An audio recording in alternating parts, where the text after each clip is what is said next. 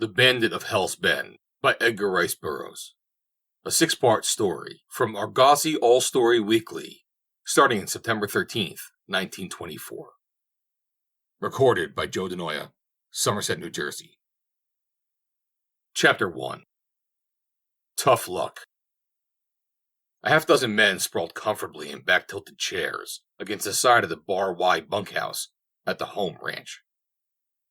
They were young men, lithe of limb, tanned of face, and clear of eye. Their skins shone from recent ablutions, and their slicked hair was still damp, for they had just come from the evening meal, and meals at the home ranch implied a preliminary scrubbing.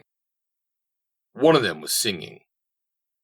In the shade of a tree, we two sat, him and me, where the Hagler hill sloped to the raft, while our ponies browsed round, reins a-dragging the ground, and he looks at me funny and laughed.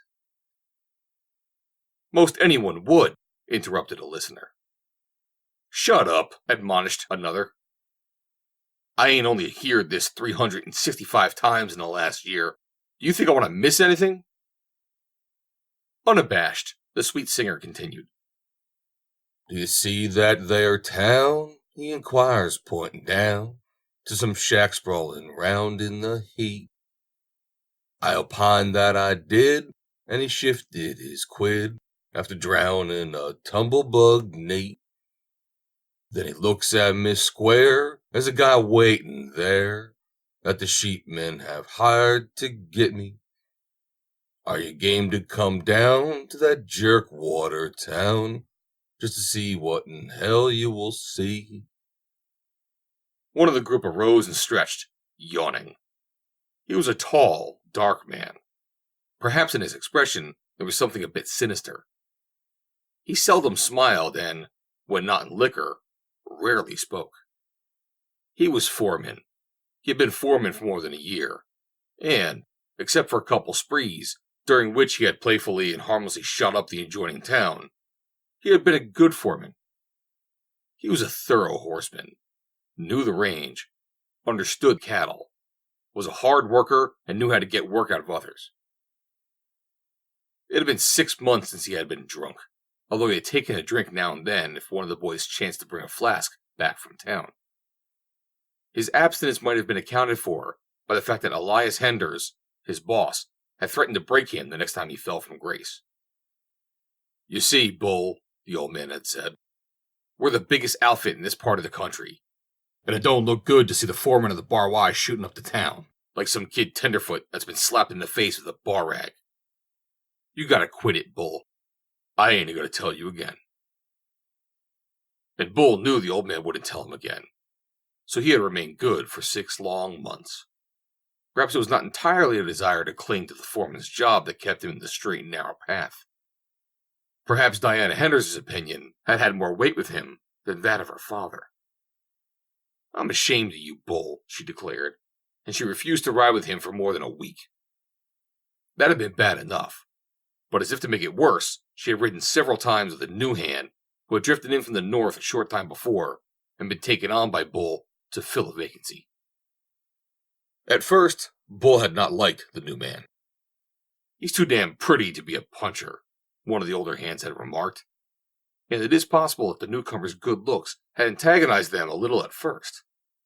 But he had proven a good man, and so the others had come to accept Hal Colby, in spite of his wealth of waving black hair, his perfect profile, gleaming teeth, and laughing eyes.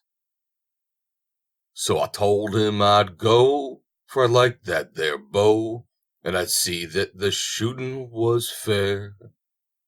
But says he, it is just to see who starts it fust, that I wants anyone to be there. I'm going to turn in, remarked Bull. Hal Colby rose. Same here, said he, and followed the foreman into the bunkhouse. A moment later he turned where he stood beside his bunk and looked at Bull, who was removing his spurs. The handsome lips were curved in a pleasant smile. Looky here, Bull, he whispered, and as the other turned toward him, he reached beneath the bag of clothes that constituted his pillow and drew forth a pint flask. Wet your whistle? He inquired. Don't care if I do, replied the foreman, crossing the room to Colby's bunk. Through the open window floated the drawling notes of Texas Pete's perennial rhapsody. When the judge says who drew his gun first, him or you, then I wants a straight guy on my side. For that poor puddin' head, why he's already dead, with a 45 hole in his hide. Here's looking at you, Bull announced. Drink hearty, replied Colby. Tain't so bad as that, remarked the foreman, wiping his lips on the cuff of his shirt and handing the flask back to the other. Not so worse for Rockgut, agreed Colby. Have another. The foreman shook his head. 'Twon't hurt you any, Colby assured him. It's pretty good stuff. Sang Texas Pete. And that wasn't just jaw when it comes to a draw. This here guy was like lightning turned loose. Then we rolls us a smoke, and not neither one spoke, till he said, climb aboard your cayuse. Then we rained down the hill, each a puffin' his pill, to the town neath its shimmer o' heat. And heads up to the shack, that's a leanin' its back against the side of the cowboy's retreat. Bull took another drink, a longer one this time, and, rolling a cigarette, sat down on the edge of Colby's bunk and commenced to talk. Whiskey always broke the bonds of his taciturnity. His voice was low and not unpleasant. He spoke of the day's work and the plans for tomorrow, and how Colby encouraged him. Perhaps the handsome cowboy liked him. Perhaps, like others, he felt that it paid to be on friendly terms with the foreman. Meanwhile, from outside, it is Slewfoot's good luck where they hand you out, Chuck, that it's mostly sow belly and beans. Says he, bub, let's feed. I'm a feelin' the need of more substance than belt in my jeans. So old Slewfoot was there, all red freckles and hair, and we lined our insides with his grub. Says Bill, then show your gait, let's be pullin' our freight, for our rarin' to go, says he, bub. Inside the bunkhouse, Bull rose to his feet. That's damn good stuff, Hal, he declared. The two had emptied the flask. Wait a minute, said the other. I got another flask, and reached again beneath his bag. No, demurred the foreman. I guess I got enough.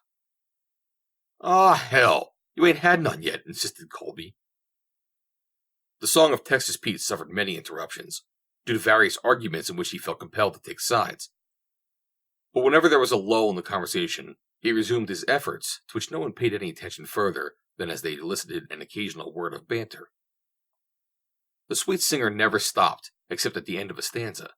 No matter how long the interruption, even though days might have elapsed, he always began again with a succeeding stanza, without the slightest hesitation or repetition. And so now, as Bull and Colby drank, he sang on. Now we'll sashay next door to the hard liquor store, where his nibs is most likely to be. And then you goes in first and starts drowning your thirst, but a-keepin' your eyes peeled for me. Bull, the foreman, arose to his feet. He stood as steady as a rock, but Colby saw that he was drunk.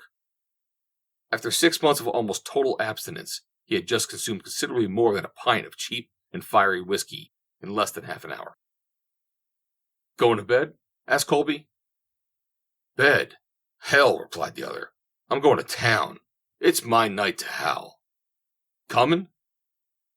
No, said Colby. I think I'll turn in. Have a good time. I sure will. The foreman walked to his bunk and strapped his guns about his hips, resumed the single spur he had removed, tied a fresh black silk handkerchief about his neck, clapped his sombrero over his shock of straight black hair, and strode out of the bunkhouse. For I wants you to see that it's him draws on me, so the judge can't make me the goat. So I head for that dump, and a queer little lump starts a wiggling around in my throat. Say, where the hell's Bull going this time of night? Pete interrupted himself. He's heading for the horse corral, stated another. Acts like he was full, said a third. Did you hear him humming the tune as he went out? That's always a sign with him. The stuff sort of addles his brains, like Pete's always in, and makes him sing. For I wants you to know that I likes that there bow, and I'd see more than one good one kilt. For you can never tell, leastwise this side of hell, when they're shooting whose blood will be spilt. There he goes now, said one of the men, as a figure of a rider slowed dimly in the starlight, loping easily away toward the south. And he's going towards town. I wonder, Texas Pete remarked, if he knows the old man is in town tonight. Just inside of the door, with one foot on the floor, and the other hissed up on a rail, stood the big raw-boned guy with the orniest eye that I ever seen out in a jail. By gollies, I'm going after Bull. I don't believe that he all knows that the old man's in town. And leaping to his feet, he walked off towards the horse corral, still singing. And besides him, a girl that sure looks like a pearl that the Bible guy cast before swine, was a pleadin' with him, her eyes teary and dim, as a high sign the barkeep for mine. He caught up one of the loose horses in the corral, rammed a great silver-mounted spade bit between its jaws, threw a heavy, carved saddle upon the animal's back, stepped one foot into a trailing, topoderated stirrup, and was off in a swirl of dust. Texas Pete never rode other than in a swirl of dust, unless it happened to be raining. Then he rode in a shower of mud. His speed tonight was, therefore, not necessarily an indication of haste. He would have ridden at the same pace to either a funeral or a wedding, or home from either. But anyone who knew Texas Pete could have guessed that he was in considerable haste, for he rode without his woolly sheepskin chaps, one of the prides of his existence. If he had been in too much of a hurry to don them, he must have been in a great hurry indeed. Texas Pete might be without a job, with not more than 2 bits between himself and starvation, but he was never without a fine pair of sheepskin chaps, a silver-encrusted bit, a heavy bridle garnished with the same precious metal, an ornate saddle of hand-carved leather and silvered conchas, a Stetson, 2 good 6-guns with their belt and holsters, and a vivid silk neckerchief. Possibly his pony cost no more than $10. His boots were worn, and his trousers blue denim overalls, greasy and frayed, yet Texas Pete otherwise was a thing of beauty and a joy forever. The rowels of his silver-inlaid Mexican spurs dragged the ground when he walked, and the bells, depending from their hubs, tinkled merrily a gay accompaniment to his boyish heart that recked not of ragged underclothing. Texas Pete galloped along the dusty road toward the small cattle town that served the simple needs of that frontier community, with its general store, restaurant, Chinese laundry, blacksmith shop, hotel, newspaper office, and 5 saloons. And as he galloped, he sang. Then the door swings again, and my pal he steps in, and the light in his eye it was bad. And the raw-boned guy wheels, and the girl there she squeals, "Oh, for God's sake, don't shoot, Bill, it's Dad." A mile ahead of Pete, another pony tore through the dust toward town, a blazed-faced chestnut with 2 white hind feet. Blazes, the pride of the foreman's heart. In the deep saddle, centaur-like, sat the horseman. Hendersville tinkled softly in the quiet of the early evening. Later, gaining momentum, it would speed up a bit under its own power. At present, it reposed in the partial lethargy of digestive functionings. It was barely first drink time after supper. Its tinkling was the tinkling of spurs, chips, and only very occasionally glassware. Suddenly its repose was shattered by a wild whoop from without, the clatter of swift hoofs, and the rapid crack, crack, crack of a 6-gun. Gum Smith, sheriff, arose from behind the faro layout and cocked an attentive ear. Gum guided the destinies of the most lucrative thirst emporium in Hendersonville. Being sheriff flattered his vanity and attracted business, but it had its drawbacks. The noises from without sounded like one of them, and Gum was pain. It was at times such as this that he almost wished that someone else was sheriff, but a quick glance at the shiny badge pinned to the left-hand pocket of his vest reassured him quickly to that point, and he glanced swiftly about the room at its other occupants and sighed in relief. There were at least a dozen husky young punchers there. Across the street, in the office of the Hendersonville Tribune, Elias Henders sat visiting with the editor. As the shouting and shots broke the quiet of the evening, the two men looked up and outward toward the street. "Boys will be boys," remarked the editor. A bullet crashed through the glass at the top of the window.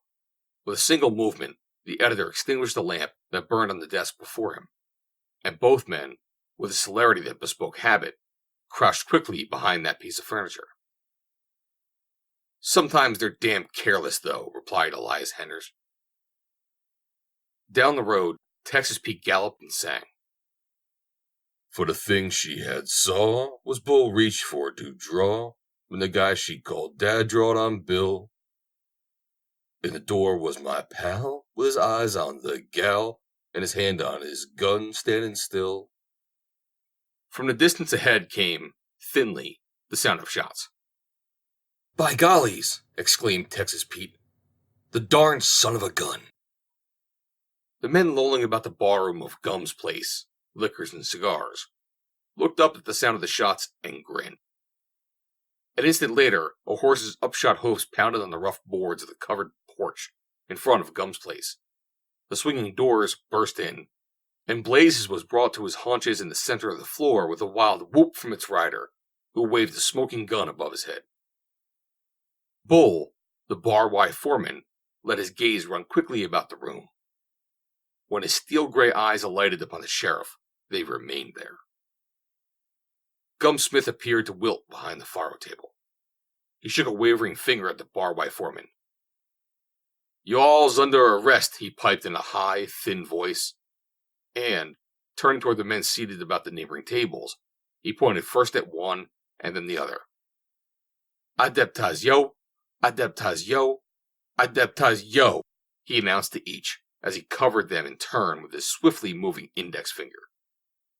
"Seize him, men." No one moved. Gum Smith waved excitedly. "Seize him, y'all! I'm sheriff of this year county. If I deputize y'all, y'all got to be deputized." "My mother was a wildcat, my father was a bear," announced Bull, the wild rider. "I picks my teeth with barbed wire, with cactus combs my hair, and I craves drink pronto." "Y'all's under arrest. Seize him, men," shrilled Gum. Bull fired into the floor at the foot of the faro table, and Gum Smith disappeared behind it. The men all laughed. Bull turned his attention toward the barkeep and fired into the back of the bar. The barkeep grinned. "Be careful, Bull," he admonished. "I got a bad heart. My doctor tells me as how I should avoid excitement." The front door swung in again, and Bull wheeled with ready six-gun to cover the newcomer. But at sight of the man who entered the room, the muzzle of his gun dropped, and he was sobered in the instant. "Oh!" exclaimed Elias Henders. "So it's you again, Bull, eh?" The two men stood looking at each other in silence for a moment. What was passing in their minds, no one might have guessed. It was the older man who spoke again first. "I reckon I'll not be needing you anymore, Bull," he said, and then, after a moment's reflection, "unless you want a job as a hand, after you sober up." He turned and left the building, and as he stepped down into the dust of the road, Texas Pete swung from his pony and brushed past him. Inside, Bull sat his horse at one side of the large room, near the bar. Behind him, Gunsmith was slowly emerging from the concealment of the faro table. When he saw the man he feared, sitting with his back towards him, a crafty look came into the eyes of the sheriff. He glanced quickly about the room. The men were all looking at Bull. No one seemed to be noticing Gum. He drew his gun and leveled it at the back of the ex-foreman of the Bar Y. Instantly, there was a flash from the doorway, the crack of a shot, and the sheriff's gun dropped from his hand. All eyes turned in the direction of the entrance. There stood Texas Pete, his shooting iron smoking in his hand. "You damn polecat," he exclaimed, his eyes on Gum. "Come on, Bull. This ain't no place for quiet young fellers like us." Bull wheeled blazes and rode slowly through the doorway, with never a glance toward the sheriff. Nor could he better have shown his utter contempt for the man. There had always been bad blood between them. Smith had been elected by the lawless minority of the community, and at the time of the campaign, Bull had worked diligently for the opposing candidate, who had been backed by the better element, consisting largely of the cattle owners, headed by Elias Henders. What Bull's position would have been had he not been foreman for Henders at the time was rather an open question among the voters of Hendersville. But the fact remained that he had been foreman, and that he had worked to such good purpose for the candidate of the reform element that he had not only almost succeeded in electing him, but he had so exposed the rottenness of the gangback of Smith's candidacy that their power was generally considered to be on the wane. "It'll be Bull for sheriff next election" was considered a safe prophecy, and even a foregone conclusion by some. Gum Smith picked up his gun and examined it. Texas Pete's shot had struck the barrel just in front of the cylinder. He looked angrily about at the other occupants of the room. "I wants y'all to remember that I'm sheriff here," he cried. "And when I deputizes y'all, it's plumb legal, and y'all gotta do what I tell you to." "Shut up, Gum," admonished one of the men. Outside, Texas Pete had mounted his pony and was moving along slowly, stirrup to stirrup, with Bull, who now was apparently as sober as if he had never had a drink in his life. "It's a good thing for us you didn't have this gang there tonight," remarked Pete. Bull shrugged, but said nothing in reply. Texas Pete resigned himself to song. "Then that damn raw-boned guy with the ornery eye up and shoots my pal dead in the door.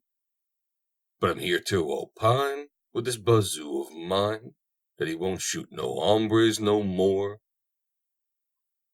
"What was you doing up to town, Texas?" inquired Bull. "Oh, I just thought I'd ride up and see what was doing. Thought maybe you didn't know the old man was there tonight." "Reckon I was a bit late, eh?" "Yes. Thanks just the same. I won't forget it." "Tough luck." "How you know the old man was going to be in town tonight?" "Why, I reckon that's how everybody excepting you knew it, Bull." "Did Colby know it?" "Well, I reckon that's how he must have." They rode on for some time in silence, which Texas finally broke. Just a moment, and where there'd been 5 of us there, he has suddenly dwindled to 3. The barkeep, he was 1, a darn son of a gun, and the others, an orphan and me. When Bull and Texas entered the bunkhouse, most of the men were asleep, but Colby rolled over on his bunk and smiled at Bull as the latter lighted the lamp. "Have a good time, Bull?" he inquired. "The old man was there," said Bull, "and I ain't foreman no more." "Tough luck," sympathized Colby. End of Chapter 1. Chapter 2. The Holdup. After breakfast the following morning, the men were saddling up listlessly for the day's work. There was no foreman now, and they were hanging about, waiting for the boss. Bull sat on top of the rail of the corral, idle. He was out of a job.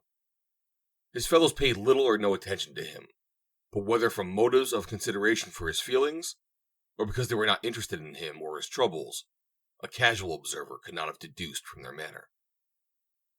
Unquestionably, he had friends among them, but he was a taciturn man, and, like all such, did not make friends quickly. Undemonstrative himself, he aroused no show of demonstration in others. His straight black hair and rather high cheekbones, coupled with a tan skin, gave him something the appearance of an Indian, a similarity that was further heightened by his natural reserve, while a long, red scar across his jaw accentuated a suggestion of grimness that his countenance possessed in repose. Texas Pete, saddling his pony directly below him in the corral, was starting the day with a new song. I stood at the bar, at the Spread Eagle bar, a drinking a drink, whilst I smoked a cigar. Quittin', Bull? He inquired, looking at the ex-foreman. Reckon so, came the reply. When in walks a gent that I ain't never see, and he lets out a beller, and then says he. Texas Pete swung easily into his saddle. Reckon that's how I'll be pulling my freight too, he announced. I've been aiming to do that for quite a spell. Where'll we head for? Bull's eyes wandered to the front of the ranch house, and as they did so they beheld the old man emerging from the office. Behind him came his daughter Diana and Hal Colby. The young folks were laughing and talking gaily. Bull could not but notice how close the man leaned toward the girl's face. What an easy way Colby had with people, especially women. Well, demanded Texas Pete, if you're coming, why don't you saddle up? Reckon I've changed my mind. Texas Pete glanced towards the ranch house, following the direction of the other's eyes, and shrugged his shoulders. Oh, well, he said, this ain't a bad place. Reckon as how I'll stay on, too, for a spell. Elias Henders and Hal Colby were walking slowly in the direction of the horse corral. The girl had turned and re-entered the house. The two men entered the corral, and as they did so, Bull descended from the fence and approached Henders. You don't happen to need no hands, do you? He asked the older man. I can use you, Bull, replied Henders with a faint smile. 35 a month, and found. The former foreman nodded in acceptance of the terms, and walking towards a bunch of horses huddled at one side of the corral, whistled. Instantly, Blaze's head came up above those of the other animals. With up-pricked ears, he regarded his owner for a moment, and then, shouldering his way through the bunch, he walked directly to him. Elias Henders stopped in the center of the corral, and attracted the attention of the men. Colby here, he announced, is the new foreman.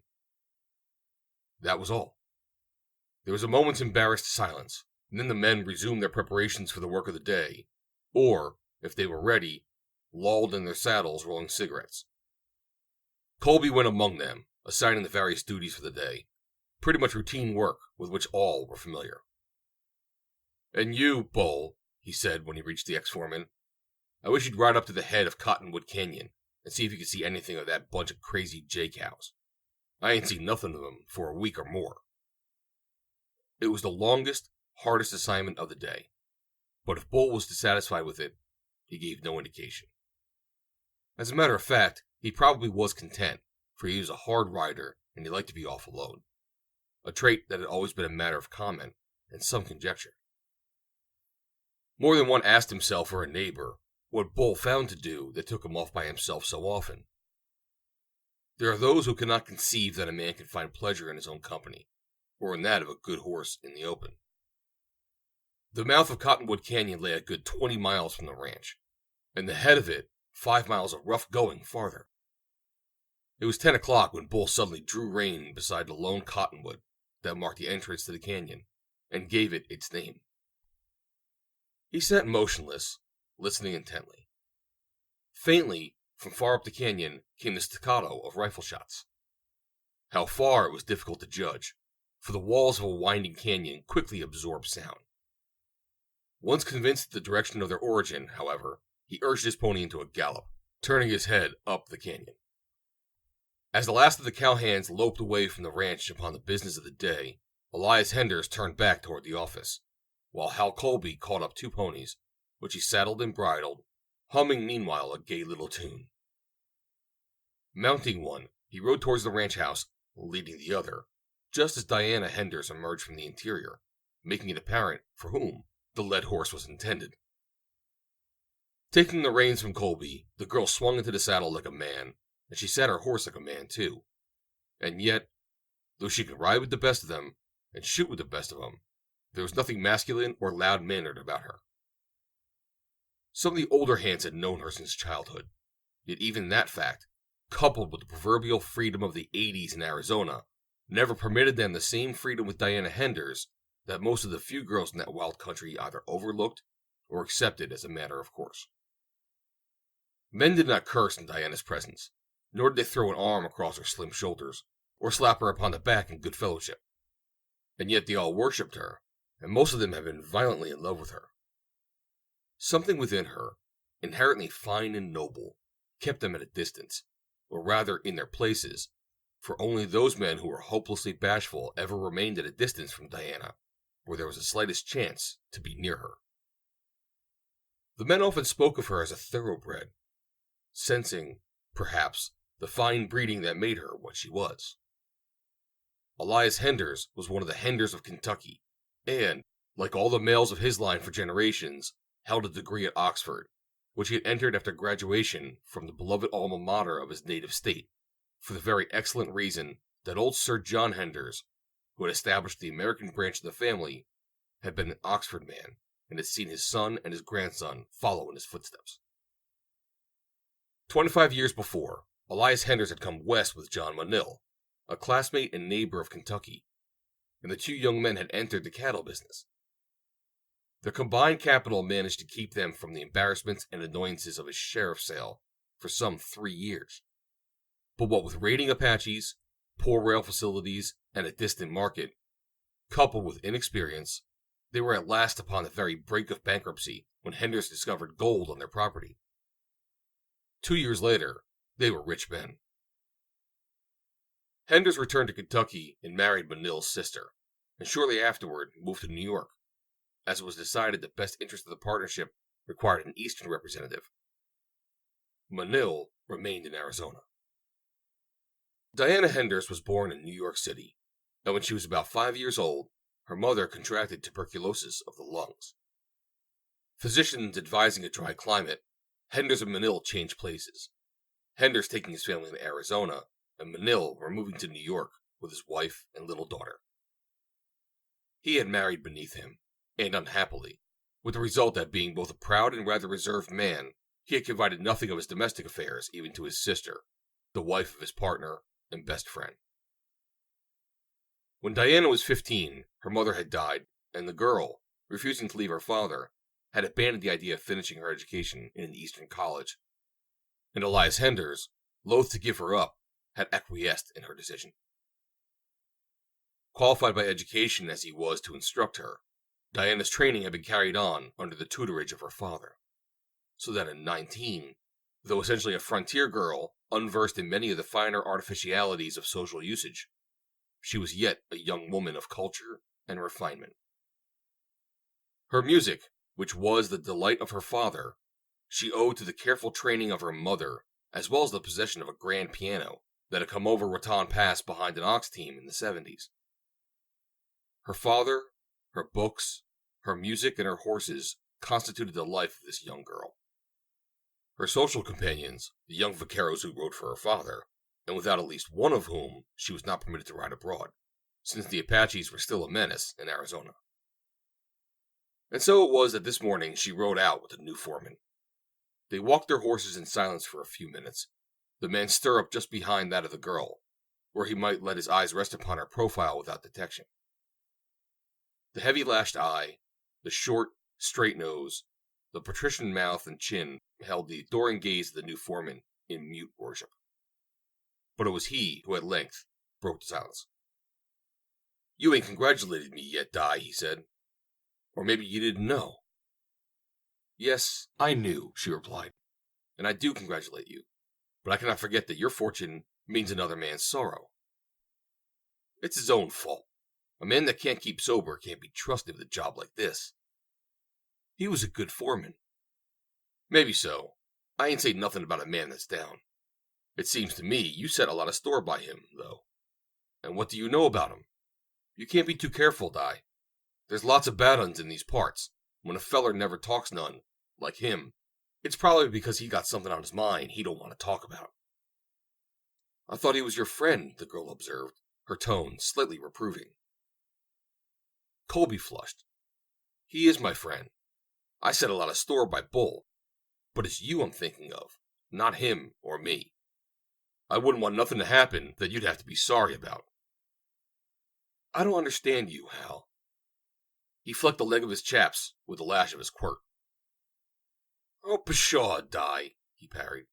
I don't want to say nothing about a friend. I only want to put you on your guard, that's all. You know there ain't nothing I wouldn't do for you. No, not even if it cost me all the friends I got. He passed the reins to his right hand, and, reaching across, laid his left across one of hers, which she quickly withdrew. Please don't, she begged. I love you, Di, he blurted suddenly. The girl laughed gaily, although not in derision. All the men think they do. It's because I'm the only girl within miles and miles. You're the only girl in the world for me. She turned and looked at him quizzically. He was very handsome. That and his boyish, laughing manner had attracted her to him from the first. There had seemed to be a frankness and openness about him that appealed to her, and of all the men she knew, only excepting her father, he alone possessed anything approximating poise and self-confidence in his intercourse with women. The others were either shy and blundering, or loud and coarse, or taciturn sticks like Bull, who appeared to be the only man on the ranch who was not desperately in love with her. We'll talk about something else, she announced. Isn't there any hope for me? He asked. Why, yes, she assured him. I hope you will keep on loving me. I'd love to have people love me. But I don't want to do all the loving, he insisted. Don't worry, you're not. Even the cook is writing poems about me. Of all the foolish men I ever heard of, my dad has certainly succeeded in corralling the prize bunch. I don't care a hang about the red-headed old fool of a cook, he snapped. What I want is for you to love me. Oh, well, that's a horse of another color. Now we will have to change the subject. Please, Di, I'm in earnest, he pleaded. Won't you give me a little to hope for? You can never tell about a girl, Hal, she explained. Her voice was tender and her eyes suddenly soft, and that was as near a promise as he could get. As Bull urged Blazes up the rough trail of Cottonwood Canyon, the continued crack of rifles kept the man appraised of the direction of the sound's origin, and approximately of their ever-lessening distance ahead. Presently he drew rein, and, pulling his rifle from its boot, dismounted, dropping the reins upon the ground. Stand, he whispered to Blazes, and crept forward stealthily. The shooting was close ahead now, just around the brush-covered shoulder of a rocky hill. The detonations were less frequent. Bull guessed by now that both hunters and hunted were under cover, and thus able to take only occasional pot shots at one another's refuge. To come upon them directly up the trail in the bottom of the canyon would have been to expose himself to the fire of one side, and possibly of both, for in this untamed country it was easily conceivable that both sides of the controversy might represent interests inimical to those of his employer. With this idea in mind, the ex-foreman of the Bar-Y Ranch clambered cautiously up the steep side of the hill that hid from his view that part of the canyon lying just beyond. From the varying qualities of the detonations, he had deduced that 5 and possibly 6 rifles were participating in the affair. How they were divided, he could not even guess. He would have a look over the crest of the hogback, and if the affair was none of his business, he would let the participants fight it out amongst themselves. Bull, sober, was not a man to seek trouble. Climbing as noiselessly as possible and keeping the muzzle of the rifle ahead of him, he came presently to the crest of the narrow ridge, where he pushed his way cautiously through the brush toward the opposite side, passing around an occasional huge outcropping of rock that barred his progress. Presently the brush grew thinner. He could see the opposite wall of the canyon. A sharp report sounded close below him, just over the brow of the ridge. In front of him, a huge outcropping reared its weather-worn face 20 feet above the brush. Toward this he crept until he lay concealed behind it. Then, warily, he peered around the up-canyon edge, discovering that his hiding place rested upon the very edge of a steep declivity that dropped perpendicular to the bottom of the canyon. Almost directly below him, 5 Apaches were hiding among the rocks and boulders that filled the bottom of the canyon. Upon the opposite side, a single man lay sprawled upon his stomach behind another. Bull could not see his face, hidden as it was beneath a large sombrero. But he saw that he was garbed after the fashion of a vaquero. He might be either a white man or a Mexican. That made no difference now, however, for there were 5 against him, and the 5 were Indians. Bull watched for a moment. He saw that the Indians were doing all the firing, and he wondered if the man lying across the canyon was already dead. He did not move. Cautiously, one of the Indians crept from cover as the other 4 fired rapidly at their victim's position. Then another followed him, and the 3 remaining continued firing, covering the advance of their fellows. Bull smiled that grim, saturnine smile of his. There were some redskins in the vicinity that were due for the surprise of their lives. The 2 were working their way across the canyon, taking advantage of every particle of cover. They were quite close to the hiding place of the prone man now. In another moment, the 3 upon Bull's side of the canyon would cease firing, and the 2 would rush their unconscious quarry and finish him. Bull raised his rifle to his shoulder. There followed 2 reports, so close together that it was almost inconceivable that they had come from the same weapon. And the 2 Indians, who had already risen for the final attack, crumpled among the rocks beneath the blazing sun. Instantly apprehending their danger, the 3 other Apaches leapt to their feet and scurried up the canyon, searching new cover as they ran. But it was difficult to find protection from a rifle holding the commanding position that Bull held. It spoke again, and the foremost Indian threw his hands above his head, spun completely around, and lunged forward upon his face. The other 2 dropped hurriedly behind large boulders. Bull glanced across the canyon. He saw that the man had raised his head and was attempting to look around the edge of his cover, having evidently become aware that a new voice had entered the grim chorus of the rifles. "Hit!" shouted Bull. The man looked in the direction of the voice. "No," he replied. "Then why in hell's don't you shoot? There's only 2 of them left. They're up the canyon on this side." "Out of ammunition," replied the other. "Well, you were in hell of a fix," mused Bull, as he watched the concealment area of the 2 Indians. "Any more of them than this bunch?" he called across to the man. "No." For a long time there was silence. The quiet and peace that had lain upon this age-old canyon since the creation, and that would lie upon it forever, except as man, the disturber, came occasionally to shatter it. "I can't lie here all day," Bull reminded himself. He crawled forward and looked over the edge of the cliff. There was a sheer drop of 40 feet. He shook his head. There was a sharp report, and a bullet tore up the dirt underneath him. It was followed instantly by another report from across the canyon. Bull kept his eyes on the cover of the Indians. Not a sign of them showed. One of them had caught him napping, that was all, and ducked back out of sight after firing. But how was the man across the canyon firing without ammunition? "I got one then," came the man's voice as if in answer. "But you better lie low.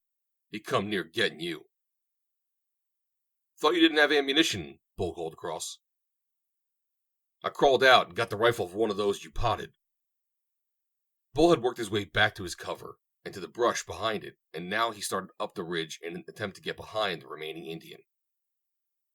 A minute or 2 later, he crawled again to the edge of the ridge, and there below him, and in plain sight, the last of the redskins crouched behind a great boulder.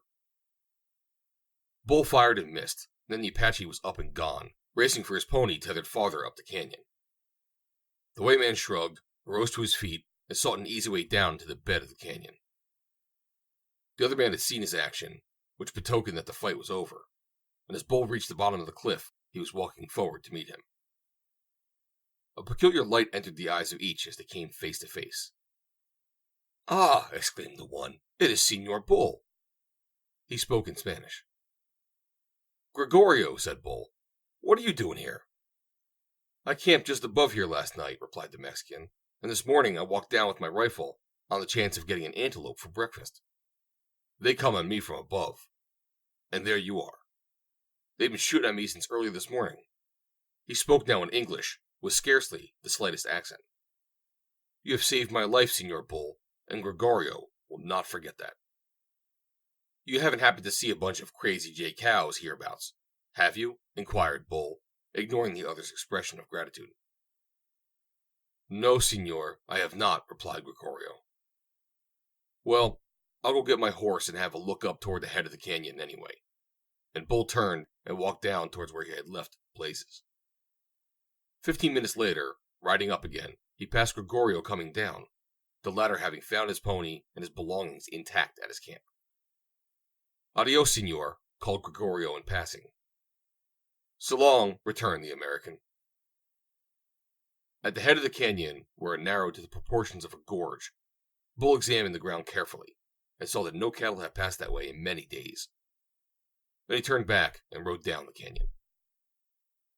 Meanwhile, entering Cottonwood from below, Jim Weller, looking for lost horses, passed Gregorio coming out, and, recognizing him, loosened his gun in his holster and kept one eye on the Mexican until he had passed out of sight around the shoulder of the hill that flanked the east side of the entrance of the canyon. For Gregorio bore an unsavory reputation. He was an outlaw with a price upon his head. "Howsomever," mused Weller, "I ain't lost no outlaws. It's hosses I'm looking for." And he rode on with a sigh of relief that there was a solid hill between him and Gregorio's deadly aim. 10 minutes later, he met Bull coming down from the head of Cottonwood. The two men drew rein with a nod. Weller asked about horses, learning from Bull that there was no stock above them in Cottonwood, but he did not mention having met Gregorio. It was obvious to him that the two men could not have been in Cottonwood together without having met. And if Bull did not want to mention it, it was evident that he had some good reason for not doing so. It was not the custom of the country to pry into the affairs of others. Bull did not mention Gregorio, nor did he speak of their brush with the Apaches, but that was because he was an uncommunicative man. "I think I'll have a look up Sinkhole Canyon for them hosses," remarked Weller. Sinkhole was the next canyon west. "Keep your eyes peeled for them Crazy J cows," said Bull, "and I'll ride up Belters, and if I see your horses, I'll run 'em down onto the flat." They separated at the mouth of Cottonwood, Weller riding toward the west, while Bull made his way eastwardly toward Belters Canyon, which lay in the direction of the home ranch. 3 hours later, the semi-weekly stage, careening down the North Pass Trail, drew up in a cloud of dust at the junction of Hender's Mine Road, at a signal from one of the two men sitting in the buckboard. As the stage slowed down, one of the men leapt to the ground and, as it came to a stop, clambered to the top and took a seat beside the driver, who had greeted him with a gruff jest. The new passenger carried a heavy sack, which he deposited between his feet. He also carried a sawed-off shotgun across his knees. "The saints be praised!" exclaimed a fat lady with a rich brogue, who occupied a seat inside the coach. "Sure, and I thought we were after being held up." An old gentleman with white whiskers, down which a trickle of tobacco juice had cascaded its sienna-hued way, reassured her. "No, mum," he said. "That's the messenger from the mine with the bag of bullion. This here stage ain't been held up for 3 weeks. No, mum, times ain't what they used to be, with all these here newfangled ideas about reform what are spilling in the country." The fat lady looked at him sideways, disdainfully, and gathered her skirts closer about her. The stage lurched on, the horses at a brisk gallop, and as it swung around the next curve, the fat lady skidded into the old gentleman's lap, her bonnet tilting over one eye rakishly. "Be off with you!" she exclaimed, glaring at the little old gentleman as if the fault were all his. She had scarcely regained her own side of the seat when another, and opposite, turn in the road precipitated the old gentleman into her lap. "You spalpeen!" she shrilled, as, placing 2 fat hands against him, she thrust him violently from her. "Sure, it's a disgrace, it is, that a poor witted lady can't travel in peace without the likes of you taking advantage of her weak and unprotected state." The little old gentleman, although he had 2 huge guns strapped to his hips, appeared thoroughly cowed and terrified. So much so, in fact, that he dared not venture even a word of protest at the injustice of her insinuation. From the corners of his weak and watery blue eyes, he surveyed her surreptitiously, wiped the back of his perspiring neck with a flamboyant bandana, and shrank into the corner of his seat. A half hour later, the stage swung through the gap at the foot of the pass. Before it lay the rolling uplands, through which the road wound down past the Barwai ranch house at the town of Hendersville on the flat below.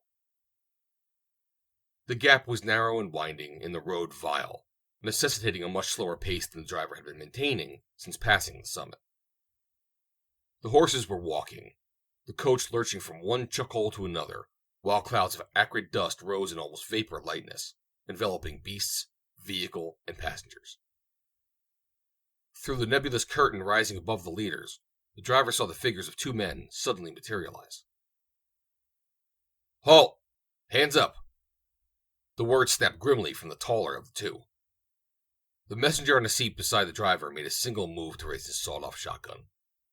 A sixth gun barked, and the messenger toppled forward, falling upon the rump of the near wheel horse. The horse, startled, leapt forward into his collar. The driver attempted to quiet him. The two men moved up beside the stage, one covering the driver and the passenger on top, the other threatening the two inside.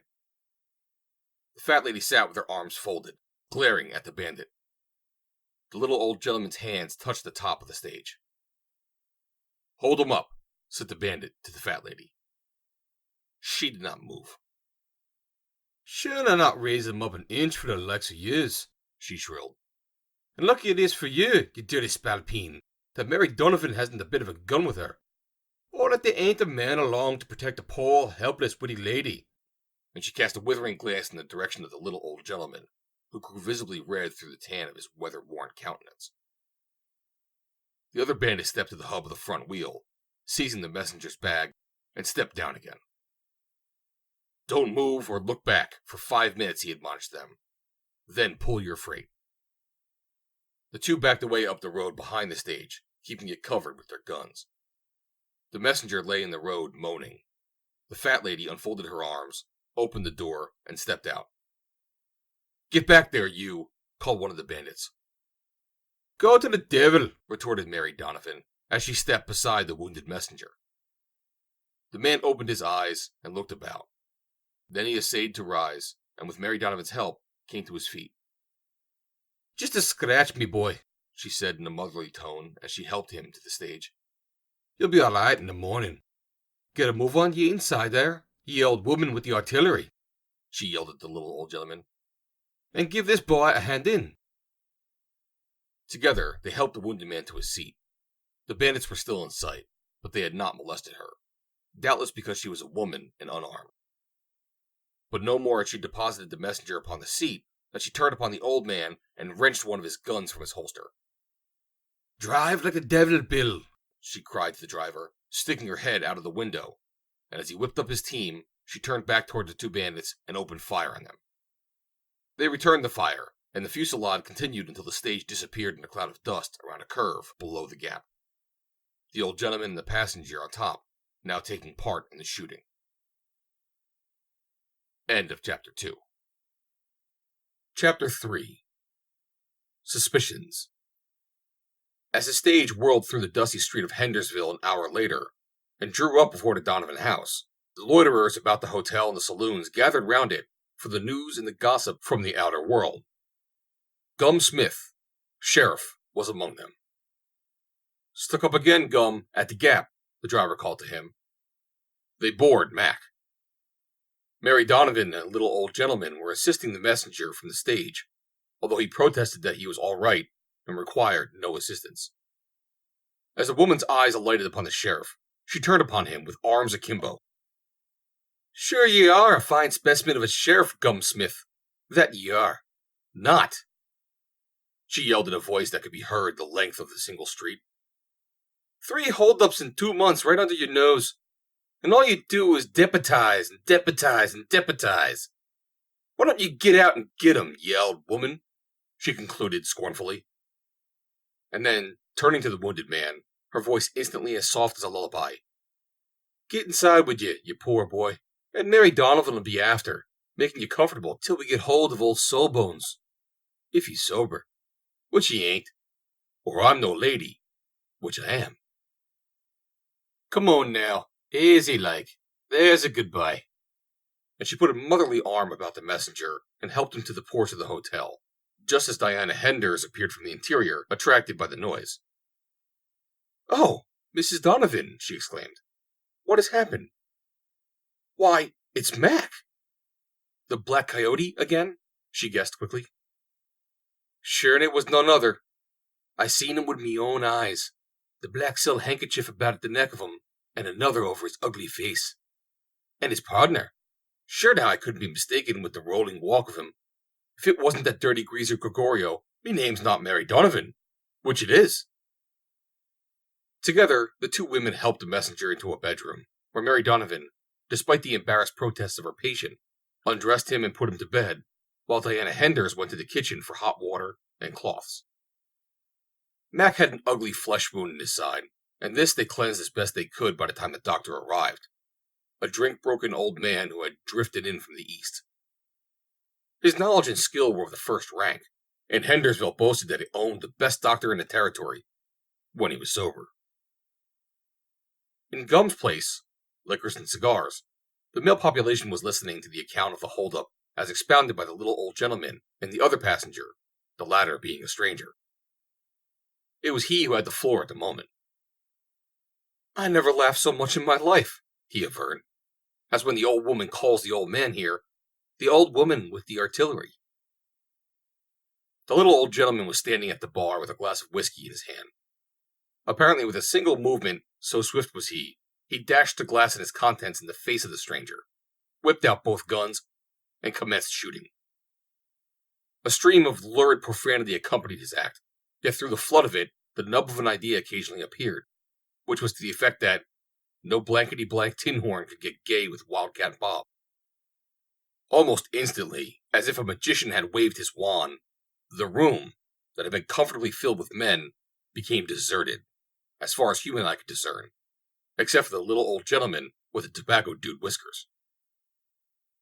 The front door had accommodated some, while heavy pieces of furniture and the bar accounted for the rest. All but the stranger with the ill-directed sense of humor. He had gone through the back window and taken the sash with him. The shooting over, the company reappeared, grinning. Most of them knew Wildcat Bob. It had been the stranger's misfortune that he had not. I order aboard him, the dinged polecat, growled the little old gentleman, filling a fresh glass. But I guess I learned him a lesson. The idea of him speaking of Miss Donovan disrespectful like that, calling her the old woman. Why, she's the finest lady ever drew the breath of life. And says she to me, says she, Mr. Bob, says she, it's such a relief to have a man like you along when there's danger, says she. But she can't stand bloodshed, being that timid and shrinking, and she begged me not to start shooting at the varmints, otherwise them which I sure would have messed them up something awful, interspersed with which were quite 2 oaths to each word. The shooting definitely over and quiet restored, Gumsmith made his belated appearance. At the sight of the little old gentleman, he smiled affably. Doggone my hide if it ain't Bob, he exclaimed, crossing the room with extended hand. Have a drink on the house, Bob. Wildcat Bob ignored the proffered hand. I got the dust to cover my own drinks, Mr. Sheriff, he replied, and instead of loafing around here buying drinks, why ain't you all scouting after that there Black Coyote hombre? You're sure a hell of a sheriff you are, Gumsmith. Don't get excited, Bob, urged the sheriff, flushing. Give a man time. I gotta get me a posse, ain't I? That's just what I was allowing to do right now, and I'll start by deputizing you. You'll deputize me? Hell you will, Gumsmith, returned the old man with a snort of disgust. I've been out with y'all before. When you think danger's north, you head south. I had all the traveling I wants today. The sheriff mumbled something beneath his breath and turned away. Some half-hour later, he rode out of town with a posse, consisting of a half-dozen of his cronies, and leisurely took his way toward the Gap. In Mrs. Donovan's sitting room, Mary Donovan sat rocking comfortably and chatting with Diana Henders. Mac had been made as comfortable as circumstances permitted. The doctor had assured them that he was in no danger and had gone his way. Back to Gum's place. And what are you doing in town this day, Diana? Inquired Mrs. Donovan. I rode in with Hal Colby. He's foreman now, replied the girl. I wanted to buy a few things, while Hal rode on over to the West Ranch. We have some horses over there. He ought to be back any minute now. So, Colby is foreman. What's become of Bill? Quit? He got drunk again, and Dad broke him. I'm so sorry for him. Don't be after wasting your pity on the likes of him, advised Mary Donovan. There's not a one of them fit to grease your boots, darling. I don't understand Bull, continued the girl, ignoring the interruption. Sometimes I think he's all right, and then again, I'm afraid of him. He's so quiet and reserved that I feel as though no one could ever know him. And when a man's like that, as Hal says, you can't help but think that maybe he's done something that makes him afraid to talk. For fear, he'll give himself away. So, Hal Colby's after saying that. Well, maybe he's right, and maybe he's wrong. It's not Mary Donovan that'll be saying as don't know. But this I do be after knowing. They both of 'em in love with ye. And, hush, Mrs. Donovan. The boys'll think they're in love with me, and I hate to hear anyone else say it seriously. It's perfectly silly.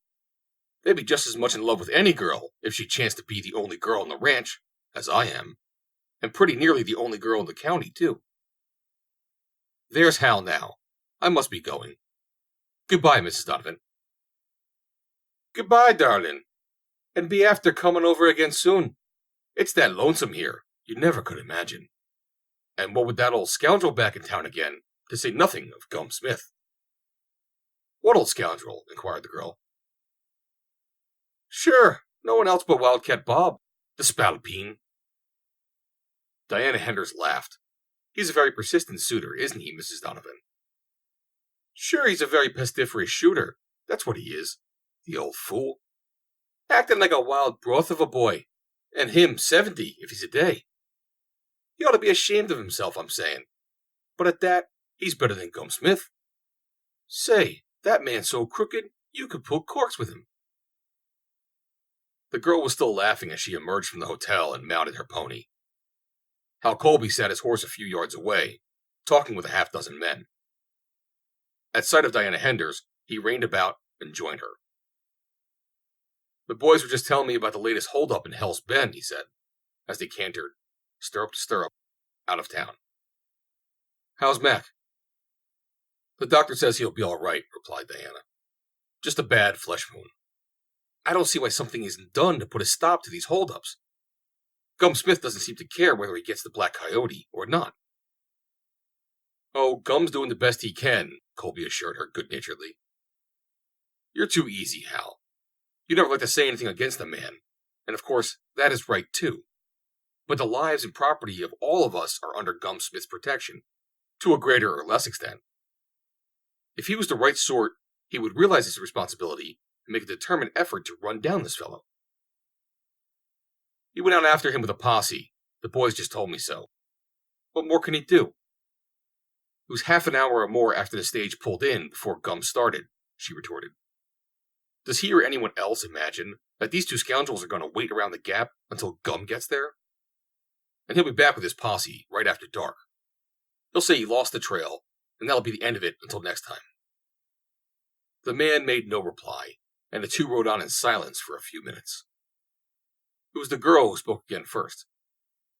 I wonder, she said, who this Black Coyote really is. Everybody seems pretty sure it was the Black Coyote, remarked Colby. How did they know? The black silk handkerchief he uses for a mask, and the other one about his neck, she explained. It must be the same man. Everyone has noticed these handkerchiefs on one of the men in every holdup in Hell's Bend Pass during the last 6 months. There is scarcely anyone that isn't positive that the second man is the Mexican Gregorio, but no one seems to have recognized the principal. I got my own opinion, said Colby. What do you mean? Do you know who the Black Coyote really is? I wouldn't want to say that I know exactly, but I got my opinion. Well, she urged. I wouldn't want to mention no names until I was sure. But, after a pause, I like to see his cayuse. No one ever sees either his or his partners. They keep him hid out in the brush alongside the trail. But I gotta guess that if anyone ever seed the Black Coyote's pony, we'd all know for sure who the Black Coyote is. She did not insist further when she saw that he was apparently shielding the name of some man whom they both knew, and whom he alone suspicioned. It was only right that he should do this, she thought, and she admired him the more for it. So they talked of other things as they jogged along the dusty road toward home, the man riding a stirrups whip behind that he might feast his eyes upon her. As they neared the ranch, they saw the figure of a solitary horseman approaching from the north. "Looks like blazes," remarked the girl. "It is," said the man. "I sent Bull up to Cottonwood this morning. I don't see what he's doing coming in from the north. The Cottonwood Trail is almost due west." "He might have come back along the Foothill Trail," suggested Diana. "He might, but it's farther, and I've never seen a puncher yet that'd ride any further than you told him to." "Bull's different," she replied simply. "If you sent him out for any purpose, he'd accomplish it, no matter how far he had to ride. He's always been a good hand." A moment later, the ex-foreman joined them where the two trails met. He accorded the girl the customary "howdy, miss" of the times, and nodded to Colby. His mount was streaked with sweat and dust. It was evident that he had been ridden hard. "Did you find them cows?" asked the foreman. Bull nodded. "In Cottonwood?" "No. Belters." Diana Henners glanced at the foreman, as much as to say, "I told you so." Then, glancing back at Bull, she noticed a reddish-brown stain on the side of his shirt, and gave a little exclamation of concern. "Oh, Bull," she cried, "you've been hurt. That's blood, isn't it? How did that happen?" "Ah, that ain't nothing, miss. Just a little scratch." And he closed up like a clam, spurring ahead of them. Neither Colby nor the girl spoke, but both were thinking of the same things. That Bull wore a black silk handkerchief about his neck, and that Mary Donovan had fired back upon the Black Coyote and his confederate after the holdup in Hell's Bend earlier in the afternoon. Mrs. Donovan, her hands on her hips, stood just inside the dining room door as her guests filed in for supper that evening, and seated themselves at the long deal table covered with its clean red and white cloth. She had a good-natured word for each of them until her eyes alighted upon Wildcat Bob, attempting to sneak in unnoticed behind the broad figure of Jim Weller. "So," she exclaimed scornfully, "you old fool, you're drunk again. Take off them guns and give 'em to me." "I haven't had a drink, Mary," expostulated the old man. "Don't marry me, you old reprobate, and be after giving me them guns, quick." Meekly, he unbuckled his belt and passed it over to her. "I was just bringing 'em to you, Mrs. Donovan," he assured her. "You'd better be. Now go and sit down, I'll feed you this night. But don't ye ever step foot into Mary Donovan's dining room again in liquor." "I'll tell you, I ain't had a drink," he insisted. "Fut?" The word reeked with disbelief. "Only just a drop to settle the dust after we pulled in," he qualified his original statement. "You must have been that dusty then," she exclaimed scornfully. "I was." "Don't talk back. And did you find your horses, Jim Weller?" she inquired of the big man behind whom Wildcat Bob had made his unimpressive entrance. Weller shook his head negatively, his mouth being full of baked beans. "Patchy's probably run 'em off," suggested Bill Gatlin, the stage driver. "What with renegades and holdups, this country ain't safe to live in no more," remarked Mrs. Donovan. "If only some of these would-be bad men would get out and shoot up the bandits and the Injuns instead of shooting up saloons," she stated meaningly, casting a baneful look at Wildcat Bob. "Hadn't ought to be hard to find 'em, leastwise one of 'em," stated Weller, "when every son of a gun in the county knows who he is." "Meanin'?" inquired the stage driver. "Gregorio, of course," said Weller. "I seen him come out of Cottonwood not 3 hours before the stage was stuck up, and he was heading toward Hell's Bend. Him and that Bar-Y Bull feller." "You mean them two was together?" asked Gatlin. "Well, they weren't exactly together. Gregorio comes out first, and about 5 minutes later, I meets Bull coming down the canyon. But they couldn't have both been up there without the other one knowing it." "I don't believe Bull'd be doing it," said Mary Donovan.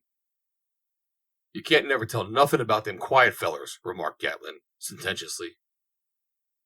There was a pounding of hoofs without, the creaking of leather as men dismounted, and a moment later, the sheriff with some of his posse entered the dining room. "I suppose ye got him, Gumsmith," said Mrs. Donovan with sarcasm, "or ye wouldn't be back this soon." "I ain't no cat, Mrs. Donovan," said the sheriff, on the defensive, "to see in the dark." "Ye ain't no sheriff neither," she shot back. Wildcat Bob succeeded in calling attention to derisive laughter by pretending to hide it. Gumsmith looked at his rival angrily, immediately discovering that he was unarmed. "What's the matter with the old woman with the artillery? Is she choking?" he inquired sweetly. Wildcat Bob went red to the verge of apoplexy, seized a heavy cup half full of coffee, and started to rise. "Sit down, would ye?" roared the stentorian voice of Mary Donovan. Started Wildcat Bob. "Shut up and sit down." The Wildcat did both simultaneously. "It's a shame, that it is, that a respectable widow lady should be reduced to feeding the likes of yez for a living," wailed Mrs. Donovan. Wildcat Bob, very red and uncomfortable, ate diligently, his eyes glued to his plate. Well did Mary Donovan know how to handle this terror of an earlier day, whose short temper and quick guns still held the respect and admiration of the roughest characters of the great empire of the Southwest, but whose heart could be dissolved by a single tear. As for Gum Smith, he was only too glad to be relieved of the embarrassment of the Wildcat's further attentions, and he, too, gave himself willingly over to peace and supper. For the balance of the meal, however, conversation languished. At the Bar Y Ranch, the men sat smoking after the evening meal. Bull was silently puffing upon a cigarette. Hal Colby, always good-natured and laughing, told stories. During the silences, Texas Pete strove diligently to recall the verses of a half-forgotten lamentation. But over all there hovered an atmosphere of restraint. No one could have put his finger upon the cause, yet all sensed it. Things were not as they had been yesterday, or for many days before. Without volition and unconsciously, the men were taking sides. Some, mostly the men who had worked longest for Henders, drew imperceptibly nearer Bull. Texas Pete was one of them. The others laughed a little louder, now, at Colby's stories. "I am the original bad one, I am. I eat some alive, and I don't give a damn for how fast they come, or how many they be. Of all the bad hombres, the worst one is me," sang Texas Pete. "Good night, fellers. I'm going to turn in." Bull soon followed him, and then the men began to mill about, aimlessly, warily, like cattle that have scented wolf. Seeds of suspicion were sprouting in their minds as to the identity of the black-masked bandit of Hell's Bend. Their ex-foreman had been in the vicinity of the holdup this day. On other similar occasions, he had been absent from the ranch. Queer. Of course, it's just wild guessing, but it sure makes a hombre wonder if a companion couldn't turn bad like a sheep-killing dog, and kill away from home. End of Chapter 3. Chapter 4. I Love You. Diana Henders was troubled. Ever since the holdup several days before, she had not been able to expunge from her thoughts a recollection of the sinister circumstances that pointed an accusing finger at Bull. There had always been a deep-seated loyalty existing between the Henderses and their employees, and this alone would have been sufficient to have brought the girl to arms in defense of the reputation of any of her father's boys. In the case of Bull, there were added reasons why she could not bear to foster a suspicion of his guilt. Not only had he been a trusted foreman, but there was something in the man himself, or rather in his influence upon the imagination of the girl, that made it almost impossible for her to believe that he had shot Mac Harbor, another employee, and stolen the bullion from her father's mine. He had always been reticent and almost shy in her presence. He had never presumed to even the slightest familiarity of addressing her by her given name, a customary procedure among the other men, many of whom had seen her grow so gradually from a little girl to a young lady that they scarce yet discerned the change. Yet she knew that he liked to be with her, although she was not at all sure that she cared for his company. He was quiet to taciturnity, and far from being the pleasant companion that she found in Hal Colby. There was something, however, that she felt when in his company to a much greater degree than when she was with other men. Absolute confidence in his integrity and his ability to protect her. Now she was sorry for him since his reduction from a post of responsibility, and her loyalty was aroused by the inward suspicions she had permitted herself to entertain, to the end that she was moved by something akin to remorse to make some sort of overtures of friendship that he might know that the daughter of her employer still had confidence in him. It was a quiet Sunday morning. The men were lazily occupying themselves with the overhauling of their outfits, replacing worn latigo and stirrup leather lacings, repairing hackamores and bridles, polishing silver and guns, cleaning boots with bacon grease and lampblack, shaving, or haircutting. Down past the bunkhouse, toward the corrals, came Diana Henders. Presently she would pause near the men and ask one of them to catch up a horse for her. The lucky fellow whom she asked would ride with her. It was a custom of long standing, but she was earlier than usual this Sunday morning, and several of the men worked frantically to complete the jobs they were engaged upon before she should arrive within speaking distance. 2 or 3 affected attitudes of careless idleness, indicative of perfect readiness to meet any call upon their time or services. Texas Pete was cutting the hair of another puncher. He had reached a point where his victim was entirely shorn upon one side, the other displaying a crop of thick brown hair 4 or 5 inches long, when he looked up and saw Diana approaching. Pete tossed the shears and comb into the lap of the victim. "Y'all don't need a haircut nohow," he announced, strolling away with what he believed to be a remarkable display of nonchalance, along a line that would, quite by accident, of course, intercept Diana's course to the corrals. The deserted and disfigured puncher wheeled upon him with a loud yell. "Come back here, you knock-kneed, bow-legged son of a—" Then his eyes, too, alighted upon Diana. His fountain of speech dried at the source. His tanned face assumed a purple cast. In the 2 jumps, he had reached the seclusion of the bunkhouse. Hal Colby walked deliberately forward to meet the girl, a pleasant smile of greeting upon his handsome face as he raised his wide sombrero in salutation. Had he been on trial for his life at that moment, the entire outfit would have voted unanimously to hang him on the spot. But, gosh, how they envied him. Bull sat, apparently unmoved, with his back against a cottonwood tree, running a wiping rag through the barrel of a revolver. He did not even look up, although he had seen Diana Henders from the moment that she left the house. Bull realized that after the affair in town that had caused his downfall, there was no chance for him to ride with her again for many long days, possibly forever.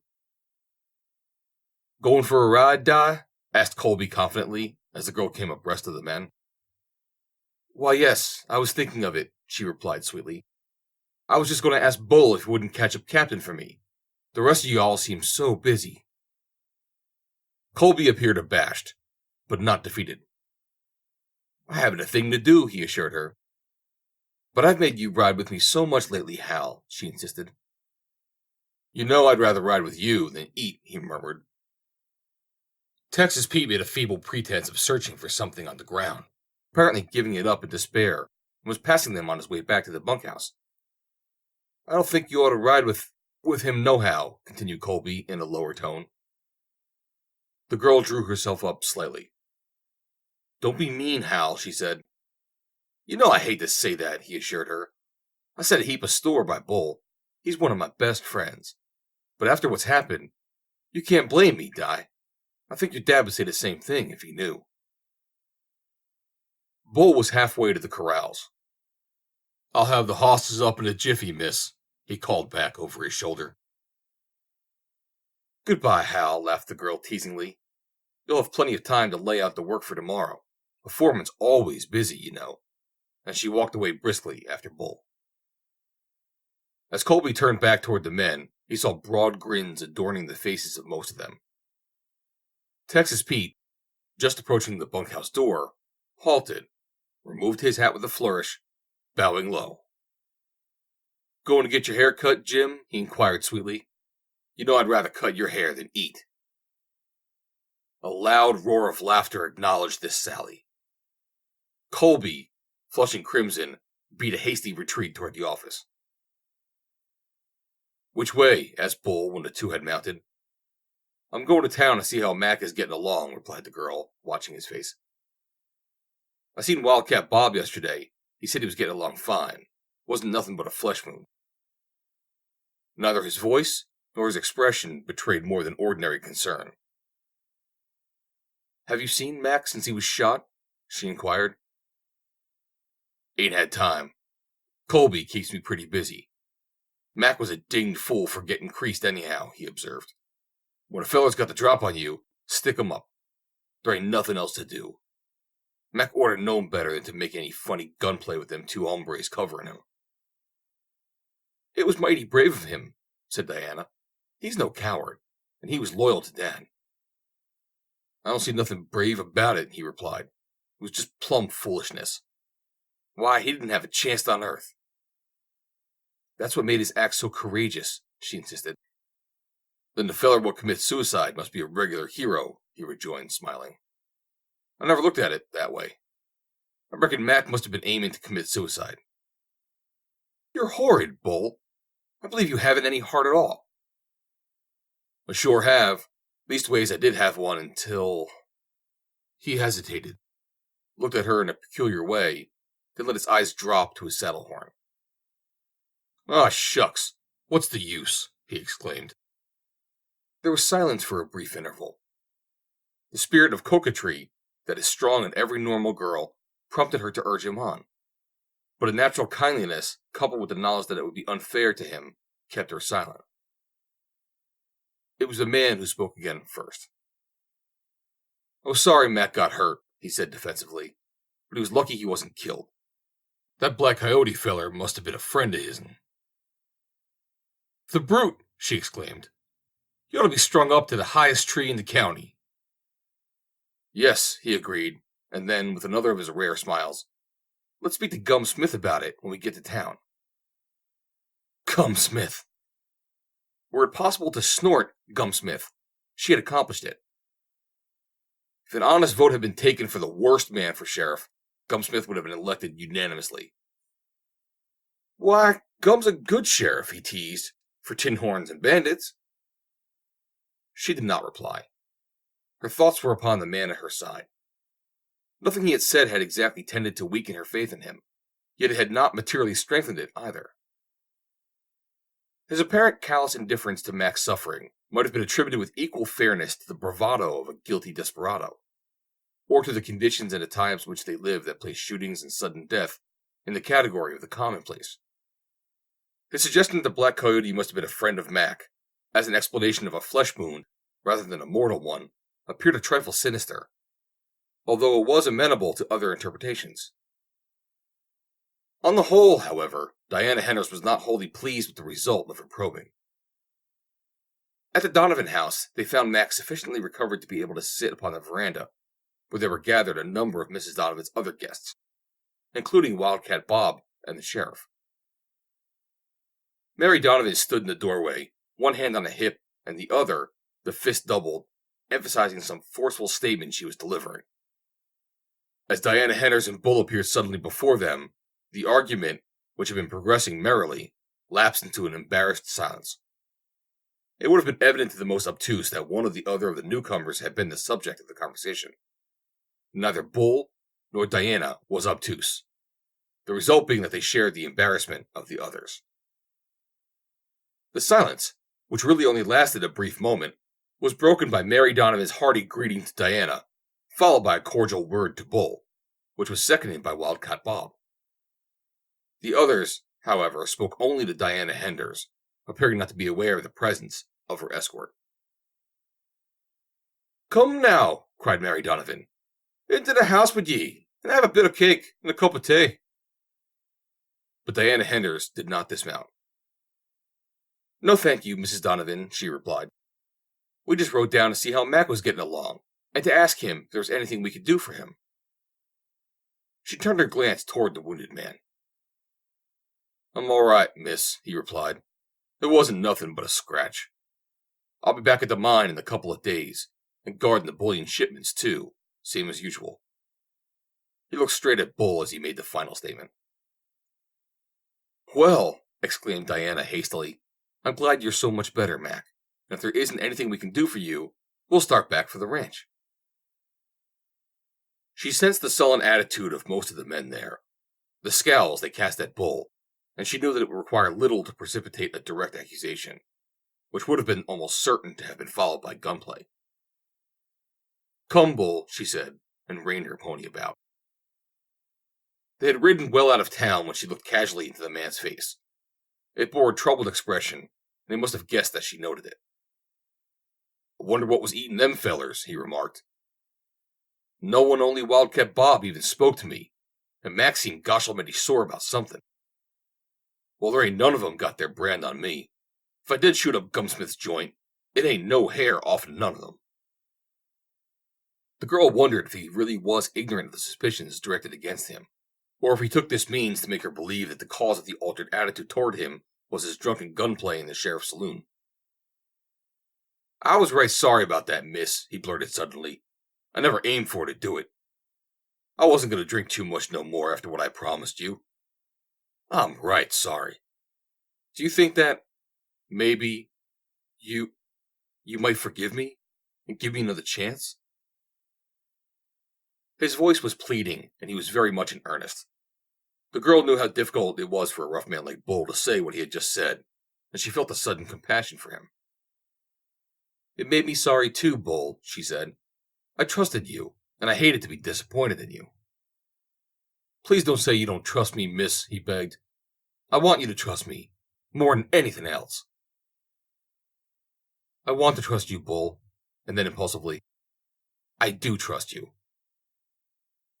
He reached across the interval between them and laid his calloused hand upon her soft one. I love you, Diana, he said very simply, and with a quiet dignity that was unmarred by any hesitancy or embarrassment. She started to speak, but he silenced her with a gesture. Don't say anything about it, please, he urged. I don't expect you to love me, but there's nothing wrong with my loving you. I just wanted you to know it so that you'd always know where I stood, and that you can always call on me for anything. With your dad and all the other men around that loves you, there isn't much likelihood that you'll ever need me more than another. But it makes me feel better to know that you know now. We won't talk about this no more, miss. We both understand. It's the reason I didn't quit when your dad busted me. I'm glad you told me, Bull, she said. It's the greatest honor that any man can bestow upon a girl. I don't love any man that way, but if ever I do, he'll know it without my telling him. I'll do something that will prove it. A girl always does. Sometimes, though, the men are awfully blind, they say. I wouldn't be blind, Bull declared. I'd know it, I think, if a girl loved me. The right one will someday, she assured him.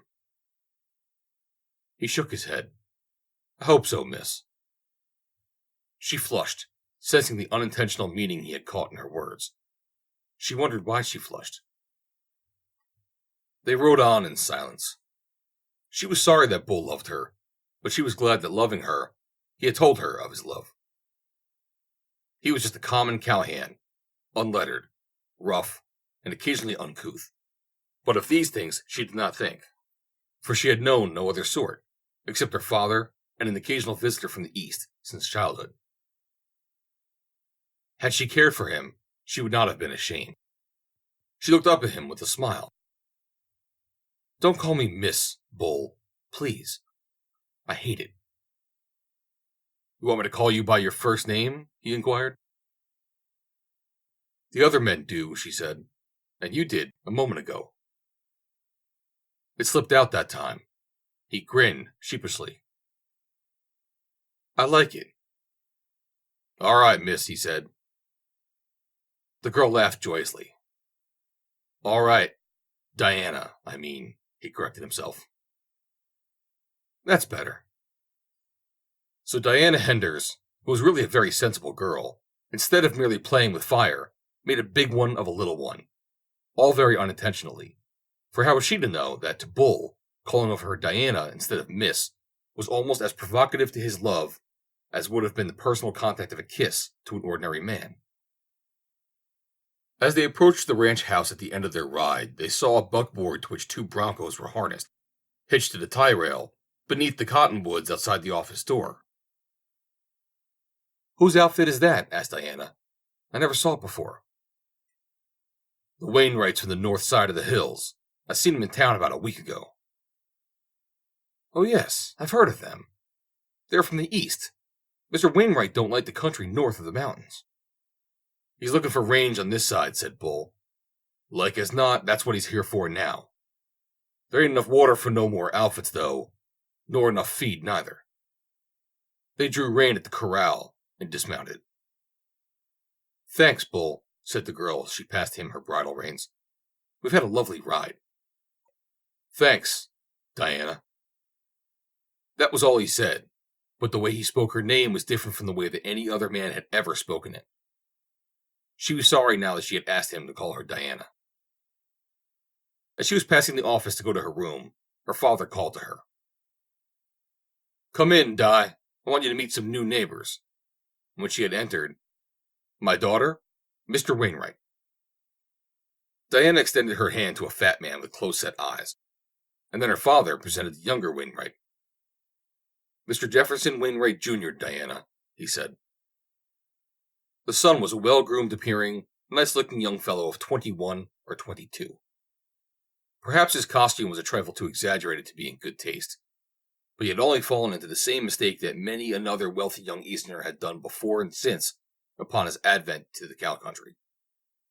From silver-banded sombrero to silver-encrusted spurs, there was no detail lacking. "By gollies, he looks like a Christmas tree," had been Texas Pete's observation the first time he had seen him. All they forgot was the candles. "You live north of the mountains?" inquired Diana politely. "Yep," replied the elder Wainwright. "But we don't calculate to stay there. We're from Massachusetts. Worcester. Blankets. Made a fortune in them. Made them for the government, mostly. Jeff got it in his head he wanted to go into the cattle business. Come by a natural, I allow. I used to be in the livery stable business before I bought the mills, so when he graduates from Harvard a year ago, we come out here. Don't like t'other side of the mountains, so I calculates to come over here."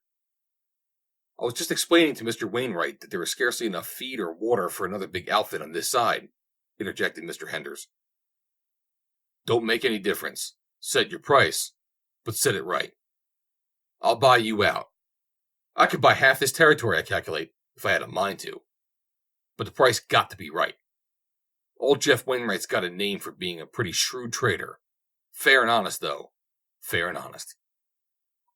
Just name your price. How much for the whole shebang? Buildings, land, cattle, everything." Elias Henders laughed good-naturedly. "I'm afraid they're not for sale, Mr. Wainwright." "Tut, tut. I'll get 'em. You'll sell. Old Jeff Wainwright's always got everything he went after." "Well, son, I calculate we'd better be going." "You'll have dinner with us first, of course," insisted Diana. "It must be almost ready now." "Well, I don't mind if we do," returned the elder Wainwright, and so they remained for the noonday meal. Diana found the younger Wainwright a pleasant, affable companion. He was the first educated man near her own age that she had ever met, and his conversation and his ways, so different from those of the unpolished vaqueros of her little world, made a profound impression upon her.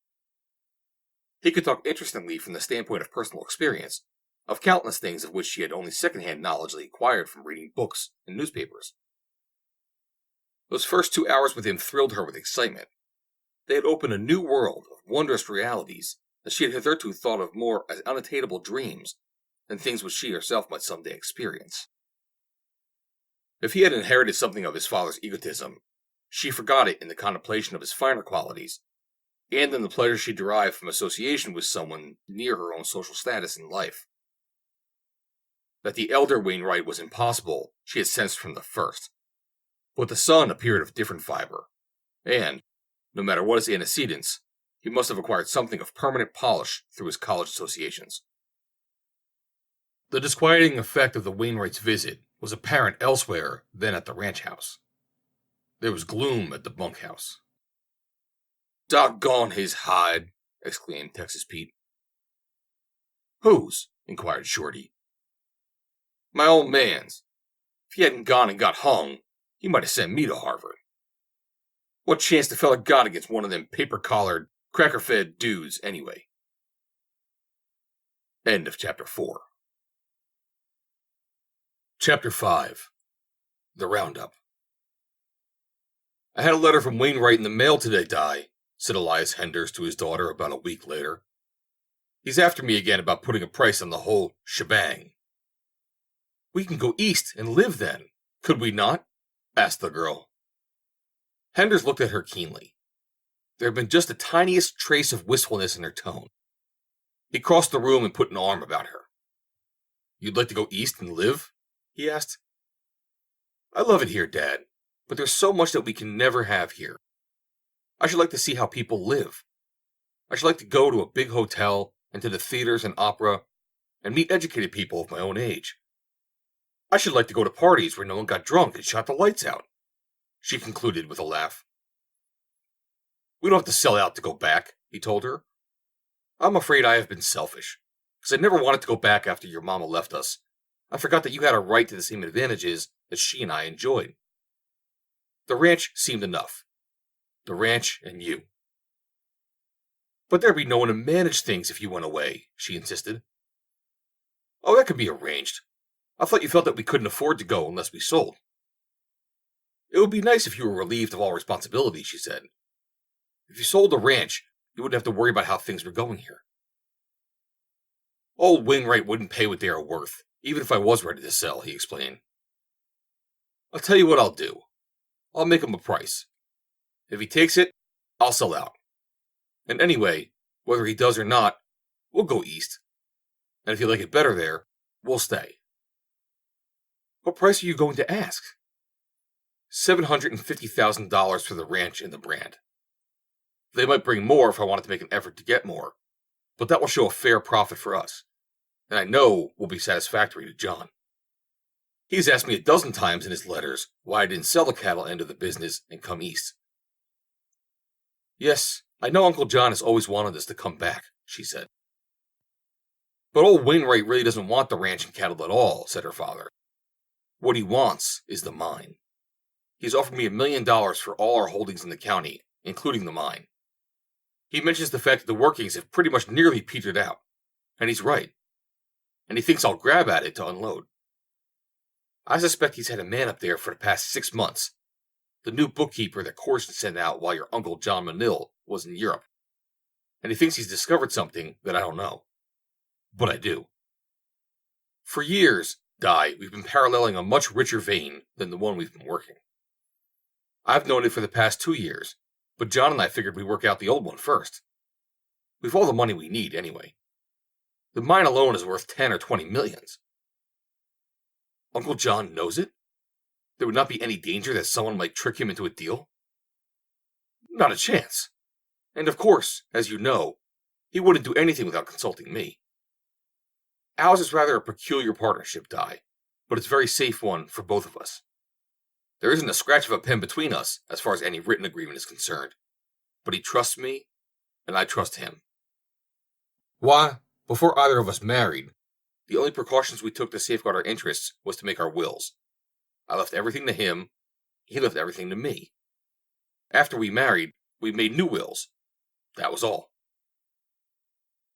If I die first, everything goes to him, and when he dies, it is all divided equally between our surviving heirs, or just the other way around if he dies first.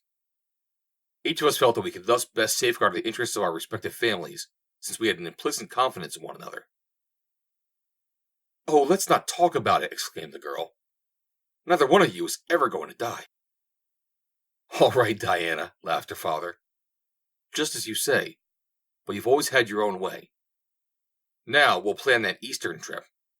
Can't very well go until after the spring roundup, and in the meantime, we could be sizing up Colby. If he takes hold all right, we couldn't do better than to leave him in charge. I never did like the idea of importing a new man as superintendent, if you could possibly use one of your own men. What do you think of him, Diana? I don't know yet, Dad, she replied. I like him immensely, and I think he's honest and loyal. but he don't know stock, nor the range, as well as Bull. Bull is out of the question, replied her father. I can never trust him again. I know how you feel. I feel the same way. Yet there is something about him, Dad. I can't explain it. But when I am with him, I cannot doubt him. He's got you hypnotized. I hope he hasn't been making love to you, he concluded seriously. Oh, they all do, she cried, laughing. But Bull, least of all. I suppose you'll have to be marrying one of these days, and if you're going to live here, I'd rather you married a Western boy. But if you're going east, you mustn't fall in love yet, for you are sure to find a great difference between the boys you have always known and the boys back there. Don't worry, Dad. I haven't fallen in love yet. But if I do soon, I'm afraid it's either going to be Hal Colby or Jefferson Wainwright. Senior? He asked. Oh, isn't he funny? And impossible? She cried. He's all that and more too, replied her father. What do you mean? I mean I wouldn't trust him as far as I could throw a bull by the tail. He's one of those blue-bellied Yankees who considers any means as honest that keep him on the right side of the jail door. But the boy appears to be a much more decent sort. He is delightful and wonderful, said Diana. The days passed, lovely, sunshiny days during which Diana spent long hours dreaming of the coming Eastern trip. She rode much, as usual, sometimes with one man, again with another, but more often with her father or Hal Colby. Bull's assignments usually took him too far afield for her to accompany him. If he thought that Colby had some purpose in mind when he laid out the work from day to day, he said nothing of it. But he could not have failed to notice that after each of the few occasions upon which Diana accompanied him, usually a Sunday, he was given work the next day that kept him in the saddle until late at night, and upon several occasions away from the ranch for 2 days or more. At last the time of the spring rodeo arrived. Riders from other outfits commenced straggling in, some from 100 miles away, until the Bar-Y Ranch commenced to take on the appearance of an army camp. The chuck wagon was overhauled and outfitted. The cavvy was brought over from West Ranch. Wild, half-broken horses, with a sprinkling of colts that had never felt leather, and assigned to the riders. There were enough to give each man a string of 8 horses. With the others came Jefferson Wainwright, Jr., arrayed like Solomon. At first the men had a lot of fun with him, but when he took it good-naturedly, they let up a bit, and after a few evenings, during which he sang and told stories, they accepted him almost as one of them. He was much with Diana Henders, with the result that he found himself with 4 unbroken broncs in his string. The Bar-Y hands grinned when Colby picked him for him, and everyone was present when he first essayed to ride one of them. Diana was there too. She chanced to be standing near Bull when the first of the 4, having been roped, thrown, and hogtied, was finally saddled, bridled, and led up. It was a ewe-necked, wall-eyed, Roman-nosed pinto, and its back was humped like a camel's. He sure looks mean, remarked Bull to the girl. They ought not to let Mr. Wainwright ride him, she replied. He's not used to bad horses, and he may be hurt or killed. I reckon that's just about how Hal figured it, said Bull. I didn't think it of him. It's a shame, she exclaimed. Someone ought to top that horse for Mr. Wainwright. Someone who can ride. Like you, Bull, she added flatteringly. You want me to? He asked. I don't want to see the poor man killed. Bull stepped forward and climbed into the corral. Wainwright was standing several feet from the pinto, watching several men who were trying to readjust the blind over the brute's eyes. Bull saw that the young man was afraid. Want me to top him for you, young feller? He asked. Don't you think he's safe? Asked Wainwright. Oh, yes, he's safe. Like a Kansas cyclone. Wainwright grinned a sickly grin. I'd appreciate it, he said, if you'd try him first.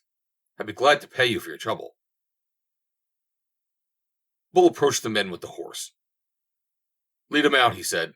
When I rides one like that, I wants elbow room. They ran the pony, bucking, out of the corral. Bull stepped to the animal's side. What you doing? Demanded Colby. who had been standing too far away to overhear the conversation. "Topping this one for the dude," replied Bull. "No, you're not," snapped Colby. His voice was angry. "You'll ride the horses I tell you to, and so will he." "I'm riding this one," replied Bull. He had grasped the cheek strap with his left hand. His right was on the horn of the saddle. Carefully, he placed his left foot in the stirrup. Then he nodded to a man standing at the horse's head. The blind was snatched away, and the man leapt aside. The horse reared, wheeled, and struck at Bull. But Bull was not there. He was in the saddle. The animal lunged forward awkwardly once. Then he gathered himself, stuck his nose between his front feet, and went to pitching, scientifically and in earnest. And as he pitched, he lunged first to the right and then to the left, twisting his body, squealing, and kicking. Bull waved his sombrero and slapped the beast on neck and rump with it, and the pinto bucked the harder. Finding that these tactics failed to unseat the rider, he commenced suddenly to turn end for end in air at each jump. Yet still the man stuck, until the brute, frantic with combined terror and rage, stopped in his tracks and turned savagely to bite at Bull's legs.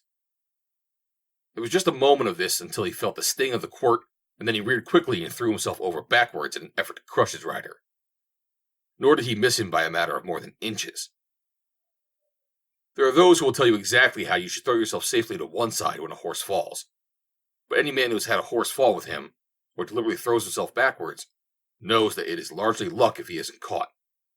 And so it was just luck that Bull fell clear. Diana Henders felt a sudden lump in her throat, and then she saw the horse scramble to his feet, and the rider too, just in time to throw a leg across the saddle, and come up with a firm seat and both feet in the stirrups. The quirt fell sharply first on one flank, and then the other. The pinto took a dozen running jumps, and then settled down to a smooth run across the open. 5 minutes later he came loping back, blowing and sweaty, still trembling and frightened, but with the hump out of his back. "You can ride him now," said Bull to young Wainwright as he dismounted carefully and stood stroking the animal's neck. Hal Colby came forward angrily, but Bull had dismounted close to where Diana Henders stood, and it was she who spoke to him first, and Colby, approaching, heard her words. "Thank you ever so much, Bull," she said. "I was sorry afterwards that I asked you to ride him, for I thought you were going to be hurt when he threw himself. I should never have forgiven myself." "Shucks," said Bull. "It wasn't nothing." Colby walked off in another direction. If there had been bad blood between the two men in the past, it had never been given outward expression. But from that moment, Colby made little or no effort to hide the fact that he had no use for Bull, while the latter, in many little ways, showed his contempt for the foreman. Better friendships than had ever existed between these two have been shattered because of a woman. But there were other exciting causes here. That Colby had gotten Bull's job might have been enough to cause a break, while the foreman's evident suspicion that Bull knew a great deal too much about the holdups in Hell's Bend and the shooting of Mac Harbor would have turned even more generous natures than Hal Colby's against the ex-foreman. In spite of herself, Diana Henders could not deny a feeling of chagrin that Jefferson Wainwright had permitted another man to top a bad horse for him, although it had been she who had arranged it. Perhaps she had been a trifle cold to the young Easterner that evening, but she thawed gradually beneath the geniality of his affable ways and entertaining conversation. And in the weeks that followed, during which she occupied the outfit throughout the roundup, she was with him much of the time, to the great discomfiture of Hal Colby and others. The barwife foreman had, however, after the day that Bull rode the pinto for Wainwright, left the Easterner severely alone. For the following morning, Elias Henders had come to the corral and selected a new string of horses for the dude, and spoken a few words into the ear of his foreman. The long, hard days in the saddle left them all ready to turn into their blankets soon after supper. A smoke, a little gossip and rough banter, and the men jingled away through the darkness in search of their bedrolls, to the accompaniment of their tinkling spurs. "I seen Injun signs today," remarked a tall, thin Texan one evening. "About a dozen of 'em been camping over yonder apiece in them hills. Signs weren't over 4 hours old." "They mought be peaceable Injuns on pass from the reservation," suggested another. More likely they're renegades, said Shorty. Anyhow, I ain't taking no chances on no Injuns. I shoots first, and asks for the past later. You ain't never seen a hostile Injun, Shorty, said Texas Pete. A lot you know about it, you sawed-off, hammered-down, squint-eyed horse thief, retorted Shorty courteously. I'm a bad man with Injuns. By gollies, exclaimed Pete. That reminds me of another verse. So bring on your bad men, your killers and such, and send out some greasers to dig me a ditch. For when I gets through, if I takes any pains, you'll need a big hole for to plant the remains. On the opposite side of the chuck wagon, where a tent had been pitched for Diana Henders, a little group surrounded her fire. Besides the girl, there were her father, Hal Colby, and Jefferson Wainwright Jr. The two young men always gravitated in Diana's direction when off duty. Colby had been quick to realize the advantage that the other's education gave him, and bright enough to remain a silent observer of his manners and conversation. Inwardly, he held the Easterner in vast contempt. Yet he cultivated him, and often rode with him that he might learn something of those refinements, which he guessed constituted the basis of Diana's evident liking for Wainwright. He asked him many questions, got him to talk about books, and made mental note of various titles, with a determination to obtain and read the books that he had heard the man discuss with Diana. Bull, on his part, kept away from the Henderson fire in the evening, and in the daytime, Colby saw to it that his assignment sent him far afield from where there was much likelihood of Diana being, with the result that he saw less of her than was usual at home. The ex-foreman's natural reserve had degenerated almost to sullenness. He spoke seldom and never smiled, but he rode hard and did his work well, until he came to be acknowledged as the best all-around man in the outfit. There was no horse he wouldn't ride, no risk that he wouldn't take, no work that he would ever refuse, no matter how unfair the assignment, with the result that the men respected him, although there was none who seemed to like his company, with the exception of Texas Pete. Well, boys, said Elias Henders, arising, I guess we'd better be turning in. Tomorrow's going to be a hard day. The two younger men rose, Colby stretching and yawning. I reckon you're right, Mr. Henders, he agreed, but waiting for Wainwright to make the first move to leave. The young man paused to roll a cigarette, an accomplishment that he had only recently brought to a state even approximating perfection. He used both hands and was rather slow. Colby eyed him, guessing that he was merely fighting for time in order to force the foreman to go first. Slowly the latter withdrew his own pouch of tobacco from his shirt pocket. Reckon I'll smoke by the light of your fire, Di, before I go, he casually remarked. He creased the paper, poured in a little tobacco, and as he drew the pouch closed with his teeth in his left hand, deftly rolled the cigarette with his right, bending it slightly in the center to keep it from opening up. Wainwright realized that if he ever had a conversational advantage over Colby, there were other activities which the foreman greatly outshone him. Rolling a smoke was one of them, and that was doubtless why Colby had chosen to roll one at a moment that odious comparison might be made. Wainwright lighted his and shifted to the other foot. Would Colby never leave? Colby permitted 3 matches to burn out before he finally succeeded in getting a light, thus getting a considerable advantage in time over Wainwright. Elias Henders had repaired to his blankets, just beyond Diana's tent, and out of sight. The girl realized the game that the two men were playing, and could scarcely repress an inclination to laughter. She wondered which would win, or if she would have to call it a draw and send them both about their business. Wainwright decided the matter. Come on, Colby, he said, throwing an arm about the other's shoulders. We're keeping Miss Henders up. Good night, Miss Henders, and raising his hat, he moved off, taking Colby with him. They had taken about 20 steps when Wainwright halted and wheeled about.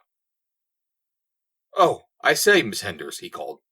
There's something I want to ask you, and he started back. Don't wait for me, Colby, he threw over his shoulder. I'll be along in a moment. Colby glared at the others retreating back through the darkness, hurled his cigarette to the ground, and stamped away, outgeneraled. I'll get him yet, he mumbled. He may be pretty slick at them parlor tricks, but there ain't many parlors in Arizona. The damned dude. Wainwright rejoined Diana by the fire. It's too beautiful an evening to go to bed, he said, and I haven't had half a chance to talk with you. Colby hangs around as though he had a mortgage on your time and was going to foreclose. He starts to put a damper in conversation, unless it revolves around cows. That's all he can talk about. It's a subject that is always of interest to us out here, replied the girl loyally. Cows are really our lives, you know. Oh, that's all right for men, but there are other things in life for a girl like you, Miss Henders. You deserve something better than cows, and cowboys. You love music and books, and you can't deny that you like to talk about them. You belong east. You belong back in Boston. We're going back. Not to Boston, but to New York. After the roundup. Dad and I, she told him. No. Really? How bully. I've got to go back too. Maybe we can all go together. That would be fine, she agreed. Wouldn't you like to stay back there? He asked, almost excitedly. And then quite unexpectedly, he took her hand. Miss Henders, he exclaimed. Diana. Wouldn't you like to stay there always? I'd make a home for you there. I'd make you happy. I love you, Diana. We could be married before we left. Wouldn't it be wonderful going back there together on our honeymoon? And then to Europe. We could travel everywhere. Money would mean nothing. I don't have to tell you how rich we are. No, she replied. I have heard your father mention it, and withdrew her hand from his. He did not seem to notice the allusion to his father's boastfulness. Tell me that you love me, he insisted. Tell me that you will marry me. But I don't know that I do love you, she explained. Why, I scarcely know you, and you certainly don't know me well enough to know that you want to live with me all the rest of your life. Oh, yes, I do, he exclaimed. If there was only some way to prove it. Words are so futile. They cannot express my love, Diana. Why, I worship you. There's no sacrifice that I would not willingly and gladly make for you or yours. I would die for you, dear girl, and thank God for the chance. But I don't want you to die for me. I want you to go to bed and give me a chance to think. I've never been in love. Possibly I love you and do not know it. There is no need for haste anyway. I will give you my answer before I go east. Now run along like a good boy. But tell me, darling, that I may hope, he begged. You will do that anyway, if you love me, she told him, laughingly, as she turned and entered her tent. Good night. End of Chapter 5. Chapter 6. The Renegade. The next morning, Colby took Wainwright with him. Deep in the foreman's heart was a determination to ride hard over the roughest country he could find, and if the dude got killed, it wouldn't be Colby's fault.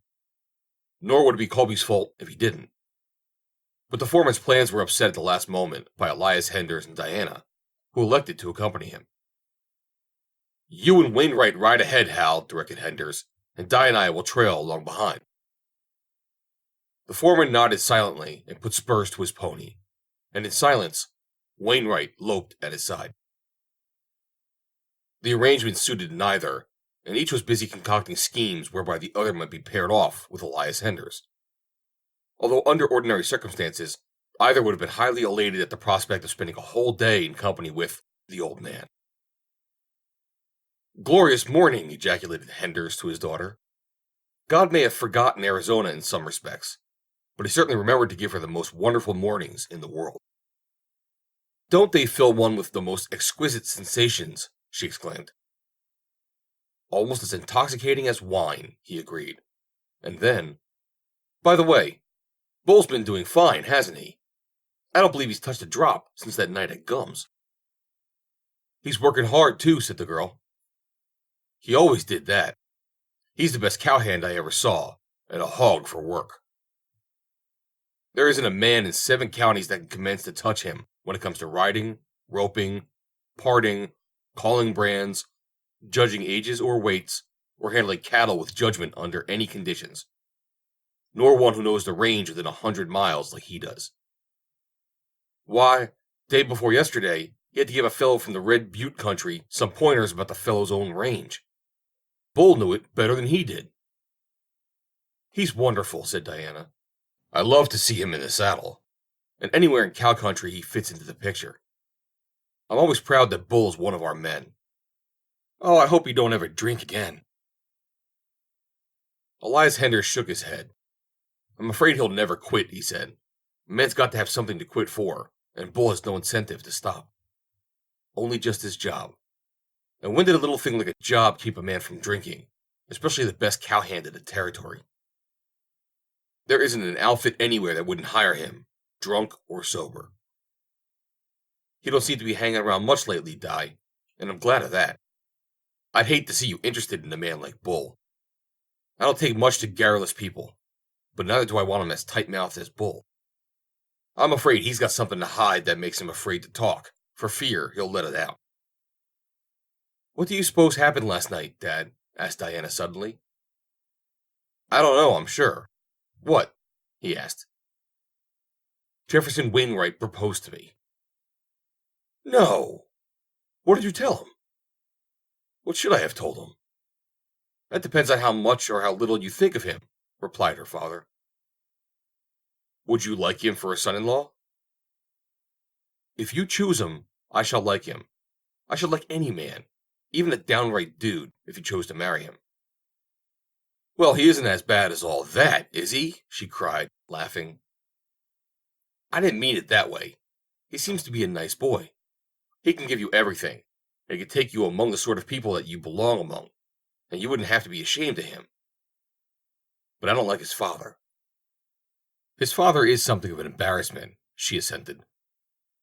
Do you love the boy, Di? He asked. I don't know, and I told him so. He wants me to marry him before we go east, and all go together. What a lovely idea, taking your fathers on a honeymoon. You can count me out.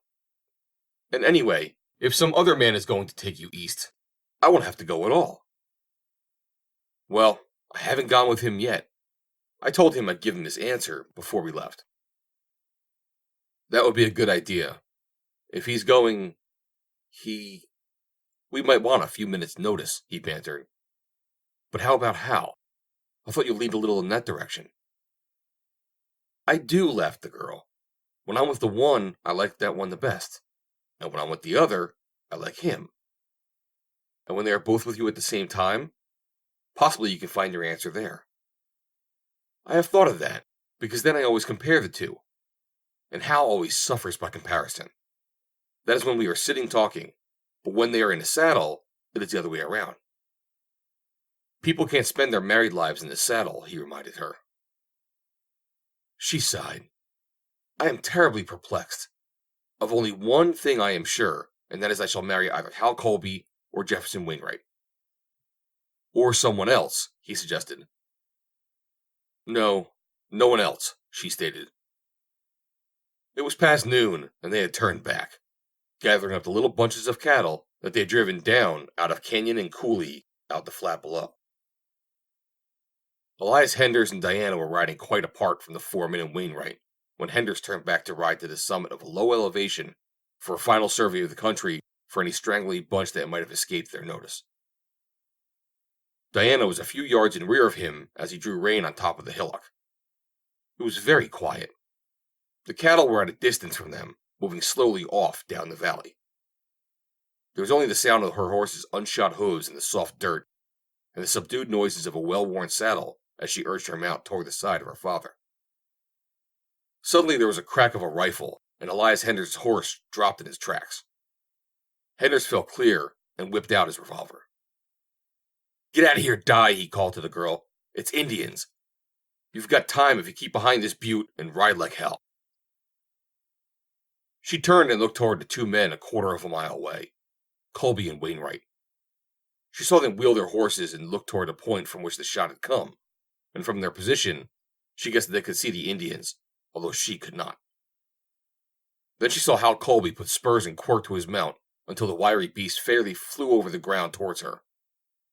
Wainwright hesitated, looked toward the Indians, and then back down the valley in the direction of the camp 15 miles away. Suddenly he wheeled his horse and dashed off, away from her. To her mind flashed the impassioned words that he had poured into her ears only the night before. I worship you. There's no sacrifice that I would not willingly and gladly make for you and yours. I would die for you, dear girl, and thank God for the chance." Her lip curled and her eyes shot a single scornful glance in the direction of the retreating figure of Jefferson Wainwright, before she turned them back towards Colby. How magnificent he was! He had drawn one of his 6 guns and was riding, not for the hill, but straight for the Indians, and just as he passed out of her sight behind the hillock, he opened fire. She could hear the crack of his gun mingling with those of the Indians, and then her father, pausing in his fire, turned to her again.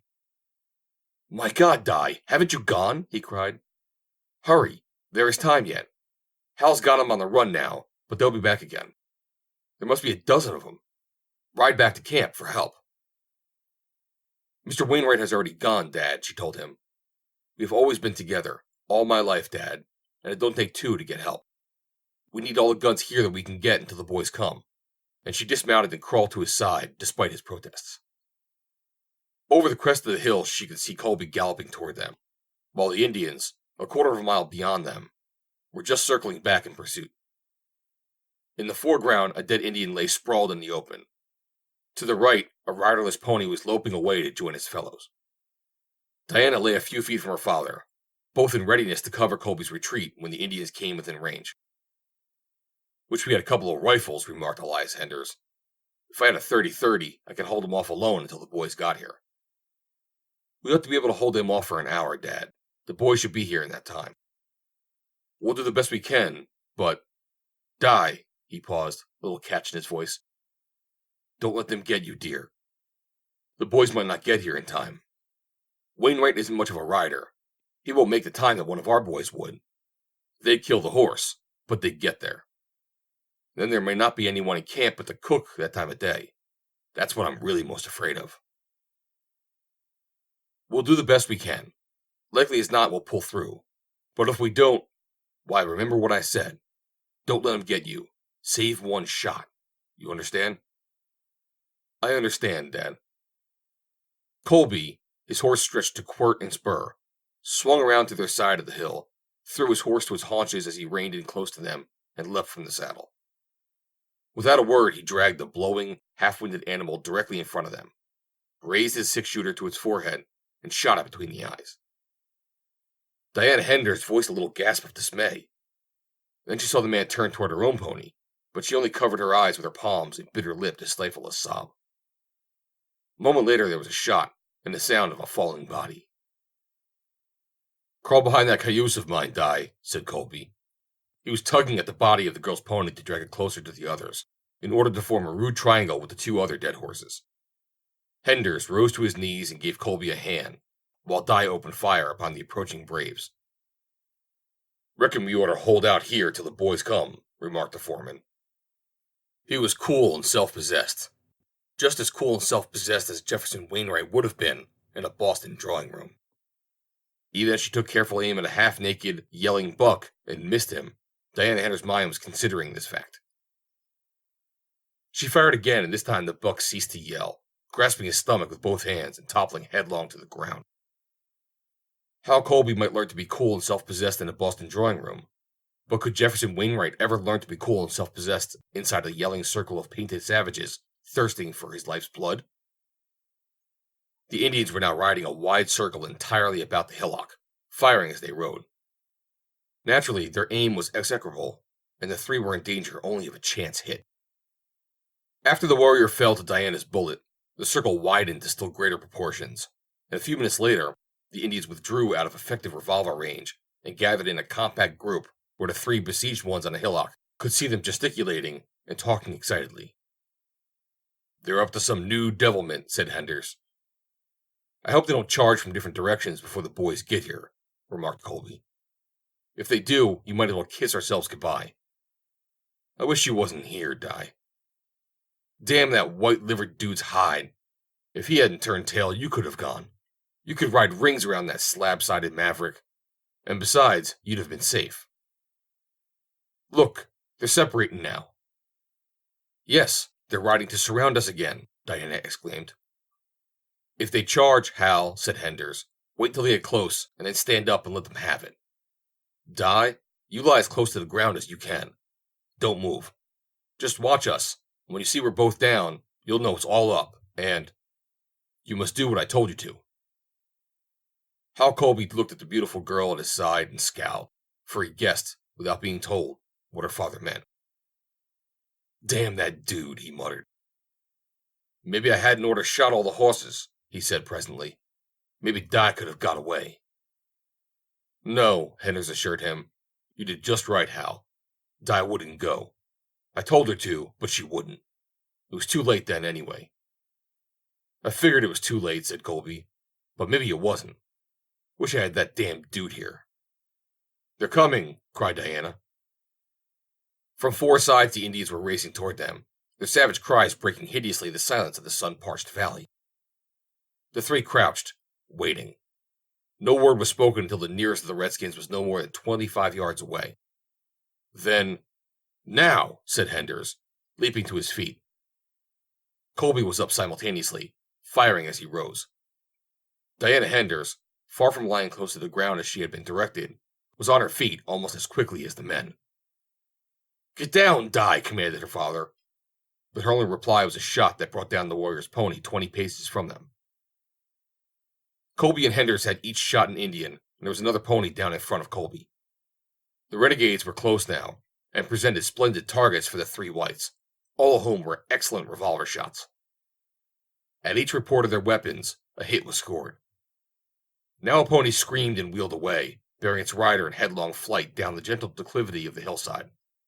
Another stumbled and crumpled to the ground, sprawling its painted master in the dust. A warrior, wounded, veered to one side and raced off to safety. Or, again, one slumped silently to earth, never to charge again. Two of the unhorsed warriors sprang into close quarters, clubbing their empty rifles. One was leaping toward Diana, the other for Colby. At the same instant, Elias Henders lifted both hands above his head. His revolver slipped from nerveless fingers, and he lunged forward across the body of his dead horse. Colby put a shot through the stomach of the buck leaping upon him, then turned toward Diana. He saw the painted face of a tall chief just beyond Diana's. He saw the rifle swinging to brain her as she pulled the trigger of her Colt with the muzzle almost against the sweat-streaked body. There was no report, and then Colby, leaping between them, seized the upraised rifle and tore it from the hand of the red man.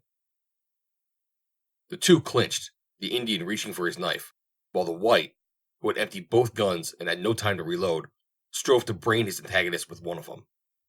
Struggling, they tripped and fell. Diana Henders, reloading her own weapon, looked hurriedly over the field. The other warriors, momentarily dispersed, had rallied and were returning with wild, triumphant yells, for they saw that the battle was already theirs. Elias Henders raised himself weakly on one elbow and looked about. Instantly, his gaze took in the situation. "Di," he cried, "my little girl! Quick! Don't wait! Shoot yourself before they get you!" "Not yet," she cried, and turned toward the two men, the red and the white, battling at her feet. Stooping, she held the muzzle of her weapon close to the rolling, tossing pair, waiting an opportunity to put a bullet in the chief when she could do so without endangering Colby. From behind her, the returning braves were approaching rapidly, the racing hooves of their ponies pounding a dull tattoo on the powdery earth. They were almost upon her when Colby's fingers found the chief's throat, and the latter's head was pushed momentarily away from that of the white man. It was the instant that Diana had awaited. She stepped in closer, there was the sound of a shot, and the renegade collapsed limply in Colby's grasp. Simultaneously, a wild yell arose from below them in the valley. The remaining Indians, almost upon them, were riding in a close mass from the opposite side. What could it be? More Indians? Colby had hurled the dead chief aside and was on his feet beside the girl. They both looked in the direction of the new sound to see two horsemen racing madly toward them. "It's Bull! It's Bull!" cried Diana Henders. "Bull and Texas Pete!" The ponies of the oncoming men were racing neck and neck. The riders were howling like demons. The Indians heard, paused in their charge, and wheeled to one side. There were 5 of them left. The reinforcements were too much for them after their losses, and with a parting wild volley, they galloped off up the valley. But Bull and Texas Pete were of no mind to let them go so easily. For a mile or more they pursued them, until they realized that their already nearly spent horses could not overtake the mounts of the Indians. Then they turned and loped slowly back toward the three upon the hillock. Instantly, the immediate necessity of defense had passed. Diana Henders knelt beside her father and lifted his head in her arms. Colby stepped to the opposite side of the prostrate man to help her. Suddenly, she looked up into his eyes, an expression of horror in hers. "Oh, Hal! Hal! He's gone!" she cried, and burying her face in her arms, burst into tears. The man, unaccustomed to a woman's tears, or a sorrow such as this, was at a loss for words. Yet almost mechanically, his arms went about her and drew her close to him, so that she stood with her face buried in the hollow of his shoulder as Bull and Texas Pete rode up the hill and dismounted beside them. They took in the pitiful scene at a glance, but they saw more in it than the death of the old man, whom they both loved. At least Bull did. In the attitude of Diana and Colby, he read the death knell of whatever faint hope he might have entertained of ultimate happiness. It was a hurt and bitter man that lifted the dead body of his employer in strong arms and laid it across the saddle of his horse. "You ride Pete's hoss, miss," he said gently. "Colby, you walk ahead of her. Pete and I'll come along with the old man." They all did as he bid without question. There was something about the man that demanded obedience, even though he was no longer a foreman. It was always that way with Bull. Even though men mistrusted or disliked him, and many did, they voluntarily obeyed him. It was certainly not because a large portion of them loved him, for they did not. There was something lacking in Bull, that quality which attracted the love of his fellows. After Diana and Colby had gone ahead, Bull and Pete roped the body of Elias Henders securely to the saddle, and presently the sorrowful little cortege took its slow way back toward camp. End of Chapter 6. Chapter 7. Exit Wainwright. A week or 10 days after Elias Henders' funeral, the Wainwright buckboard drew into the Bar-Y ranch yard, and the Wainwrights, senior and junior, alighted and approached the house. They found Diana in the office working on the books, which she had kept for her father when they were without a bookkeeper, which also was the case with her at present.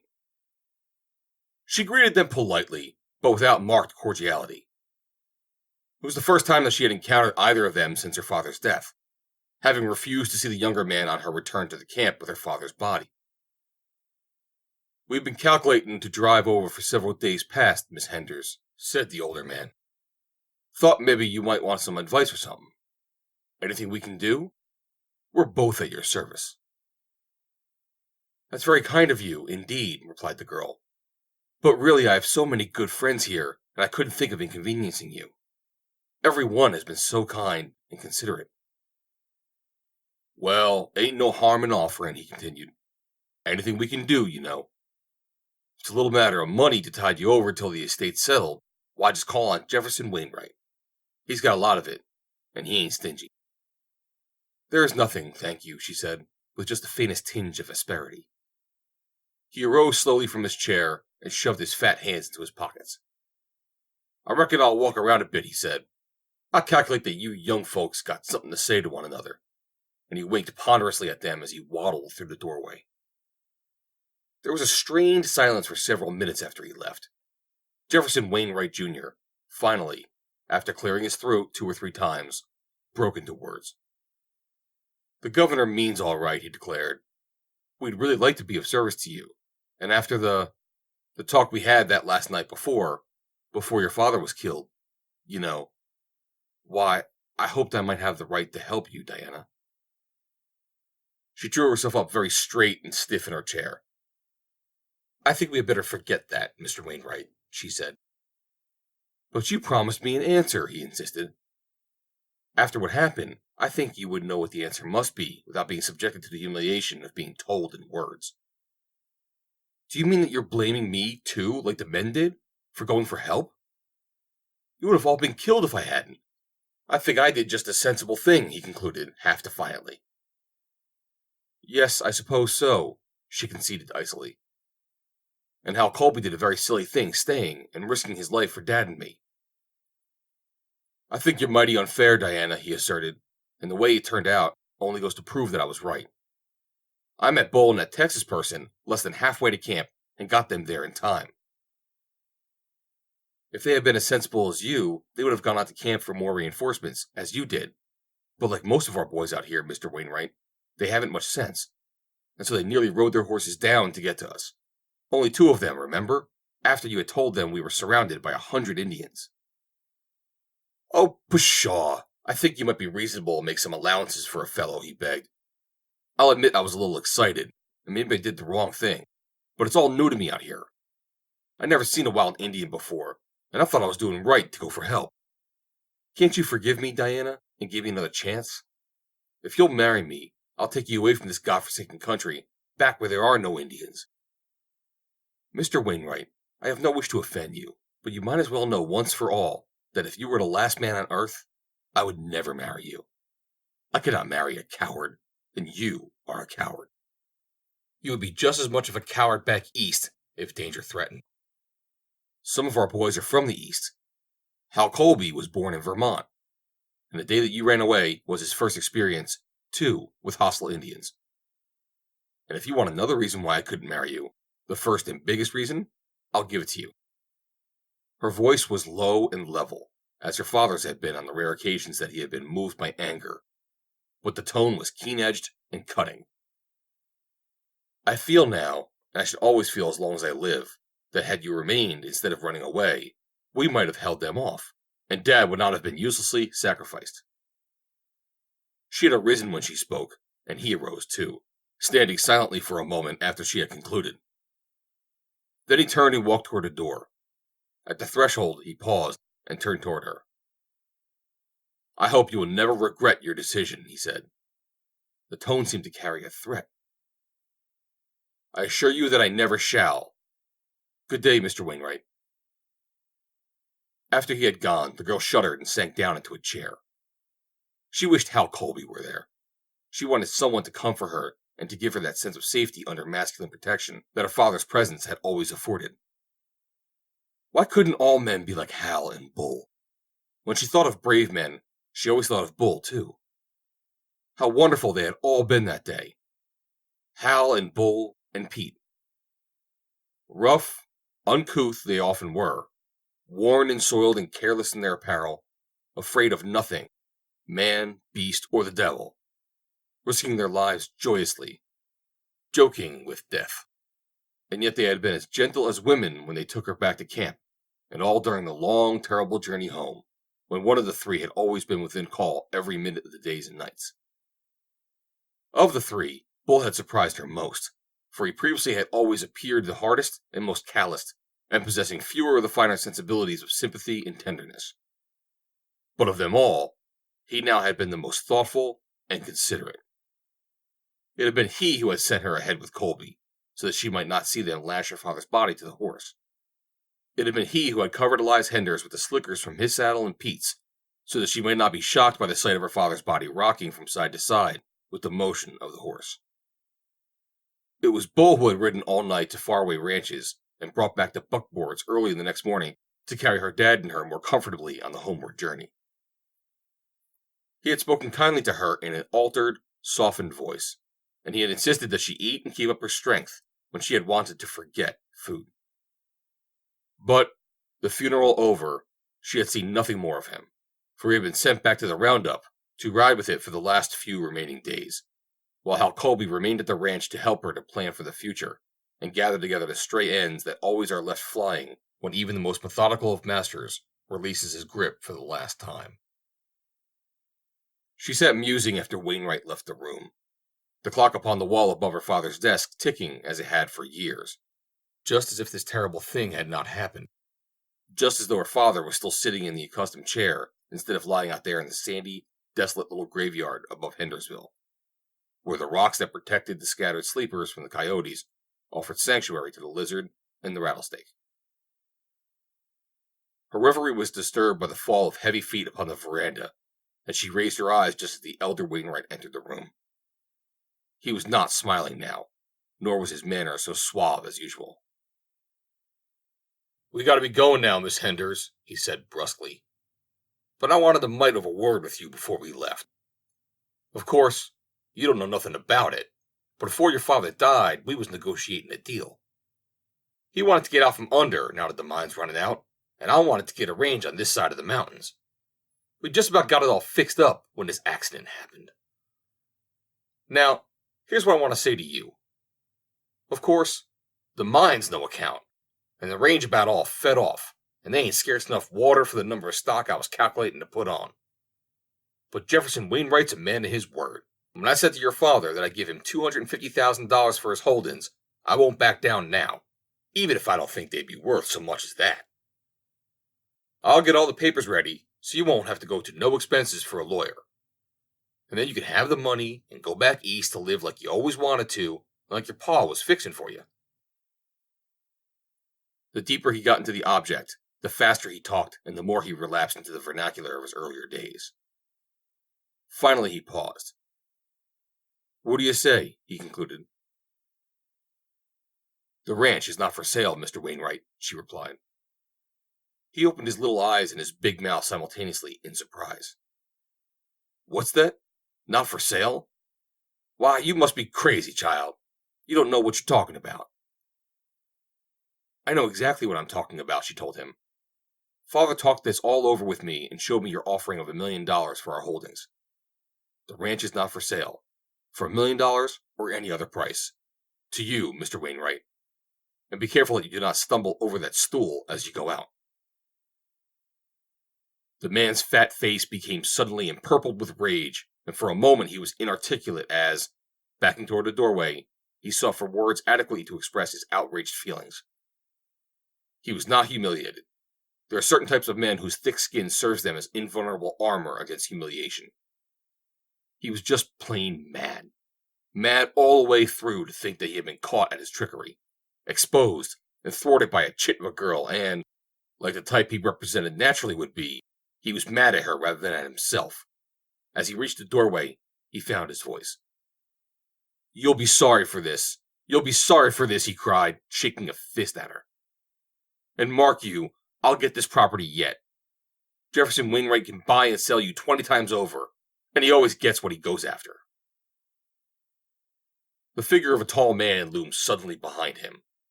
Callous and ungentle fingers seized him roughly by the collar of his coat. A low voice spoke softly in his ear. Don't you know better than to shake your fist in a lady's face, you pot-bellied buzzard? It inquired. And the elder Wainwright was jerked unceremoniously through the doorway, whirled about, and projected violently from the veranda, his speed simultaneously accelerated by the toe of a high-heeled cowboy boot. I reckon you'd better make yourself damn scarce round here, continued the low tones of the speaker. Wainwright scrambled to his feet and turned upon the owner of the voice. He shook both fists now and fairly danced up and down in his fury. I'll get you, he screamed. I'll get you. Don't you know who I am? Why, I could buy and sell you 100,000 times over. I'm Jefferson Wainwright, I am. I'll get you, laying your hands on me, you low-down $35 cowpuncher. Vamos, said the man. And do it pronto. He emphasized his injection with a shot, the bullet kicking up a little spurt of dust between Wainwright's feet. The fat man started on a run for his buckboard, which the younger Wainwright had driven down to the corrals. The man on the veranda fired again, and again the dust rose about the fleeting feet of the terrified Easterner. Diana Henners had come to the doorway, where she stood leaning against the frame, smiling. Don't hurt him, Bull, she said. The man cast a quick smile over his shoulder. I ain't a-aimin' to hurt him, he declared. I'm just a-aimin' to educate him. Them corn-fed Easterners ain't got no education nohow. What they need is something to learn 'em manners. As he spoke, he kept on firing at the fleeing Wainwright, and every shot kicked up a puff of dust close to the fat man's feet until he reached the corner of the bunkhouse and disappeared behind it. The shots had called out the cook and a few men who were about, with the result that a small, yet highly appreciative, audience witnessed Wainwright's discomfiture. A part of it was Texas Pete, who rocked to and fro in ungodly glee.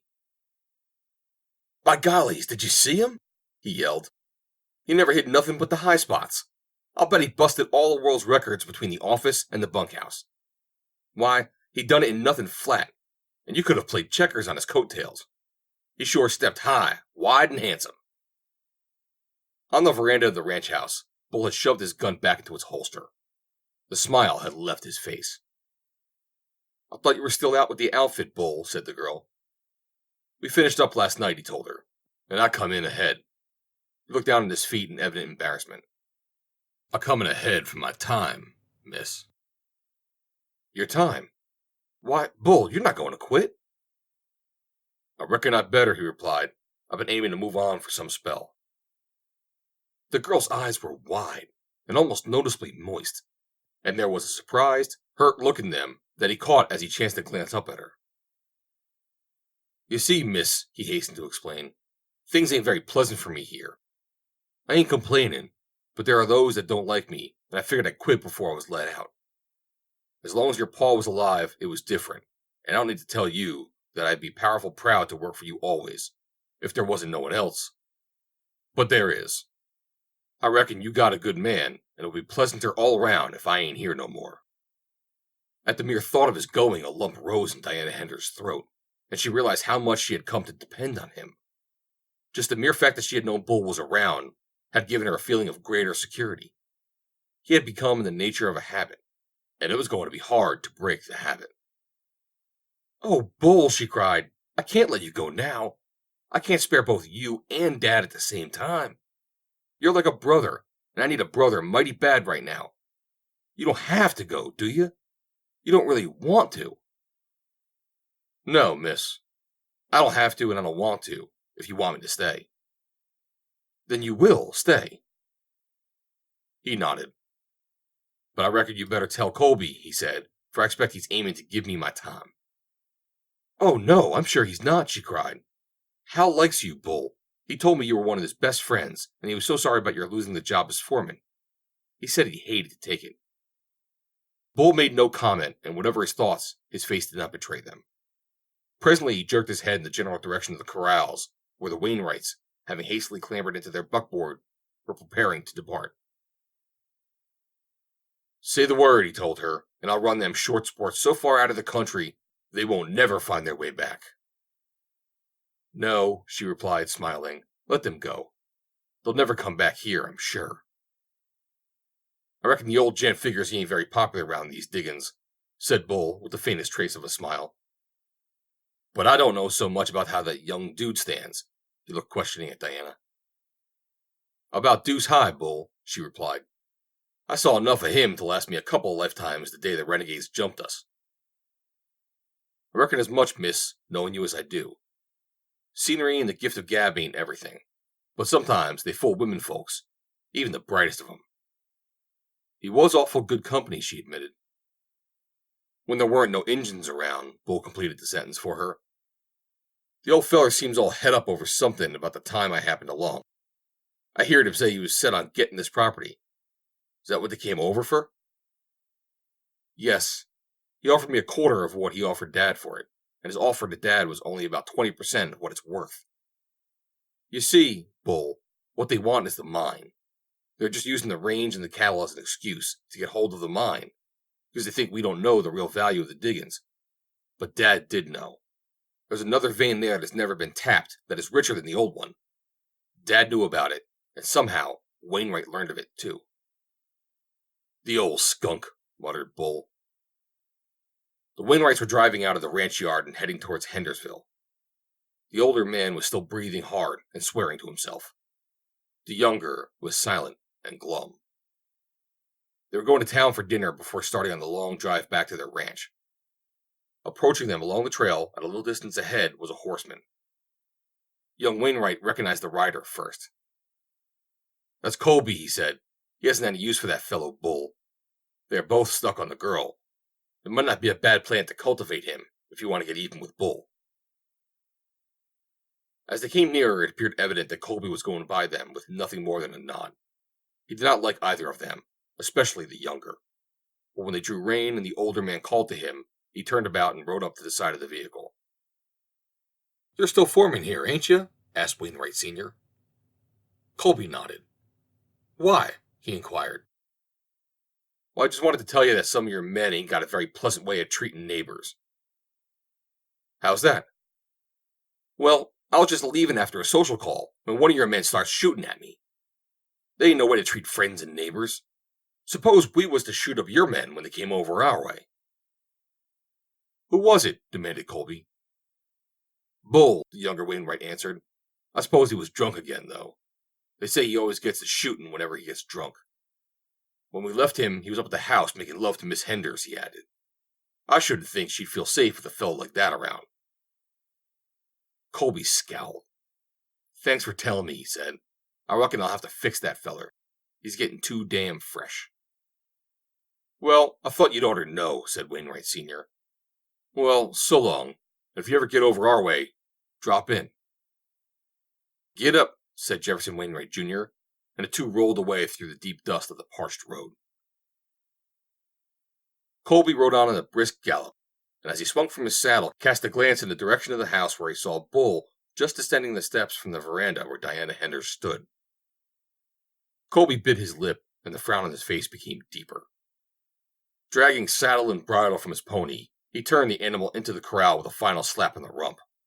A none too gentle slap, which reflected the state of his feelings. Then he headed straight for the bunkhouse, which he reached just in time to intercept Bull at the entrance. "Look here, Bull," said Colby without any preamble. "This business of drinking and shooting things up has gone about far enough. I ain't going to have it around no more. I reckon you better ask for your time." "All right," said Bull. "You go and get it for me while I'm packing my war bag." Colby, rather surprised and at the same time relieved that Bull took the matter so philosophically, started for the office, while the latter entered the bunkhouse, where Shorty, Texas Pete, and a couple others who had overheard the conversation outside the door looked up questioningly. "By gollies," exclaimed Texas Pete, "I'm a-going to quit, and I'm going after my time right now, pronto," and he arose and started for the doorway. "Wait a minute, old hoss," advised Bull. "I ain't went yet." "But didn't Colby just let you out?" inquired Pete. "He might change his mind," explained Bull. Up at the house, Colby was entering the office. "Hello, Di," he cried. "Got your checkbook handy?" "Yes. Why?" "Bull's quitting." "Quitting? Why, he just promised me that he'd stay on. I don't understand." "He just promised you that he'd stay on? You mean you asked him to?" "Yes," replied Diana. "He came up here to quit. Said he thought he wasn't wanted anymore, and I made him promise he wouldn't leave. I tell you, Hal, we can never replace him. Are you sure he was in earnest about quitting? Send him up here, and I'll make him stay." "Well, like as not I was mistaken," said Colby. "I reckon Bull was just a kiddin'. I'll ask him again, and if he's plumb set on leaving, I'll send him up." When he entered the bunkhouse a few minutes later, he nodded to Bull. "You can stay on if you want to," he said. "I've changed my mind." Bull winked at Texas Pete, who was vainly endeavoring to remember another verse of the seemingly endless self-glorification of the bad hombre. "By gollies," he exclaimed, "I believe I got another. He twirls two big guns and he shoots out a lot. The fella a-drinking there ducks out of sight. He shoots through a bottle that stands on the bar and shoots the old ashes plumb off my cigar." "But it seems like I left out something that oughter have gone before," Pete added. "Nobody'd get sore if you left it all out," Shorty assured him. "The trouble with you uneducated cowpunchers," the Texas sweet singer told him, "is that you're too all-fired ignorant to appreciate my efforts to alleviate y'all by means of good poetry. It's sure as hell to be the only literary gent in a bunch of roughnecks. Come, set up the bottles, you goddarn galoot, says he to the boss, for I opens your snoot with one of these year little babies of mine, and shoots out the no in the no credit sign." End of Chapter 7. Chapter 8. You Don't Dare. The stage lurched down the steep and tortuous gradient of Hell's Bend Pass, bumped through the rutty gap at the bottom, and swung onto the left fork just beyond. The right fork was the regular stage route to Hendersville. The left-hand road led to town too, but over the Barwide property and past the home ranch. The driver never came this way unless he had passengers, express or important messages for the ranch, although the distance was no greater and the road usually in better repair. Today, he had a telegram for Diana Henders. There was a brief pause as he drew up his sweating team in the road before the ranch house. He yelled to attract the attention of a ranch hand working about the corrals, tossed the envelope into the road, and then, with a crack of his long whip, was off again at a run, leaving billowing clouds of powdery dust in his wake. The man working in the corrals walked leisurely into the road, picked up the envelope, and, after scrutinizing the superscription and deciphering it laboriously, carried the message to the office, where Diana Henders was working over the books. "Telegram for you, miss," announced the man, crossing the room to hand it to her. She thanked him and placed the envelope on the desk beside her as she completed an interrupted footing. The arrival of telegrams was no uncommon occurrence even on that faraway ranch, and as they always pertained to business, they caused Diana no flurry of excitement. Buyers often wired, while Uncle John Manil used the comparative new telegraph facilities upon the slightest pretext. The footing finally checked to her satisfaction. Diana picked up the envelope, opened it, and drew forth the message. At first she glanced at it casually. Then she read it over again with knit brows, as if unable to fully grasp the purport of its contents. Finally she sat staring at it with wide, strained eyes until, apparently crushed, she lowered her head upon her arms and broke into sobs. For this is what she read. Miss Diana Henders, Barway Ranch, Hendersville, via Aldea, Arizona. Mr. Manil died suddenly last night. Miss Manil and I are leave for ranch as soon as possible after funeral. Maurice B. Corson. For a long time, Diana Henders sat with her face buried in her arms. Gradually, her sobs subsided as she gained control of herself. Stunning though the effect of this new blow was, yet she grasped enough of what it meant to her to be almost crushed by it. Although she had not seen her Uncle John Manil since childhood, he had, nevertheless, constituted a real important force in her existence. Her mother had adored him, her only brother, and Elias Henders had never ceased to proclaim him as the finest type of honorable gentleman that nature might produce. His Eastern connections, his reputation for integrity, and his fine business acumen had all been potent factors in the success of the Henders and Manil partnership. With the death of her father, the girl had felt keenly only her personal loss, for her Uncle John Manil loomed as a rock of Gibraltar to protect her in all matters of business. But now she was absolutely alone. There was no one to whom she might turn for counsel or advice now that these two were gone. Hal Colby, she realized keenly, was at best only a good cowman. In matters requiring executive ability or large financial experience, he was untried. Of Corson, Manil's attorney, she knew nothing, but she was reasonably sure that even though he proved honest and possessed of an excellent understanding of matters pertaining to the Eastern office, he would not be competent to direct the affairs of the ranch and the mine at the sources of production. That she might have carried on herself under the guidance of John Manil, she had never doubted, since she could always turn to him for advice in matters of moment where she was doubtful of her own judgment. But without him, she questioned her ability to direct the destinies of this great business, with all its numerous ramifications. Suddenly, she arose and replaced the books in the office safe, dabbed at her tear-dimmed eyes with her handkerchief, and putting on her sombrero, walked from the office, adjusting her wavy hair beneath the stiff band of her heavy hat. Straight towards the corrals she made her way. She would saddle Captain and ride out into the sunshine and the fresh air where, of all other places, she knew she might find surcease of sorrow and an opportunity to think out her problem more clearly. As she entered the corral, Hal Colby came running up from the bunkhouse. He had seen her pass and followed her. "Ridin', Di?" he asked. She nodded affirmatively. She was not sure that she wished company, not even that of Hal Colby, today when she wanted to be alone with her grief. "You weren't going alone, were you? You know it ain't safe, Di. Your dad wouldn't have let you, and I certainly won't." She made no reply. She knew that he was right. It was not safe for her to ride alone, but today she felt that she did not care what happened to her. Fate had been cruel. There was little more that it could do to harm her. In a way, she half resented Hal's new air of proprietorship, and yet there was something about it that carried a suggestion of relief from responsibility. Here there was at least someone who cared, someone upon whose broad shoulders she might shift a portion of her burden, and so she did not follow her first impulse to send him back. Together they rode from the corral, turning down the road towards town, and neither spoke for several minutes, after the manner of persons accustomed to being much together in a saddle.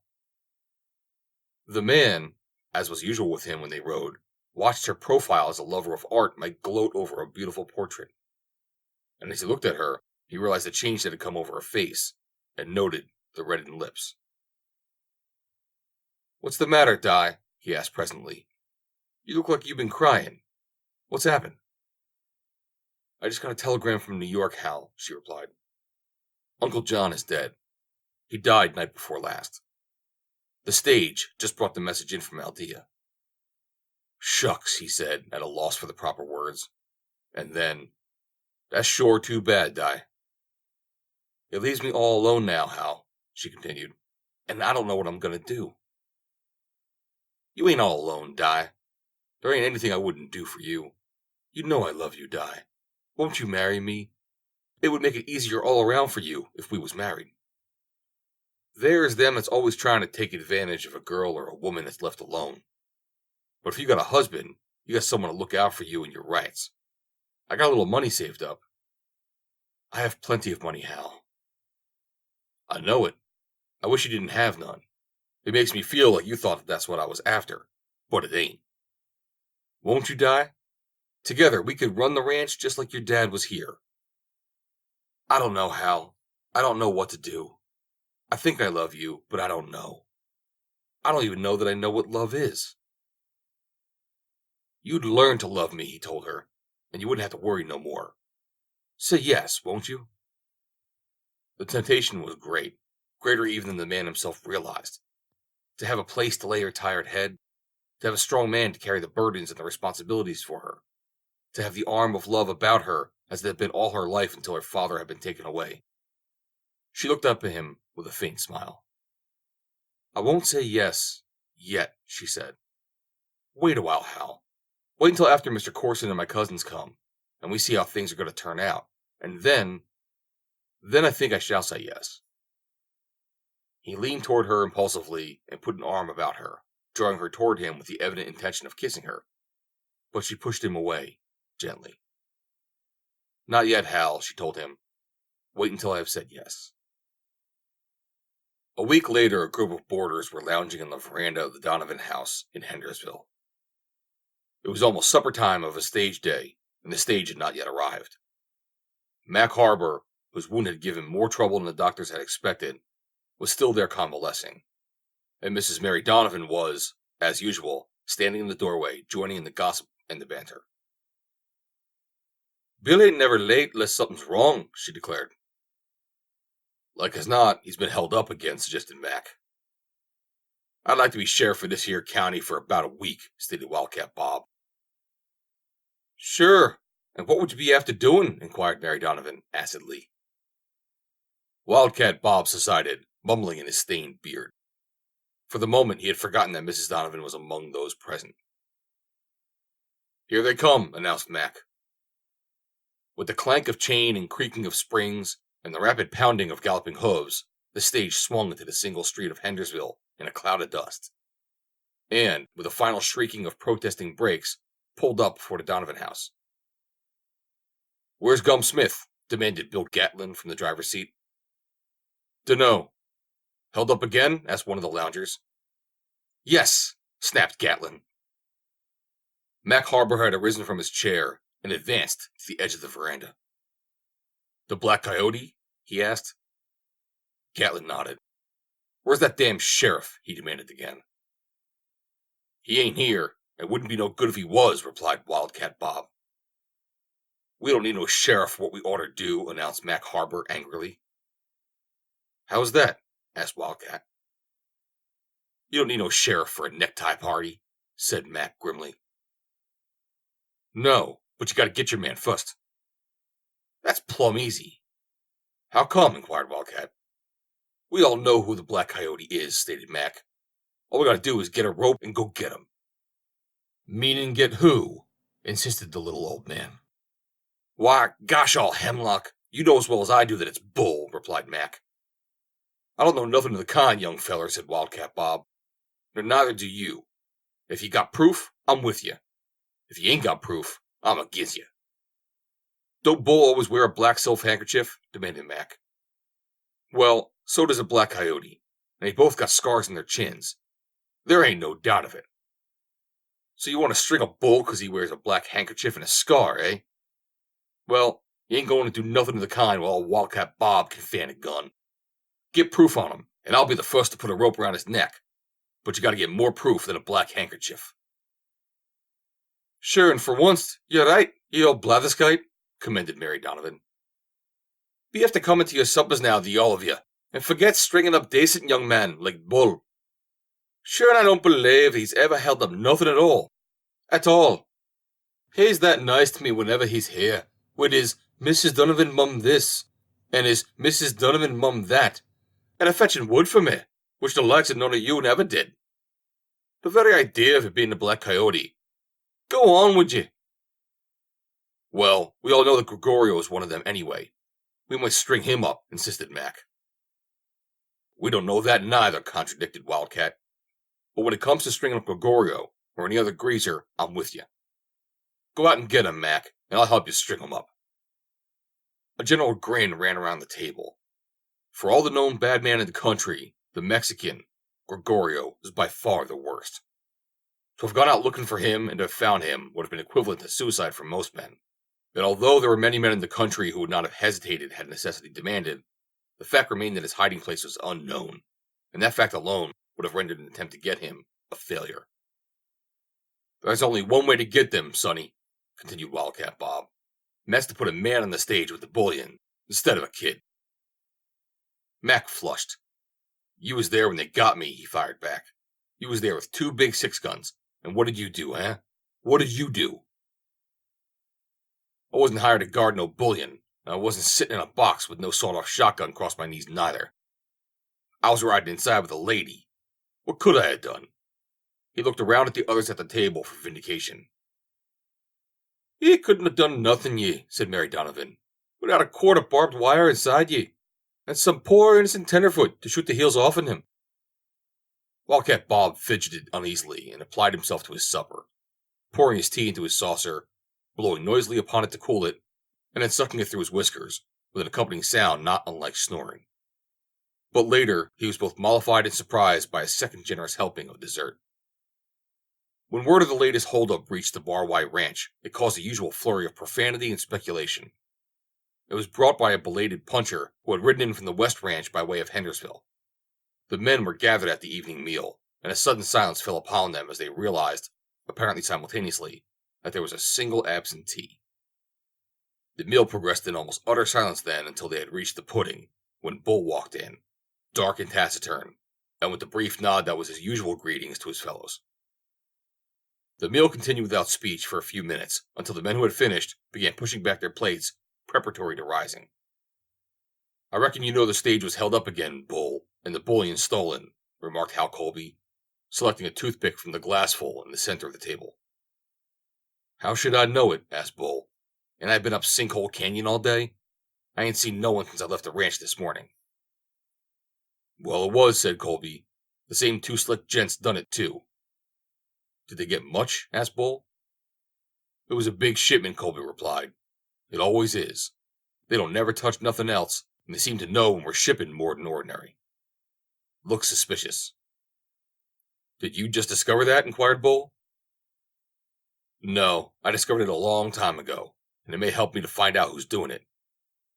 Well, I wish you luck, and Bull resumed his meal. Colby, having finished, arose from the table and made his way to the house. In the cozy sitting room, he found Diana at the piano, her fingers moving dreamily over the ivory keys. Some more bad news, Di, he announced. She turned wearily toward him. What now? The Black Coyote again. He got the bullion shipment. Was anyone hurt? No, he assured her. I'm glad of that. The gold is nothing. I'd rather lose it all than have one of the boys killed. I have told them all, just as Dad did, to take no chances. If they can get him without danger to themselves, I should be glad. But I cannot bear to have one of our boys hurt for all the gold in the mine. I think the Black Coyote knows that, Colby said. And that's what makes him so all-fired nervy. He's one of our own men, Di. Can't you see it? He knows when the shipments are big, and don't never touch a little one. And he knows your dad's orders about not taking no chances. I've hated to think it, but there's no two ways about it. It's one of our men. And I wouldn't have to walk around the world to put my finger on him, neither. I don't believe it, she cried. I don't believe that one of my men would do it. You don't want to believe it, that's all. You know just as well as I do who's doing it, down in the bottom of your heart. I don't like to believe it no more than you do, Di, but I ain't blind. And I hate to see you be made a fool of and robbed in the bargain. I don't believe you believe it, though, if I caught him in the act. I think I know whom you suspect, Hal, she replied, but I'm sure you are wrong. Will you give me a chance to prove it? How? Send him up to the mine to guard the bullion until Mac gets well, and then keep Mac off the job for a month, he explained. I'll bet my shirt that either there ain't no holdups for a month, or else there's only one man pulls it off instead of two. Will you do it? It isn't fair. I don't even suspect him. Everybody else does, and that makes it fair, for it gives him a chance to prove if he ain't guilty. It wouldn't prove anything, except that there were no holdups while he was on duty. It would prove something to my mind. They started up again pretty soon after he was taken off the job, he retorted. Well, it might, but I don't think I'd ever believe it of him unless I saw him with my own eyes. Pshaw, the trouble with you is you're soft on him. You don't care if your gold is stole if he gets it. She drew herself to her full height. I do not care to discuss the matter further, she said. Good night. He grabbed his hat viciously from the piano and stamped toward the doorway. There he turned about and confronted her again for a parting shot before he strode out into the night. You don't dare try it, he flung at her. You don't dare. After he had gone, she sat biting her lip half in anger and half in mortification. But when the brief tempest of emotion had subsided, she commenced to question her own motives impartially. Was she afraid? Was it true that she did not dare? And long after she had gone to bed, as sleep would not come, she continued thus to catechize herself. As Hal Colby burst into the bunkhouse and slammed the door behind him, the sudden draft thus created nearly extinguished the single lamp that burned upon an improvised table at which 4 men sat at poker. Bull and Shorty, Texas Pete, and one known as Idaho sat in the game. I'll raise you $10, remarked Idaho softly, as the lamp resumed functioning after emitting a thin, protesting spiral of black soot. I see that, and raise you my pile, said Bull, shoving several small stacks of silver toward the center of the table. How much you got there? Inquired Idaho, the others having dropped out. Bull counted. There's your 10, he said, and here's 10, 15, 25. He continued counting in a monotone. 96, he announced. I raised you $96, Idaho. I ain't got $96, said Idaho. I only got 8. You got a saddle, ain't you? Inquired Bull sweetly. And a shirt, suggested Texas Pete. A saddle's worth $350 if it's worth a cent, proclaimed Idaho. No one ever said it was worth a cent, Shorty reminded him. I'll cover it and call you, announced Bull. I don't want your shirt, Idaho. It's full of holes. What you covering it with? Asked Idaho. I don't see nothing. Bull rose from the table. Wait a second, he said, and stepped to his blankets, where he rummaged for a moment in his war bag. When he returned to the table, he tossed a small buckskin bag among the silver. There's $500 worth of dust in that, he said. If you win, we can weigh out what's coming to you over at the office tomorrow morning. Hal Colby looked on, an interested spectator. The others fell silent. Texas Pete knit his brows in perplexity. Let's see it, demanded Idaho. Bull picked up the bag, opened it, and poured a stream of yellow particles into his palm. Satisfied? He inquired. Idaho nodded. What you got? Demanded Bull. Idaho laid 4 kings on the table, smiling broadly. 4 aces, said Bull, and raked in the pot. Why didn't you raise him? Demanded Shorty. I just told you I didn't want his shirt, said Bull. And I don't want your saddle neither, kid. I'll keep the money. It ain't good for kids like you to have too much money. But you keep the saddle. I'm going to turn in, said Shorty, pushing back and rising. You'd all better turn in and give someone else a chance to sleep, said the foreman. What with your damn game and Pete singing, fella ain't got no more chance to sleep around here than a jackrabbit. Why don't you fellas crawl in? Crawl in, exclaimed Texas Pete. Crawl in, crawl out. By gollies, I got another verse. The boss, he crawls out then, all shaking and white, from under the bar where he's been sitting tight. Now set out the pizen, right pronto, you coot. The stranger remarks, where I sure starts to shoot. I've only been practicing so far, says he. A barkeeper, too, don't mean nothing to me. Most allus I has one for breakfast each day. I don't mean no harm, it's just only my way. End of Chapter 8. Chapter 9. Lillian Manil. You sent for me, miss? Asked Bull as he stepped into the office the following morning, his hat in his hand, his chaps loose buckled about his trim hips, his two big 6-guns a trifle forward against the knee for quick action, the black silk handkerchief falling over the blue shirt that stretched to his deep chest, and his thick, black hair pushed back in an unconscious half pompadour. From silver-mounted spurs to heavy hatband, he was typical of the West of his day. There was no item of his clothing or equipment the possession of which was not prompted by utilitarian considerations. There was ornamentation, but it was obviously secondary to the strict needs of his calling. Nothing that he wore was shabby, yet it all showed use to an extent that made each article seem a part of the man, as if he had been molded into them. Nothing obtruded with stiff awkwardness. Even the heavy guns appeared to fit into accustomed hollows and became a part of the man. The girl, swinging about in her chair to face him, experienced a suggestion of stricture in her throat, and she felt mean and small and contemptible as she looked into the eyes of the man she knew loved her, and contemplated the thing she was about to do. Yet she did not hesitate now that she had, after a night of sleepless deliberation, committed herself to it. Yes, I sent for you, Bull, she replied. The stage was held up again yesterday, as you know. Mac won't be fit for work again for a long time, and I've got to have someone to guard the bullion shipments. The fellow who came down with it yesterday has quit. He said he was too young to commit suicide. Yes'm, said Bull. I don't want you to take any chances, Bull. I'd rather lose the gold than have you hurt. I won't get hurt, miss. You don't mind doing it? She asked. Of course, I'm a puncher, he replied, but I don't mind doing it. Not for you. I told you once that I'd do anything for you, miss, and I wasn't just talking through my hat.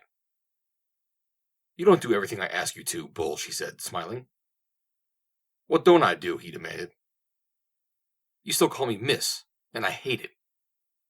You're more like a brother, Bull, and miss sounds so formal. It must have been a woman who first discovered the art of making fire.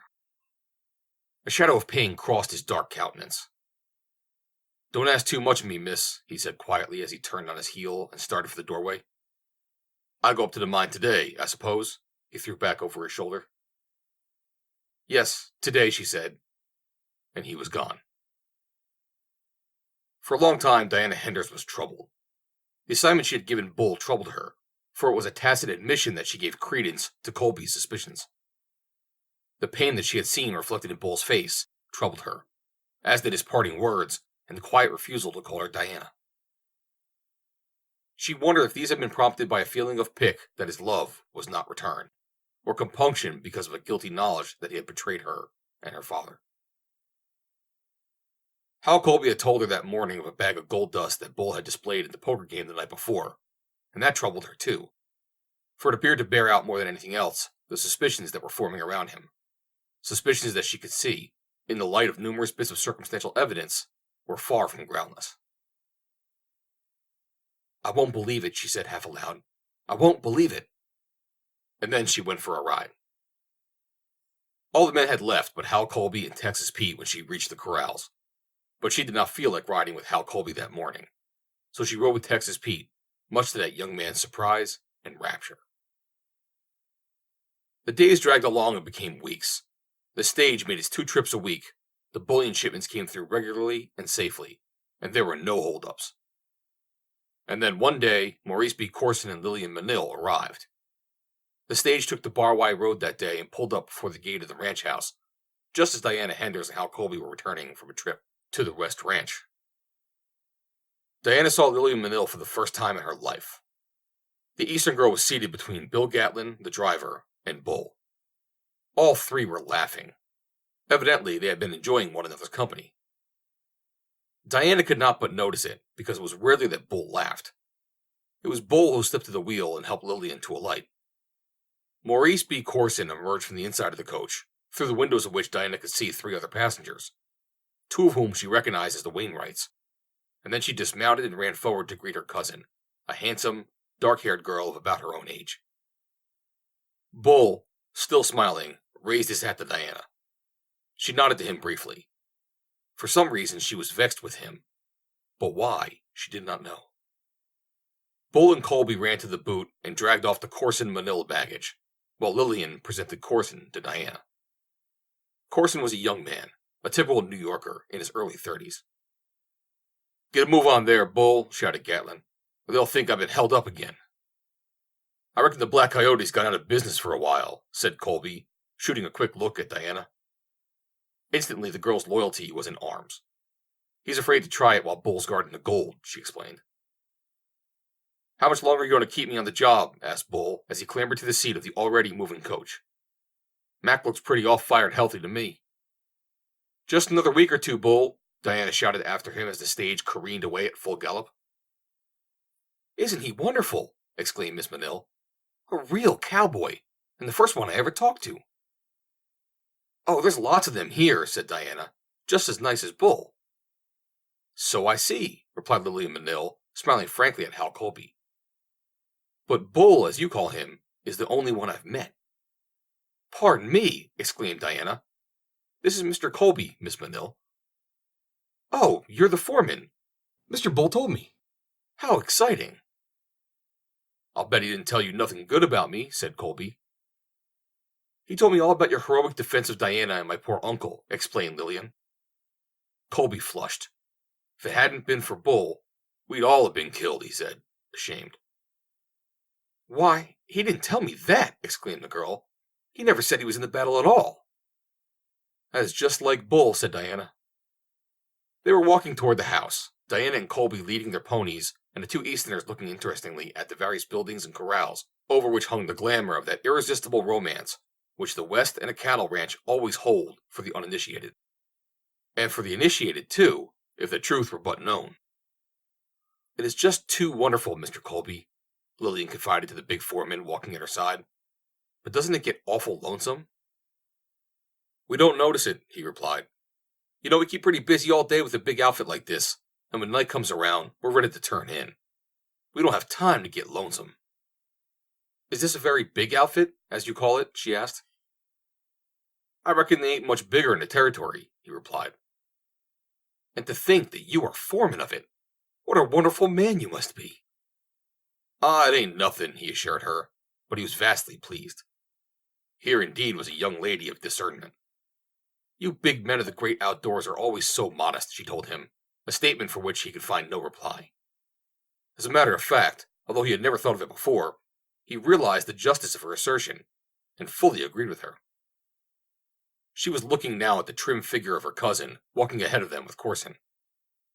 "How becoming that costume is to Diana," she remarked. "And I suppose she rides wonderfully." "She sure does, and then some," he assured her. "Oh, how I wish I could ride. Do you suppose I can learn?" "Easy, miss. It ain't nothing once you know it." "Do you suppose someone would teach me?" She looked at him archly. "I'd be mighty proud to learn you, miss." "Oh, would you? How wonderful! Can we start right away? Tomorrow?" "You bet we can. But you can't ride in them things," he added, looking ruefully at her New York traveling costume. She laughed gaily. "Oh my! I didn't expect to," she cried. "I am not such a silly as that. I brought my habit with me, of course." "Well, I suppose it's all right," he said politely. "But you don't have to bring no habits to Arizona from nowhere. We mostly have enough right here, such as they be. Good and bad. Again her laughter rang out. "You big, funny man," she cried. "You are poking fun at me just because you think I'm a tender shoe. Trying to make me believe that you don't know what a riding habit is. Aren't you ashamed of yourself? Teasing poor little me?" They were passing about the bunkhouse at the time, where the boys, having scrubbed for supper, were squatting about on their heels watching the newcomers with frank curiosity. After they had passed, Shorty gave Texas Pete a shove that sent him sprawling on the ground. "Say," he said, "did you see them pants on that Eastern dude?" "I sure did," replied Pete, "but you have no call to knock me down and get my riding habit all dusty, you gosh ding tender shoe, just because a guy blows in with funny pants on." "Did you see the mug on Colby?" inquired Idaho. "He don't know a riding habit from a cigarette habit." "I reckon he thought she was confessing a sin," said Texas Pete. "Oh, them pants, moaned Shorty, rocking to and fro on his heels, his long arms wound around his knees. Shorty was 6'3" and thought that Kansas City was on the Atlantic seaboard. Corson's quick eyes were taking in the salient features of their immediate surroundings as he walked at Diana's side toward a 2-story adobe ranch house, on both sides of which a broad, covered veranda had been built within recent years. He saw the orderly, well-kept appearance not only of the main buildings, but of the corrals, fences, and outbuildings as well. Everything bespoke system and excellent management. It was evidently a well-ordered plant in smooth-running condition. He thought of it in terms of Eastern factories and found it good. "You keep things up well here," he said to Diana. "I want to compliment you." "Thank you," she replied. "It was something that Dad always insisted upon, and of course I have carried out all his policies since his death." "What are these buildings? They look like cement, but of course you would not have that out here. The freight on it would make the cost prohibitive." "They are adobe," she explained. "Just big clay bricks that are dried in the sun." He nodded in understanding. "Nothing much very fancy about the architecture," he commented, laughing. "The only attempt at ornamentation is that sort of parapet on the roof of the house, with the loopholes in it, and that doesn't add much to the looks of the place." Diana thought that his criticisms were in rather poor taste. There was something about them that vaguely suggested the air of a man viewing for the first time a property that he had only recently acquired. Something proprietorial that she inwardly resented. Outwardly, she was polite and smiling. "You would think that it added a lot to a place," she told him, "if you should ever chance to be here when the Apaches stage a raid. It was never intended to be ornamental." He sucked in his breath with a whistling sound. "You don't mean," he inquired, "that they are so bad that you have to live in a fortress?" "They haven't been on the warpath in any considerable numbers for a long time," she assured him, "but that parapet has been used more than once since the house was built, and there is always the chance that it may come in handy again. It may not be beautiful from this side, but I can tell you that it looks mighty good from the other side when there are sneaking Apaches skulking behind every outbuilding. I know, because I viewed it under those conditions." "You think there is any great danger?" he asked her, looking about nervously. "There is always danger," she replied, for she saw that he was afraid, and a spirit of mischief prompted her to avenge his indelicate criticisms of the home she loved. "It is only a matter of weeks, you know," she reminded him, "since Dad was killed by Apaches." Corson appeared worried, and his further scrutiny of the house as they approached it was influenced by other than artistic architectural considerations. "I see you have heavy shutters at all the windows," he said. "I suppose you have them closed and fastened every night?" "Oh my, no," she cried, laughing. "We never close them except for dust storms and Indians." "But suppose they come unexpectedly?" "Then we stand a chance of getting dust or Indians in the house." "I think you had better have them closed nights while Miss Manila's here," he said. "I'm afraid she'll be very nervous." "Oh, your rooms are on the second floor," she replied, "and you can lock them all up tight. Possibly you'll get air enough from the patio. The nights are always cool, you know, but I feel stuffy with all them shutters closed." "We'll see," is all he said, but there was something about the way he said it that she did not like. In fact, Diana Henders was sure that she was not going to like Mr. Maurice B. Corson at all.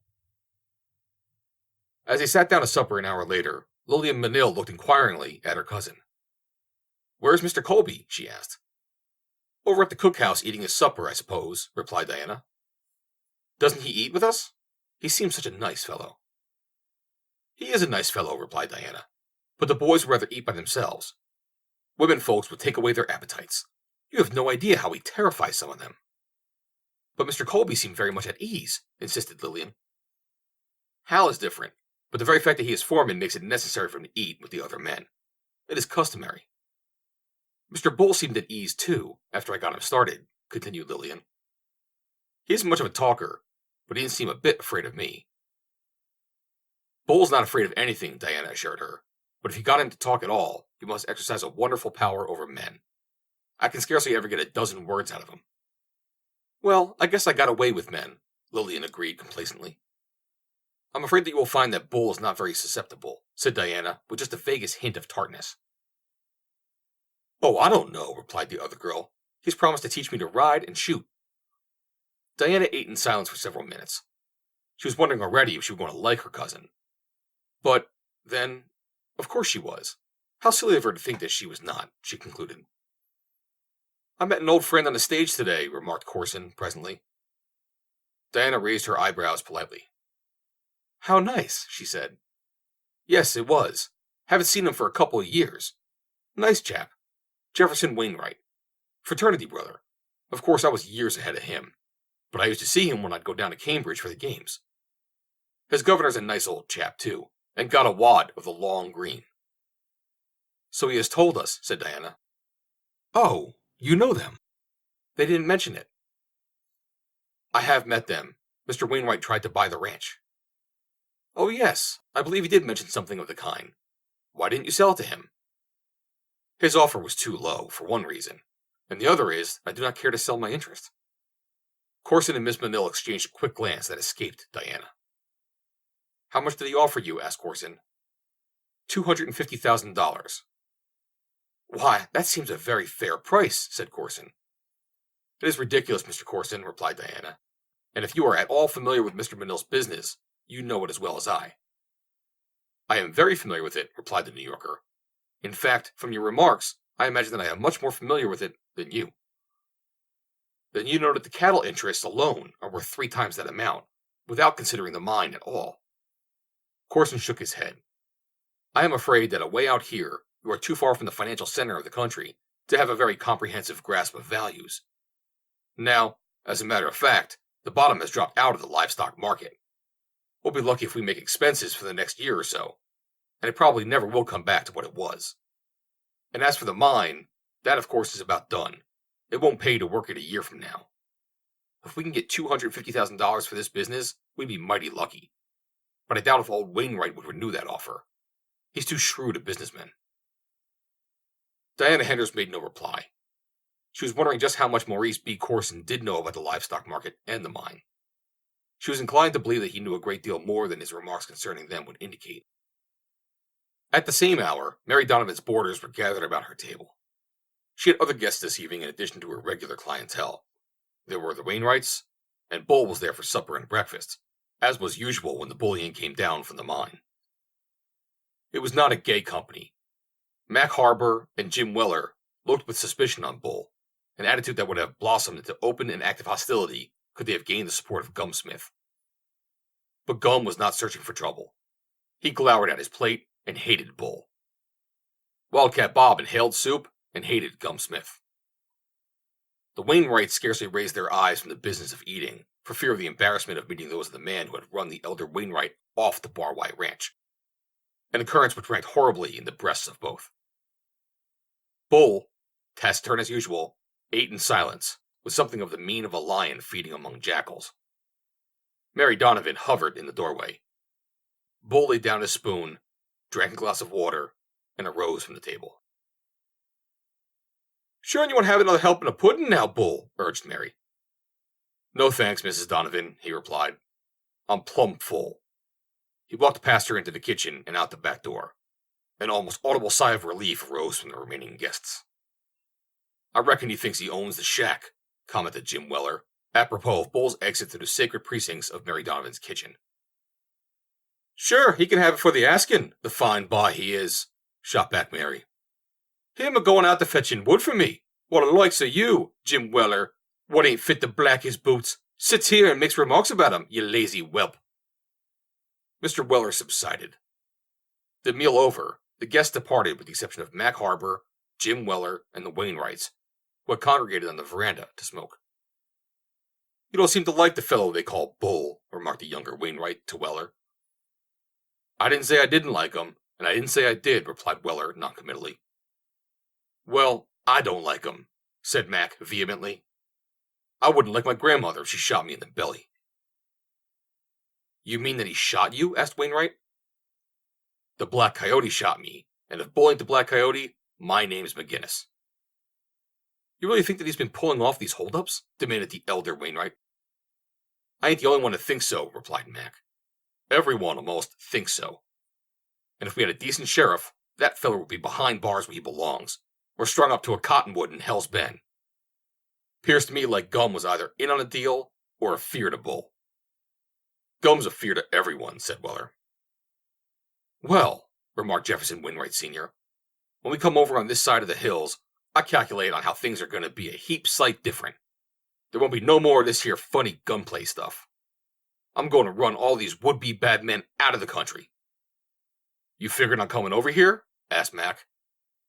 "I certainly am, and I'm going to buy the whole Bar-Y outfit." "The hell you is!" exclaimed Mac. "I heard that Miss Di won't sell it to you." "She ain't got nothing to say about it. I'm going to buy it from the man that's running that outfit now. He's a mighty good businessman, too." "Who's that? Colby?" "Nah, Colby nothing. It's Mr. Corson of New York. He's handling all the John Minnell's interests, and he just come out here today with Minnell's daughter. We come over on the stage with him. I was telling Corson of the fine airs that chit of a Henders girl puts on, but things is going to be different now. Corson's going to close out the estate, and the holdings here is as good as sold to me already." End of Chapter 9.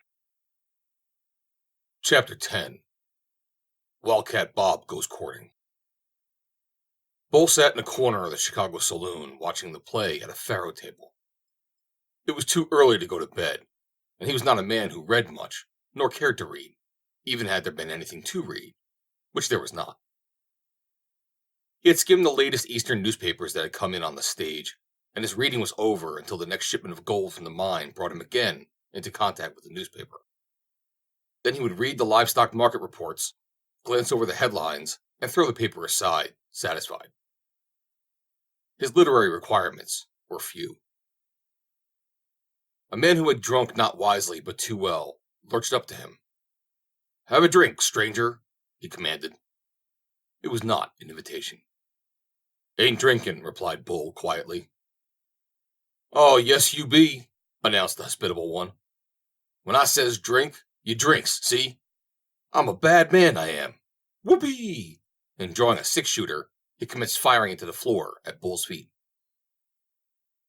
Suddenly a large man enveloped him from the rear, held his gun hand aloft, and dragged him away into an opposite corner, where, to the accompaniment of a deluge of lurid profanity, he counseled him to greater discretion.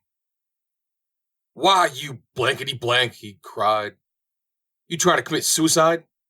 Don't you know who that is, you blithering idiot?" Then he whispered something in the other's ear. The effect was electrical. The man appeared sobered instantly. With staring eyes, he looked across the room at Bull. "I'm going to get out of here," he said. "He might change his mind." "I can't see yet why he didn't bore you," agreed his friend. "You better go and apologize."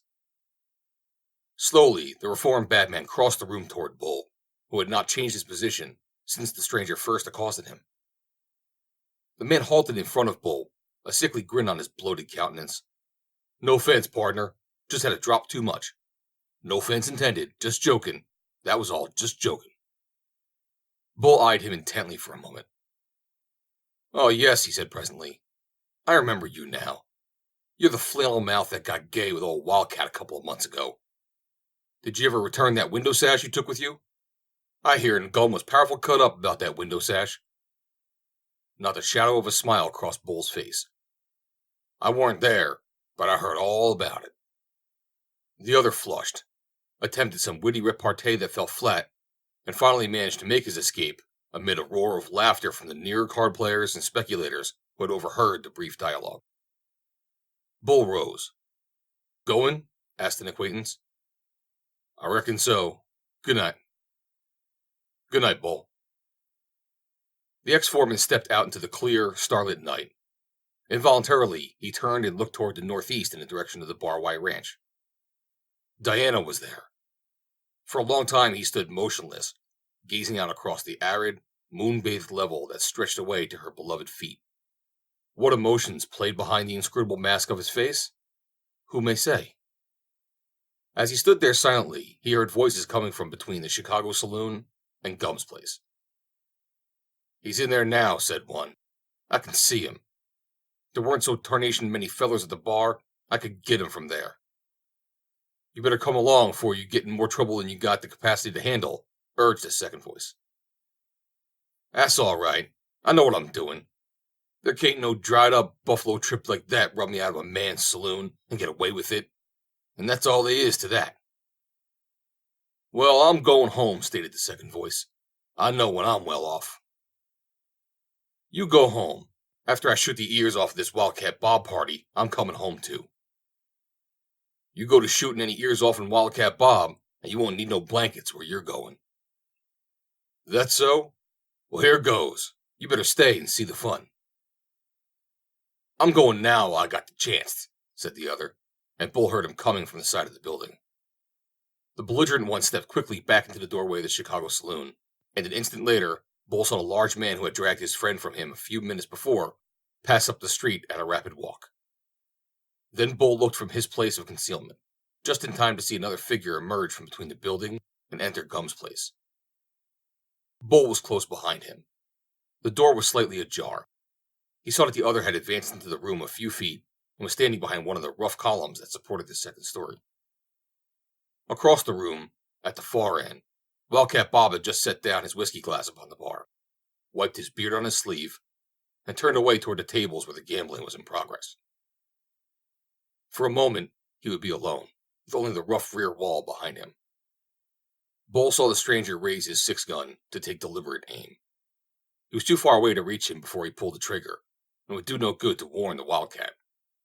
There was but a single alternative to standing supinely by and watching old Wildcat being shot down in cold blood by a cowardly murderer. It was this alternative that he adopted. As the smoke rose from the muzzle of Bull's gun, the stranger convulsively threw his hands above his head. His weapon clattered to the floor, and he wheeled about. His eyes lighted upon Bull standing there, grim-faced and silent, the smoking six-gun in his hand. Suddenly the wounded man gave voice to a shrill scream. "He done it," he cried, pointing at Bull. "He done it! The Black Coyote done it! He's killed me!" And with these last words, he slumped to the floor. Bull stood facing them all in silence for just a moment. The whole room full of men and women were staring at him. Then he slipped his gun into its holster and advanced into the room, a faint smile on his lips. He walked toward Wildcat Bob. "The hombre was after you, Bob," he said. "He was drunk, but I couldn't stop him no other way. He's the feller you chased through the window that time." Gumsmith hurried to the rear of the bar. Then he leaned over it and pointed a finger at Bull. "Y'all's under arrest," he cried. "Y'all's under arrest for murder." "Go kick yourself through a knothole," advised Bull. "If I hadn't gotten that hombre, he'd have got Bob. There wasn't nothing else to do." "Y'all heard what he called him, didn't you?" yelled Gum. He pointed at first one, then another. "I deputize you! I deputize you!" he cried. "Arrest him!" No one moved except Wildcat Bob. He came and stood beside Bull, and he drew both his long, heavy guns with their heavily notched grips. "Anyone what's aiming to take this boy, why let him step up," said Wildcat Bob, and his watery blue eye was fixed terribly upon the sheriff. "I want yo to know that when I deputize yo, y'all's deputized," shrilled Gum. "Yo heard what the corpse called him. Ain't that enough? Do your duty, men." One or two of the men, friends of Gum's, moved restlessly. Bull, sensing trouble, had drawn both his weapons, and now he stood beside the Wildcat, his steady gray eyes alert for the first hostile move. "Don't none of you gents go for it to start nothing," he advised. "You all seen what happened. You know I couldn't have done nothing else, and for what that drunken bum called me, if Gum thinks I'm the coyote, why don't he step up and take me? I ain't a hornin' for trouble, but I don't aim to be the subject of no post-mortem neither." "Do y'all surrender then?" demanded Gum. Don't try to be no more of a damn fool than the Lord made you, Gum, advised Wildcat Bob. You know that if this here boy ain't the Black Coyote, you don't want him. And if he is the Black Coyote, you wouldn't never get out and behind the bar if you was to try to take him. For my part, I don't believe he is, and I got 2 old pea shooters here that thinks the same as I does. What do you think, Gum? Well, said the sheriff after a moment's deliberation, I reckon as maybe the corpse was mistook. Step up and have a drink on the house, gents. As Bull and Wildcat Bob entered the office of the Donovan house, Mary Donovan espied them through the open doorway of her sitting room and called to them.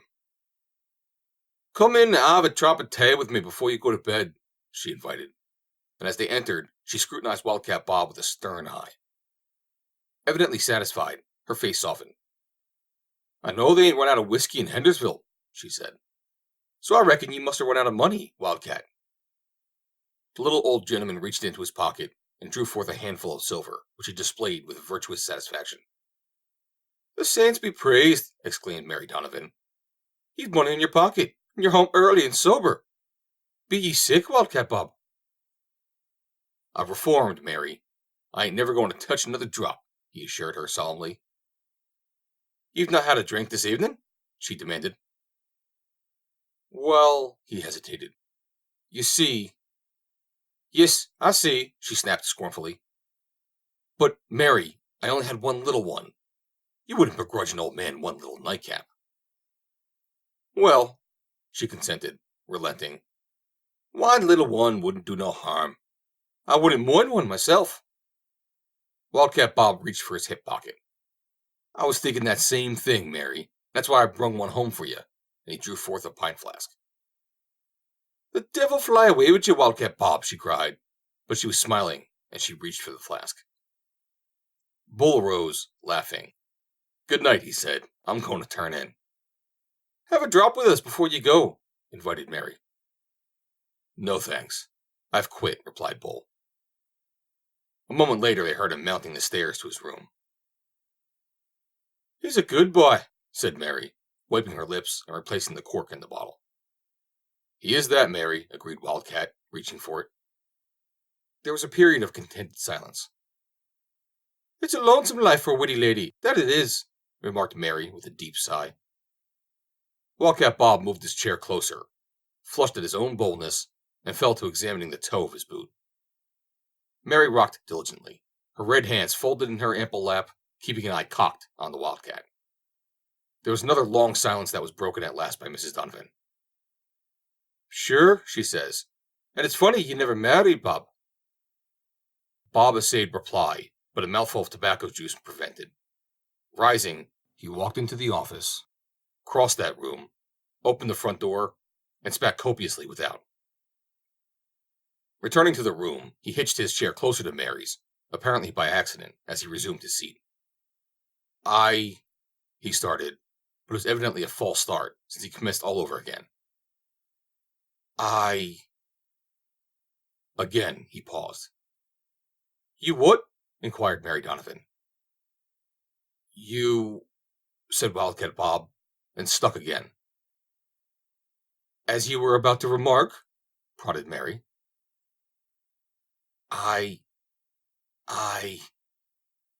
Yes, said Mary. Go on, Bob. I was just going to say that I don't think it'll rain tonight, he ended lamely. Mary Donovan placed her hands upon her hips, pressed her lips tightly together, and turned a withering glance of scorn upon Wildcat Bob, all of which were lost upon him, he having again returned to whole-souled consideration of the toe of his boot. Rain, muttered Mary Donovan. Rain in Arizona this time of year. Sure ye, man, ye thought it wouldn't snow, didn't ye? She demanded.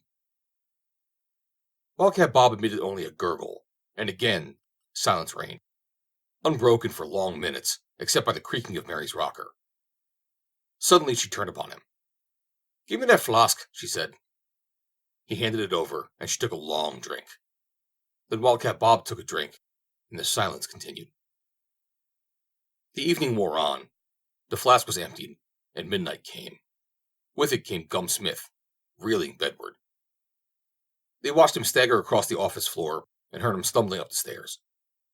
Mary Donovan arose. Be off to bed with ye, she ordered. I can't be sitting here all night gossiping. He, too, arose. Good night, Mary, he said. It's been a pleasant evening. Yes, agreed Mary Donovan.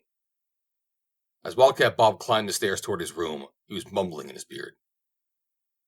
Doggone my hide, he said. If I'd had a couple drinks, I might have done it. Sure, soliloquized Mary Donovan, as she closed and locked the door of her bedroom. It's not so dumb funny after all that. The old fool never was married. End of chapter 10.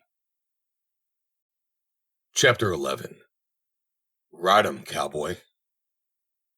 Lillian Manil awoke early and viewed the brilliant light of the new day through the patio windows of her room. The outer windows were securely shuttered against Indians. She stretched languorously and turned over for another nap. But suddenly, she changed her mind, threw off the covers, and arose. It was a hideously early hour for Lillian to arise, but she had recalled that there was a riding lesson after breakfast, and Diana had explained to her that the breakfast hour was an early one. Dressing, she selected a tailored walking suit. She would change into her riding habit after breakfast, for she wanted to stroll about the yard a bit before breakfast, and she knew that this new walking suit was fetching. A few minutes later, as she stepped into the yard, she saw signs of activity in the direction of the horse corrals, and thither she bent her steps.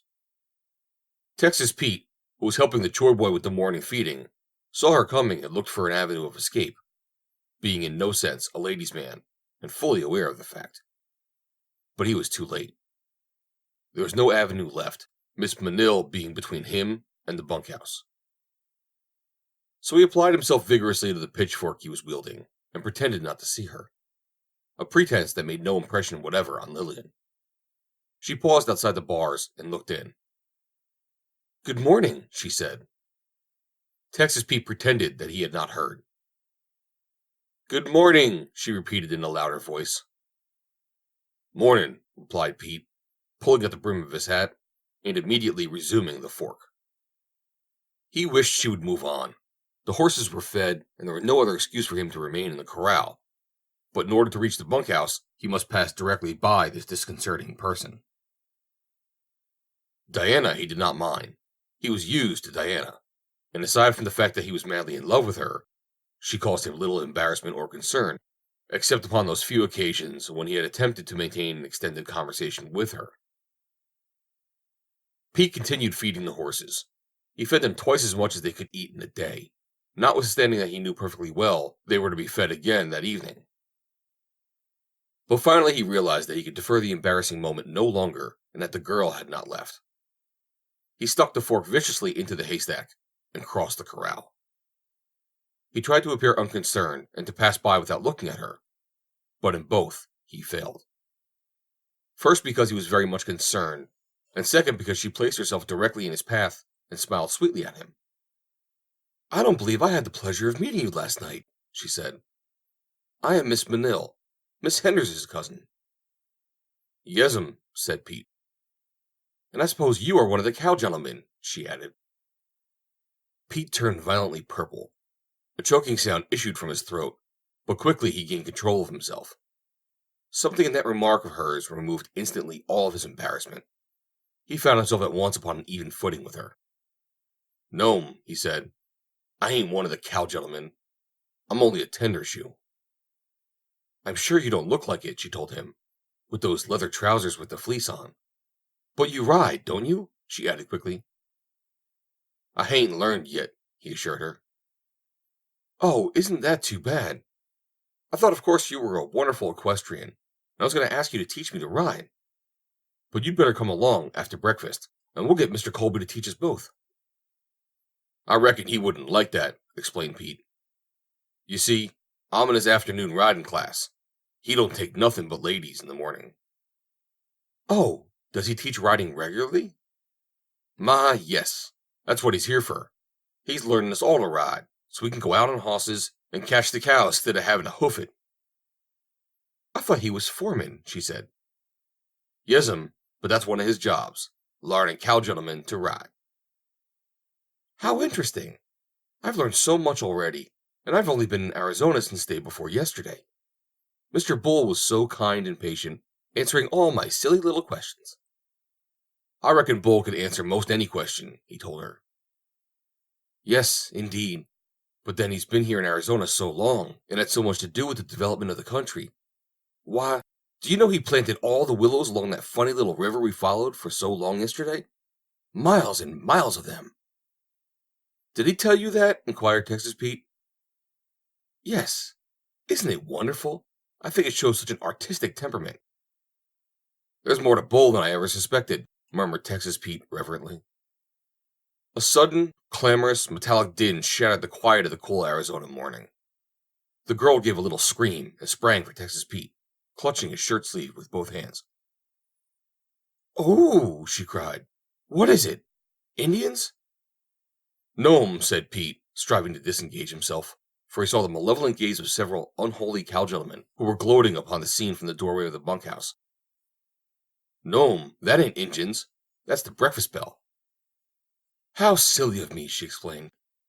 Now I suppose I must be going. I'm so glad to have met you, Mr. My name's Texas Pete. Mr. Pete, and I do hope you learn to ride quickly. I'm sure we would have some lovely excursions, picnicking among the beautiful hills. Oh, wouldn't it be divine, just you and I, Mr. Pete? And she let her great, lovely eyes hang for a moment on his, in a fashion that had turned more sophisticated heads than Texas Pete's. When she had gone and Pete was making his way towards the cookhouse, he ran his fingers through his shock of hair. By gollies, he muttered. The outside of her head's all right, anyway. As he entered the cookhouse, Shorty seized him and threw both arms about his neck. Kiss me, darling, he cried.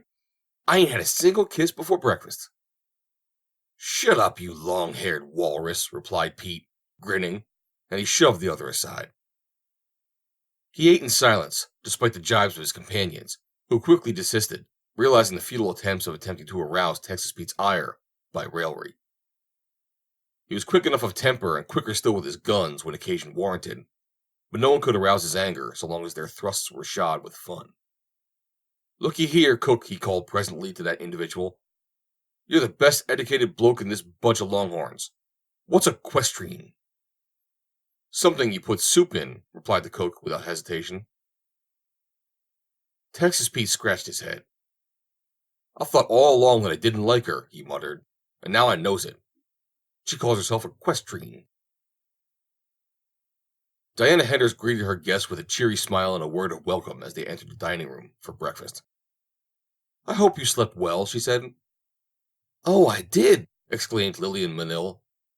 I never knew a thing from the time my head touched the pillow until broad daylight this morning. I had a perfectly wonderful night. I didn't, said Corson, and Diana noticed that he looked tired and haggard. What happened last night?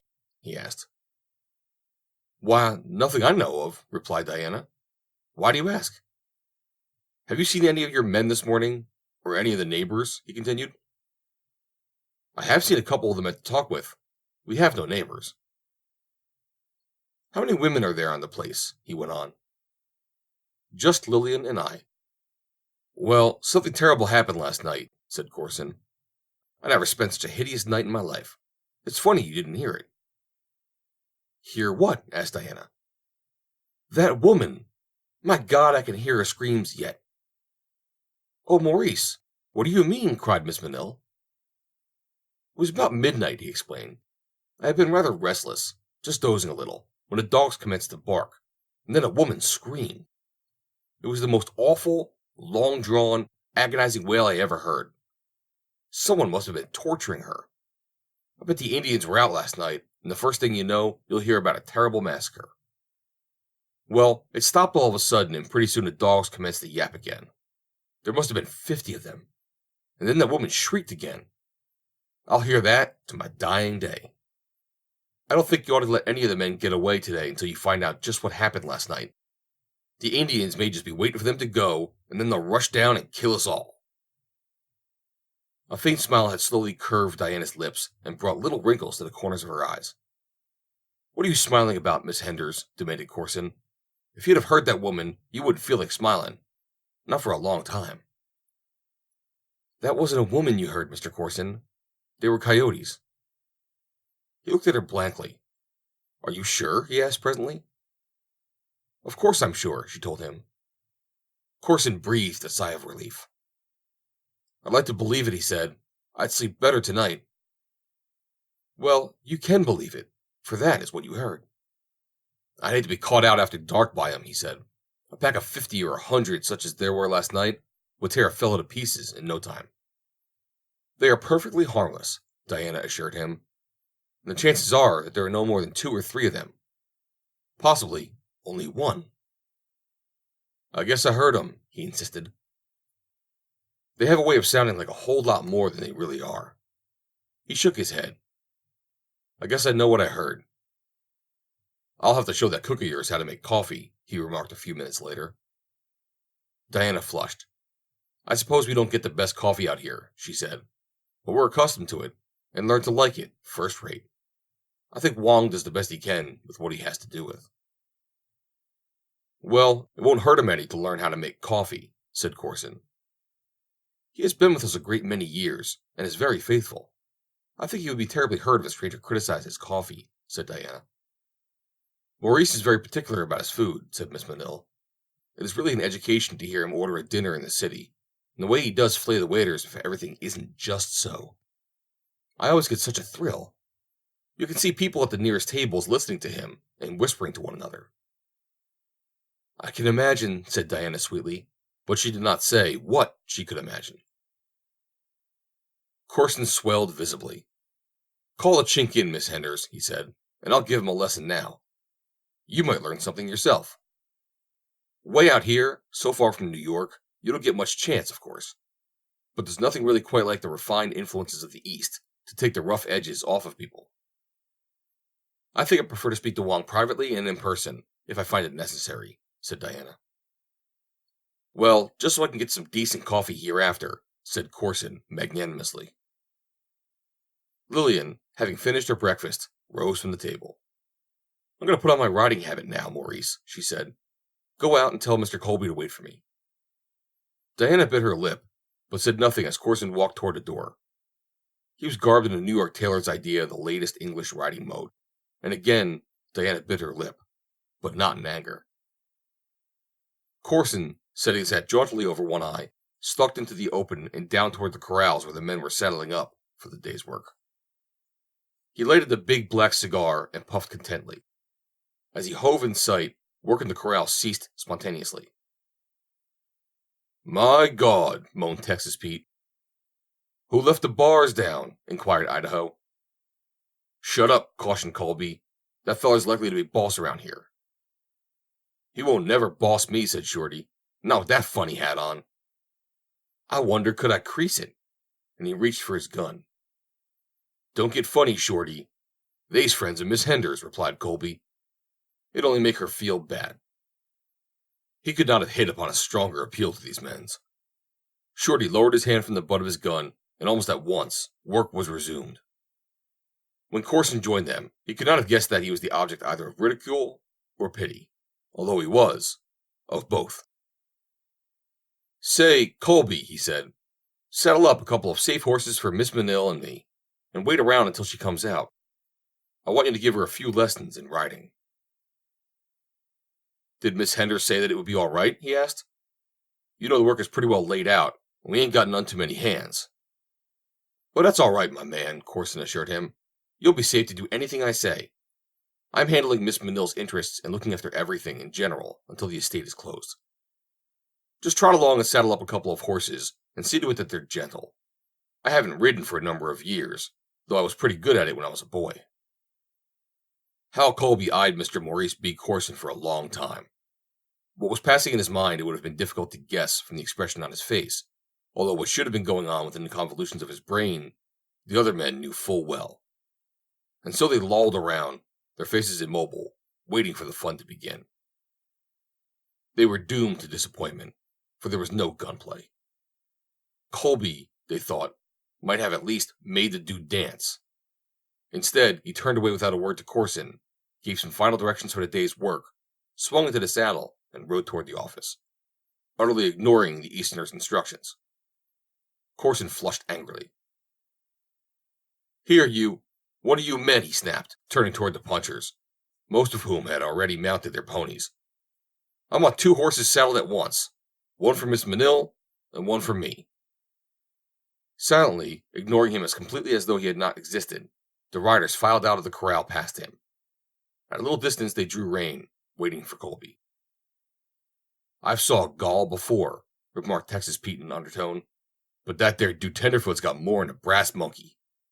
If he don't corral that jaw of his pronto," growled Shorty, "I ain't going to be responsible for what happens. I can't hold myself much longer." "I wouldn't have took what Colby did," Idaho asserted.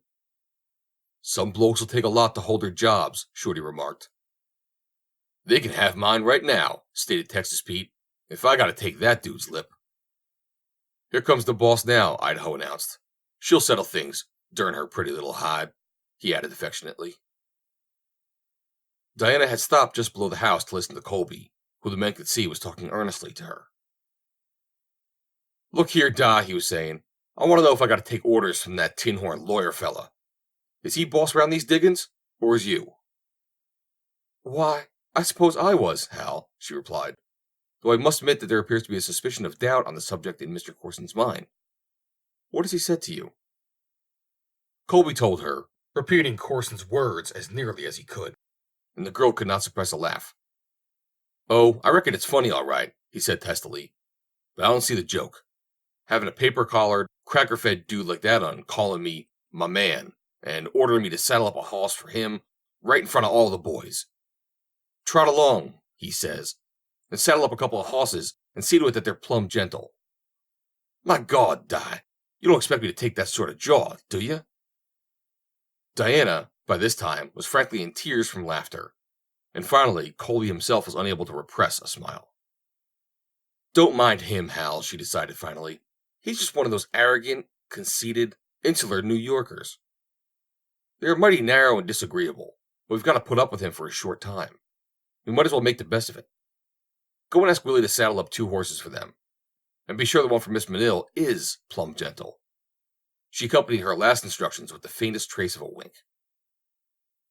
Colby wheeled his pony and loped off to the corral, where he imparted the boss's orders to the chore boy, Willie, lank, rawbone, and pimply. Willie, who always thought of himself as Wild Bill, swaggered off to catch up the 2 ponies, grinning inwardly as he roped Gimlet from Mr. Maurice B. Corson. Corson, seeing Diana approaching, had gone to meet her. He was still red and angry. "Look here, Miss Henders," he exclaimed. "You gotta tell these fellows who I am. I asked them to saddle up a couple of horses, and they absolutely ignored me. You tell them that when I give them orders, they are to be obeyed."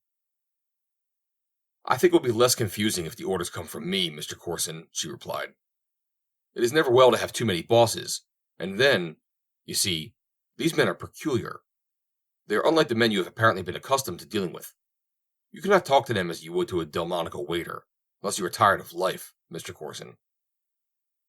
They are accustomed to me. We are friends, and they will take orders from me without question. So I think that it will be better all around, and much more conducive to harmony, if you will explain your wants to me in the future. Colby told me what you wanted just now, and the horses are being saddled." He started to speak, and then, evidently reconsidering, caught himself with a palpable effort. "Very well," he said presently. "We'll let it pass this time."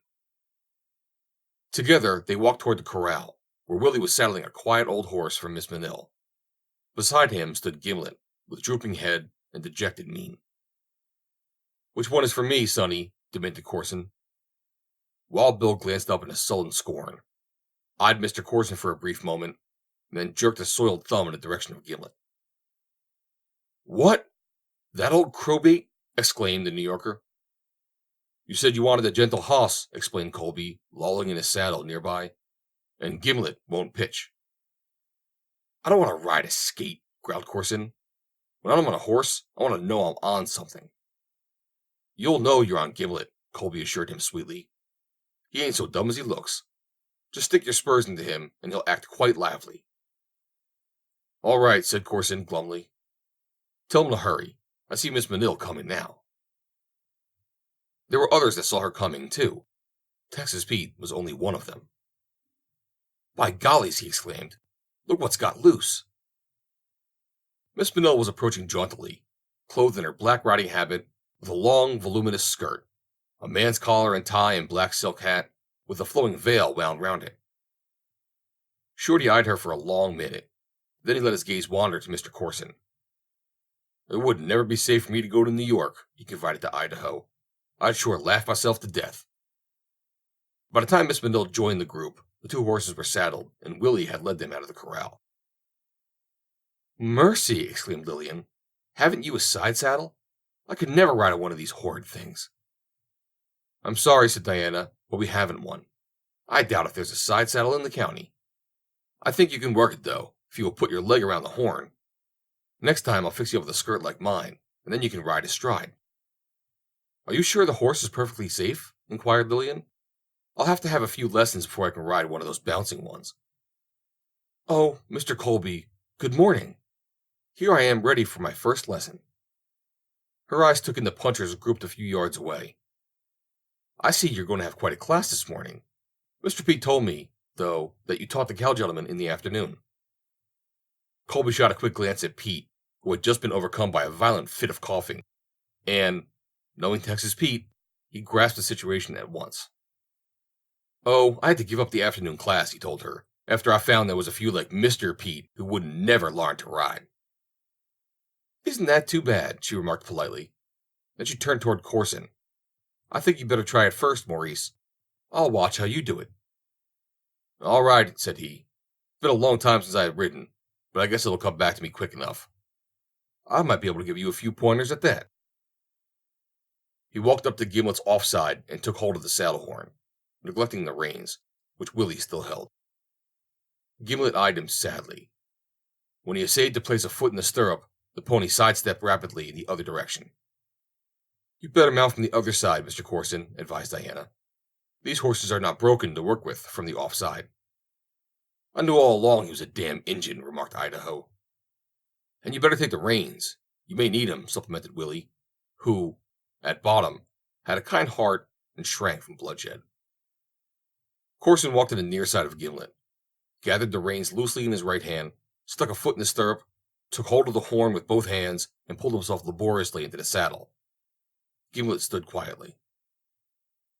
"Get up," said Mr. Corson, but Gimlet moved not. "Throw the hooks into him," shouted Willie. "Why don't the old skate go?" demanded Corson, shaking the reins. "Use the spurs," called one of the cowboys. "That's what you bought 'em for, ain't it?" Mr. Corson used his spurs. The result was electrical, galvanizing Gimlet into instant and surprising action which glowingly elucidated the derivation of his name. He wheeled dizzily round and round upon the same spot, and with lightning rapidity.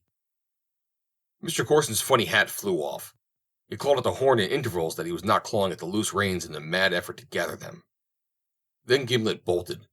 He ran for some 100 yards, stopped, and commenced wheeling again. Mr. Corson lost a stirrup. Then he let go both reins and seized the horn with 2 hands. "Stop him!" he yelled. "Stop him! Whoa! Whoa!" "Rip him open!" shrieked Willie. "Spur him in the eyes!" "Rout him, cowboy!" yelled Idaho. Again, Gimlet bolted, and this time Mr. Corson commenced to slip dangerously to one side.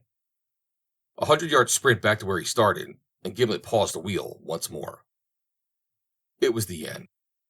Mr. Corson spun off, alighting on his back.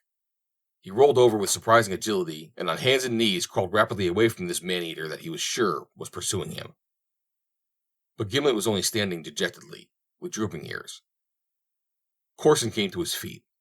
The men about him, rough fellows with none of the finer sensibilities of New Yorkers, were laughing rudely.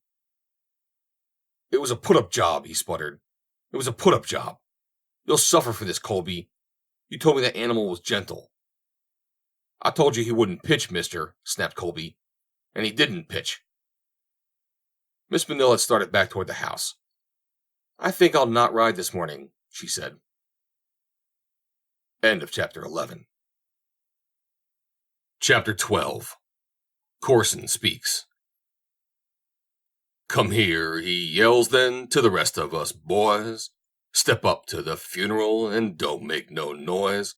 And while we inter all the barbed wire what's here, after which we dispose of the cigars and beer, sang Texas Pete. Hello, see who's came. Bull entered the bunkhouse with a grin and a nod. Still singing, I see, Pete, he said. Ain't you finished that one yet? 2 weeks had slipped by since the arrival of Corson and Miss Manil. Bull had been relieved from duty as bullion guard, and was only now returning to the home ranch. In the weeks that he had brought the gold down from the mine, there had been no holdup. The Black Coyote or Gregorio had not once been seen. How's everything? Asked Bull. So, replied Texas Pete. Where's Colby? We got to report to him. Up at the house. He eats there now. Bull made no comment. He thought he understood why Hal Colby ate at the house.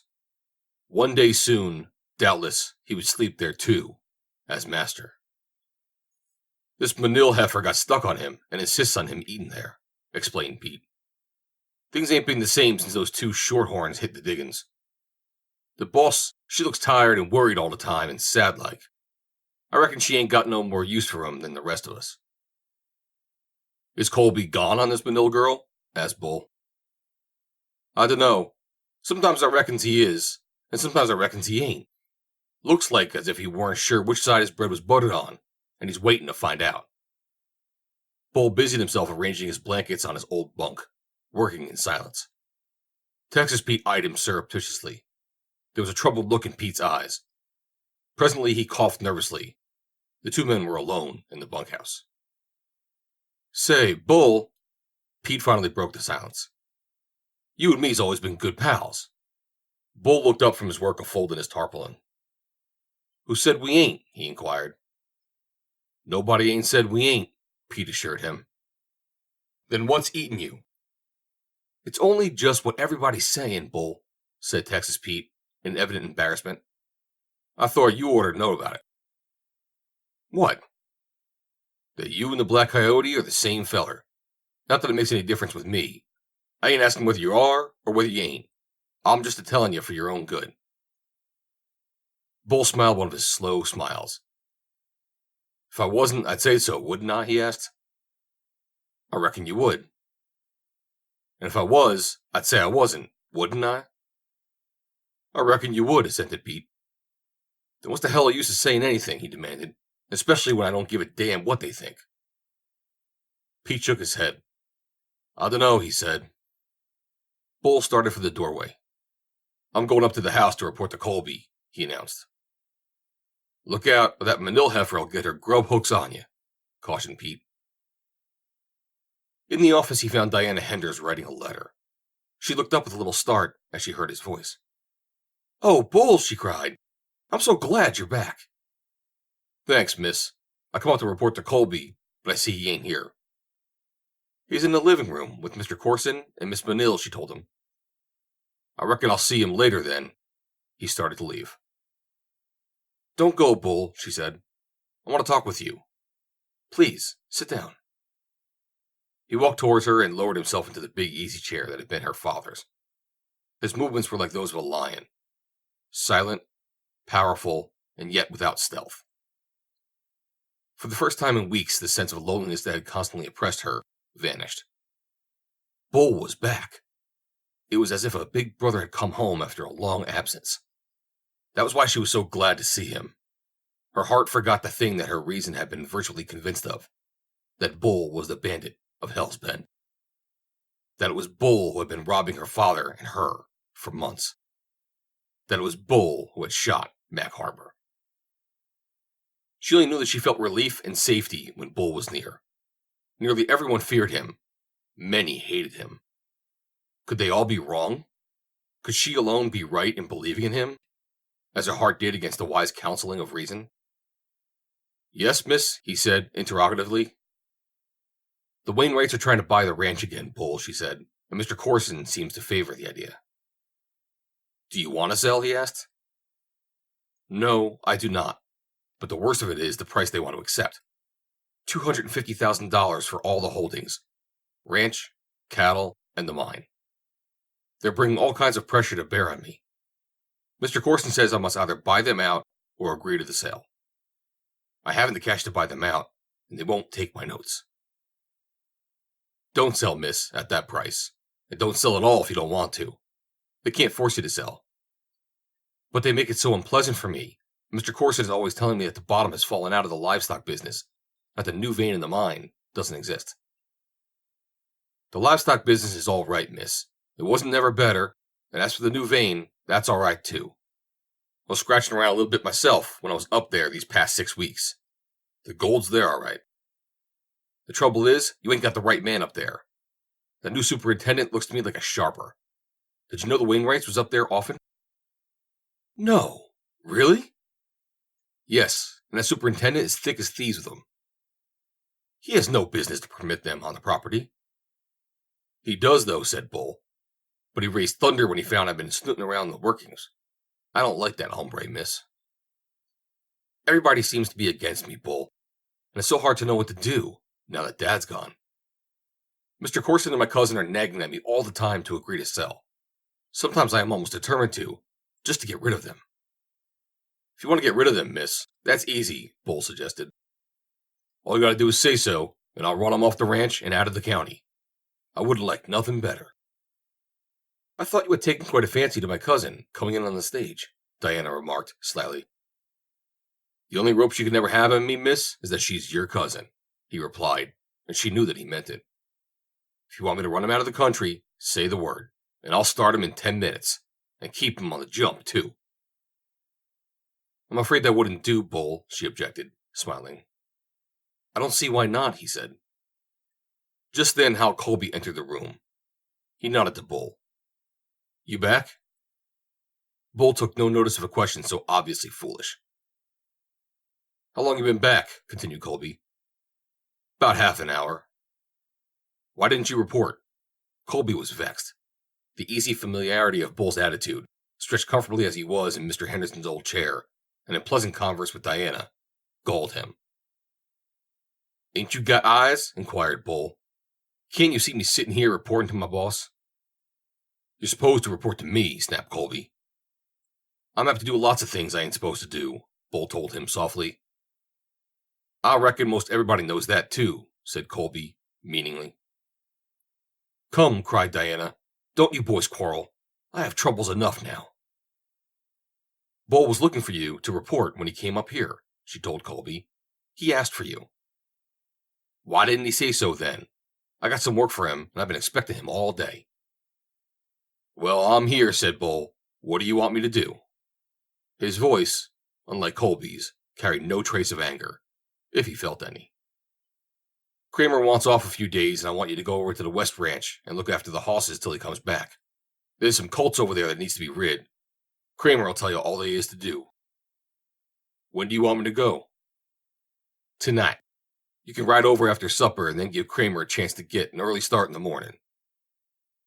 All right, said Bull, rising. Good night, miss. Good night, Bull. I may ride over while you're at the West Ranch. I've been intending to look the place over for a month or more. Kramer said we needed some new corrals. He nodded and left the room. I don't see how you can be decent to a feller that's been robbing you and your dad for months, declared Colby after Bull had left. Or maybe you don't believe it, even now. I know it looks suspicious, Hal, but it's so hard to believe it of Bull. I hate to believe it. I almost don't believe it. You are hard on him because you don't like him. Didn't I tell you he was one of my best friends? You know that. Till I got wise to the game. I ain't a-wanting no rattlesnake like that as no friend of mine. Diana sighed and rose wearily from her chair. I'm going up to wash for supper, she said. She had been gone only a moment when Corson entered the office. Well, he asked, has she changed her mind? I didn't say nothing about the matter to her, replied Colby. It wouldn't have done no good after what I heard Bull telling her just before I came into the room. What was that? Demanded Corson. He was a-telling her not to sell, and furthermore, he offers to run you and Miss Manil out of the country if she gives the word. What did she say to that? Corson's voice showed indications of nervousness. She wouldn't stand for that, of course, but he's a dangerous fellow to have around here. He's got too damn much influence over her. I wish we can get rid of him, said Corson. It seems funny that he isn't arrested, when everyone knows he's the Black Coyote. He'll run his neck into the noose one of these days, replied Colby. But in the meantime, he may spoil this deal with Wainwright, Corson pointed out. And I've got my heart set on that. I want to get out of this damn country. Gives me the willies. Too many Indians and coyotes and irresponsible kids with firearms. It isn't safe. I don't see why you're so anxious to sell now, said Colby. You can get more if you half-try. That would mean going back to New York. There isn't any capital out here. Wainwright is a fine, pure and simple. I can't chance taking the time to arrange a deal back east. I don't know what Miss Henders will be up to out here. What Miss Minot wants is to get some ready money out of it quick and get out. I guess there's only one thing to do, and that's to spring my last card on the girl. I'd rather have done it an easier way, but she's so damn stubborn, she's forcing me to it. To do what? Asked Colby. Corson leaned close to him and whispered for several minutes into his ear. When he was through, Colby leaned back in his chair and whistled. You don't mean it, he exclaimed. Wainwright is coming over to Hendersville on the stage tomorrow, and I want to get this matter settled with the Henders girl so that I can have something definite to say to him, Corson went on. I think she's coming around all right, now that she's commenced to realize that the mind is about played out, and that the cattle business isn't much better. Of course, it doesn't make much difference what she thinks about it, except that she can make it unpleasant around here if she wanted to. She sure could make it unpleasant for you and Wainwright if she wanted to, agreed Colby. And don't fool yourself that she thinks that business ain't worth nothing. If you had her thinking so today, Bull's give her something new to think about since he was here. How's that? Demanded Corson. I heard him tell her he's been digging around the mine while he was up there, and that he knows the new vein's rich as all get out. And he told her the cattle business was all right too. I reckon she'll believe him before she will you. Corson bit his lip. That settles it, he exclaimed. I fooled around long enough. I'm going to tell her tonight. Outside the bunkhouse, some of the men were washing for supper. Inside, Bull was rolling and roping his bed, preparatory to moving to the West Ranch after the evening meal. What you doing? Demanded Texas Pete. You ain't quit. Going over to the West Ranch. Kramer's getting off for a spell, explained Bull. Looks like they weren't crazy for your company here, remarked Pete. Bull shrugged his shoulders and went on with the business of half hitches to the final knot, after which he tossed the bedroll onto his bunk. I shouldn't think you'd stay on, Bull, said Texas Pete. Let's pull our freight. I ain't never been to California. Have you? The ex-foreman shook his head. I got my own reasons for staying on a spell yet, Pete, he explained. Pete said nothing more on the subject. Bull's answer to his suggestion that they leave the country troubled him, however. It was not Diana Henders who was keeping Bull. Of that, Pete was certain. Because Hal Colby had long since as much admitted that he, Colby, was engaged to marry the beautiful, accomplished boss. It wasn't because of any love he had for the job, either. Texas Pete knew that. For Colby had never made Bull's job any too easy since the former had become the foreman. And Bull was not staying because he loved Colby. It was true that he never spoke a derogatory word concerning him, nor had he criticized his methods as foreman. But Texas Pete knew as well as if Bull had told him that he had no use for the foreman. What was it, then, that was keeping Bull? Texas Pete's loyalty to his friend made it difficult for him to harbor the only answer that his knowledge of events permitted him to entertain. But that answer to the question persisted in obtruding itself upon his consciousness. If Bull was, after all, the Black Coyote, he could not work to better advantage as a bandit than while in the employ of the Bar-Y outfit, where he could easily obtain first-hand knowledge of every bullion shipment. By gollies, soliloquized Texas Pete, I don't give a damn if he be, but I'll be derned if I believe it yet.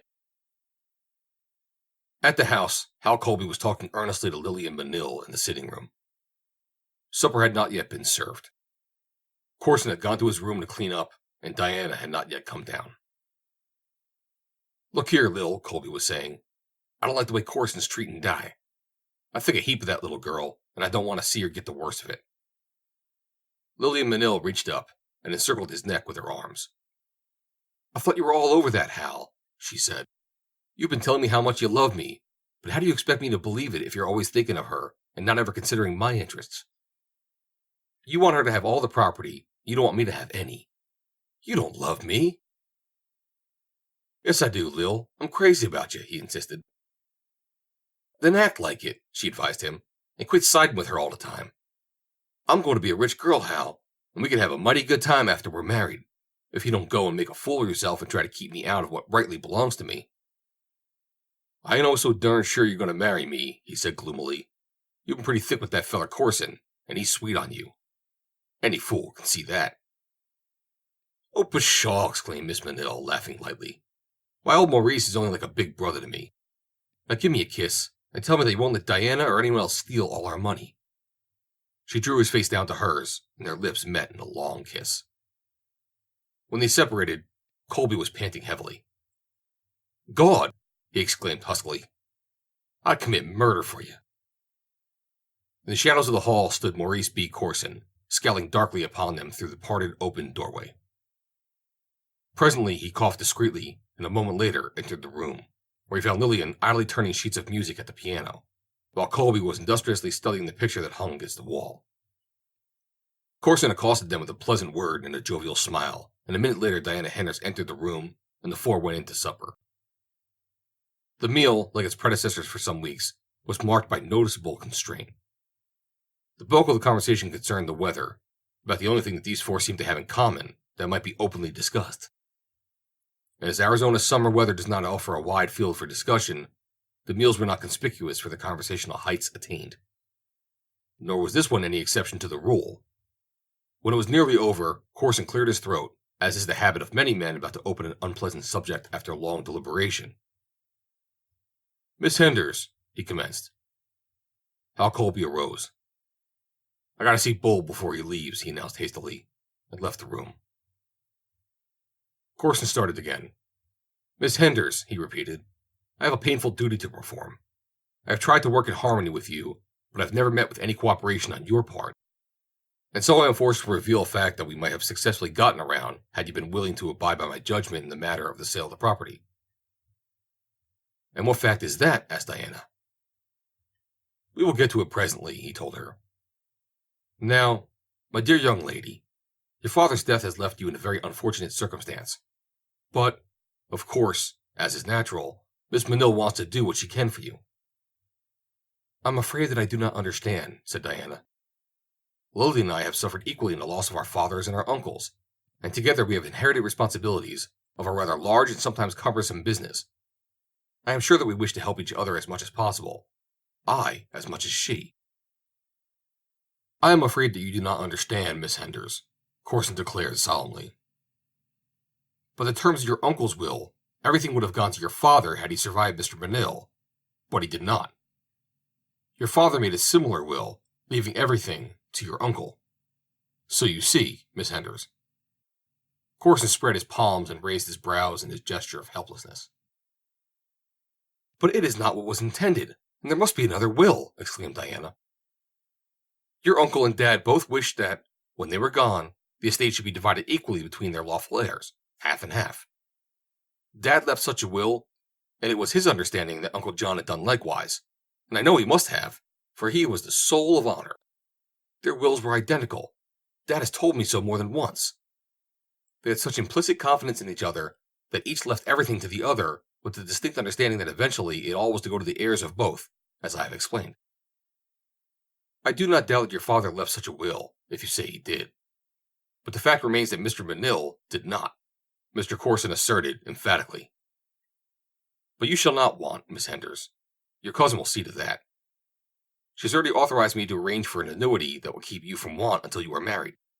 We thought best not to continue it beyond that time, for obvious reasons. You mean, said Diana dully, that I have nothing? That I am a pauper? That even this roof under which I have lived nearly all my life does not belong, even in part, to me? That I have no right here? Oh, please don't say that, dear, exclaimed Lillian. You shall stay here just as long as you wish. You will always be welcome in my home. My home! Diana suppressed a sob that was partly grief and partly rage. The injustice of it, to take advantage of a technicality to rob her of all that rightly belonged to her. She was glad, though, that they had come out into the open at last. Why had they not done so before?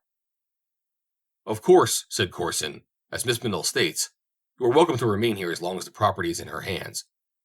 But, as you know, we have received an advantageous offer for it, and so it is only fair to tell you that you might as well make your plans accordingly." "You're going to sell to Wainwright for $250,000?" asked Diana. Corson nodded.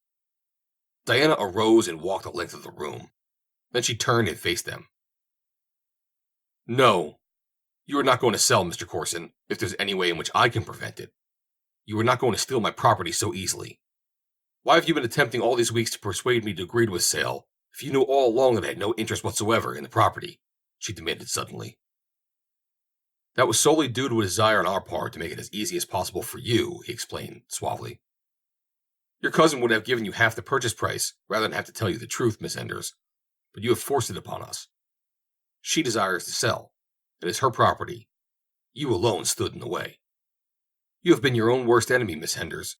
You might have had $125,000 had you not been stubborn. Now you must be content with whatever Miss Manil sees fit to allow you in the way of an annuity." Diana squared her shoulders as she faced them. "Miss Manil shall give me nothing. I will not accept as a gratuity what rightfully belongs to me. If you think, Mr. Corson, that you're going to take my property away from me without a fight, you are mistaken." And she wheeled about and started for the doorway. "Wait a moment, Miss Henders," cried the New Yorker. "I am a lawyer, and I know how expensive litigation is. Such a case as you contemplate, and I take it for granted that you propose taking the matter to court when you say fight, might drag on for years, wasting the entire property in attorney's fees and legal expense, so that neither of you will get anything. I have seen such things happen scores of times. Now, let us rather compromise. We were willing to make you a gift of half the purchase price immediately on the consummation of the sale to Mr. Wainwright. That offer is still open. It is extremely fair and generous, and if you'll take my advice, you'll accept it." "Never," snapped Diana. Corson and Lillian sat in silence, listening to Diana's footfalls as she ascended the stairs. Presently they heard a door close, and then the girl turned upon Corson. "You poor sucker, you," she exclaimed. "What do you think you are offering her $125,000 for when we don't have to give her a cent?"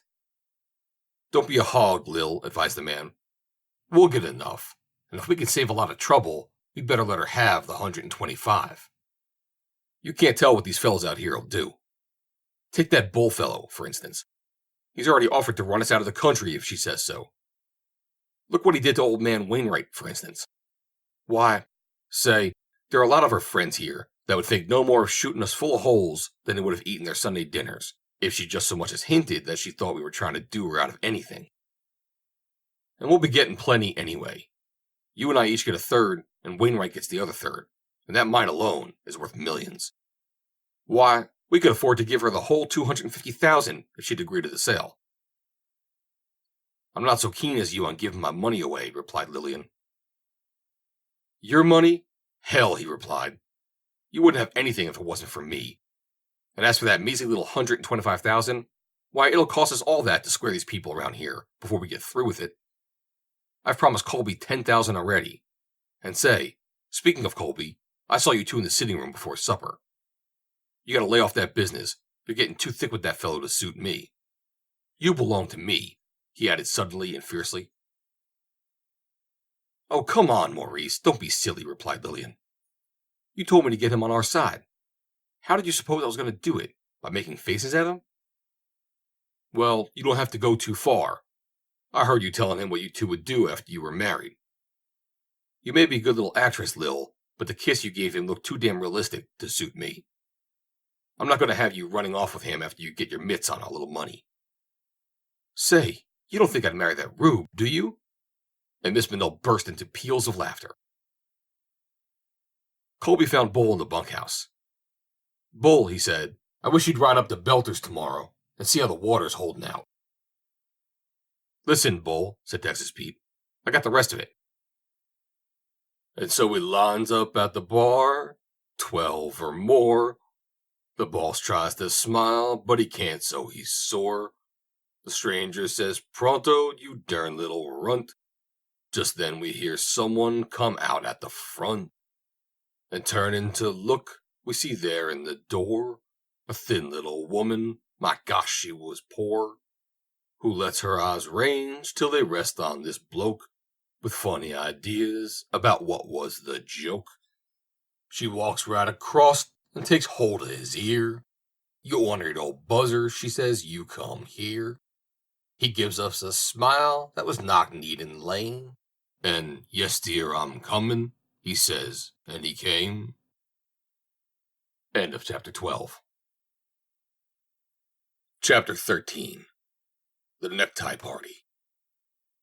When Diana Henners left the dining room after hearing Corson's explanation of her status as an heir to the estate of her father and her uncle, she definitely severed relations with the two who she now firmly believed had entered into a conspiracy to rob her of her all. The following day, she ate her meals in the kitchen with Wang, to whom she confided her troubles. The old Chinese listened intently until she was through. Then he arose and crossed the kitchen to a cupboard, a crafty smile playing over his wrinkled, yellow countenance. "Me fixie, me no like 'em," he said, as he returned with a phial of white powder in his hand. "Oh, Wang, no, no!" cried the girl, grasping instantly the faithful servant's intent. "You mustn't do anything so horrible as that. Promise me that you won't." "All righty. Just same you say," he replied with an indifferent shrug, and returned the phial to the cupboard. "I'm going away tonight, Wang," she told him, "and I want you to promise me that nothing like that will happen while I am away, that you will stay until I return.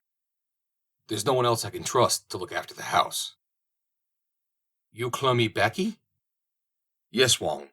I'm going to Hendersonville tonight so that I can catch a stage for Aldea in the morning. I'm going to take the train for Kansas City and consult some of Dad's friends and get them to recommend a good lawyer. You'll take care of things for me, Wang?" "You bletty bluty." That afternoon, she sent for Hal Colby and told him what Corson had said to her. Colby seemed ill at ease and embarrassed. "I'm mighty sorry, Di," he said, "but I don't see what you can do about it. If I was you, I'd accept half the purchase price. They got you dead to rights, and you won't make no money fighting them." "Well, I won't accept that, and I'm surprised that you'd advise me to." "It's only for your own good, Di," he assured her. "It ain't Lillian's fault that your uncle done your dad out in the property. You can't blame her for wanting what was left to her, and I think it was mighty pretty of her to offer to split with you." "I don't," she replied, "and I think there's something behind the offer that is not apparent on the face of it. I'm going to find out, too. I'm going to Kansas City to hire a lawyer, and I want the buckboard and one of the men to drive me to town after supper tonight. I'm plumb sorry, Di, but Corson and Lillian have took the buckboard to town already." "Then I'll go on Captain," she said. "Please have him saddled for me right after supper." She packed her traveling dress and other necessary articles in a small bag that could be tied to a saddle, leaving only her buckskin shirt and blouse for the ride to town. And after supper, made her way to the corral after waiting a few minutes for Captain to be brought to the house, and rather wondering why Hal had neglected to do so. To her surprise, she discovered that Captain had not even been saddled, and was, as a matter of fact, still running in the pasture a mile from the house. She went to the bunkhouse to get one of the men to catch him up, and found it deserted. From there she walked to the cookhouse, where she found only the cook setting bread for the morrow. "Where are all the men?" she asked. "There's a dance to Johnson's tonight, and some of them went there," he told her. "The rest went to town. Idaho, Shorty, and Pete went to the dance." "Where's Hal?" "I reckon he went to town. I ain't seen him since this afternoon sometime." "Did Willie go too?" "No'm. He's here summers. Hey, Willie! You, Willie!" Willie appeared from the outer dusk.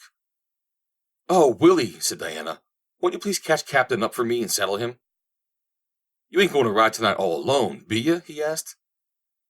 "I've got to get to town, Willie, and Hal forgot to tell anyone to ride with me," she explained. "Well, I'll go along with you," said Willie. "I'll have the horses saddled pronto." Then off he ran.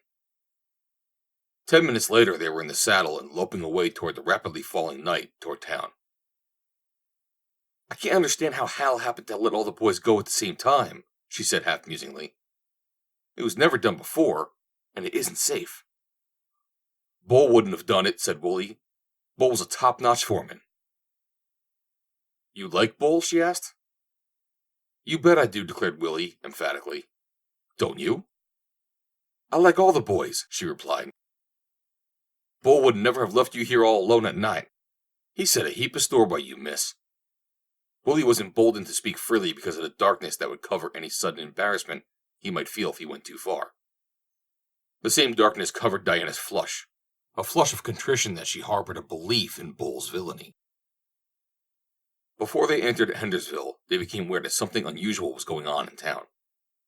They could hear the hum of excited voices, above which arose an occasional shout, and as they rode into the single street, they saw 100 figures surging to and fro before Gum's place.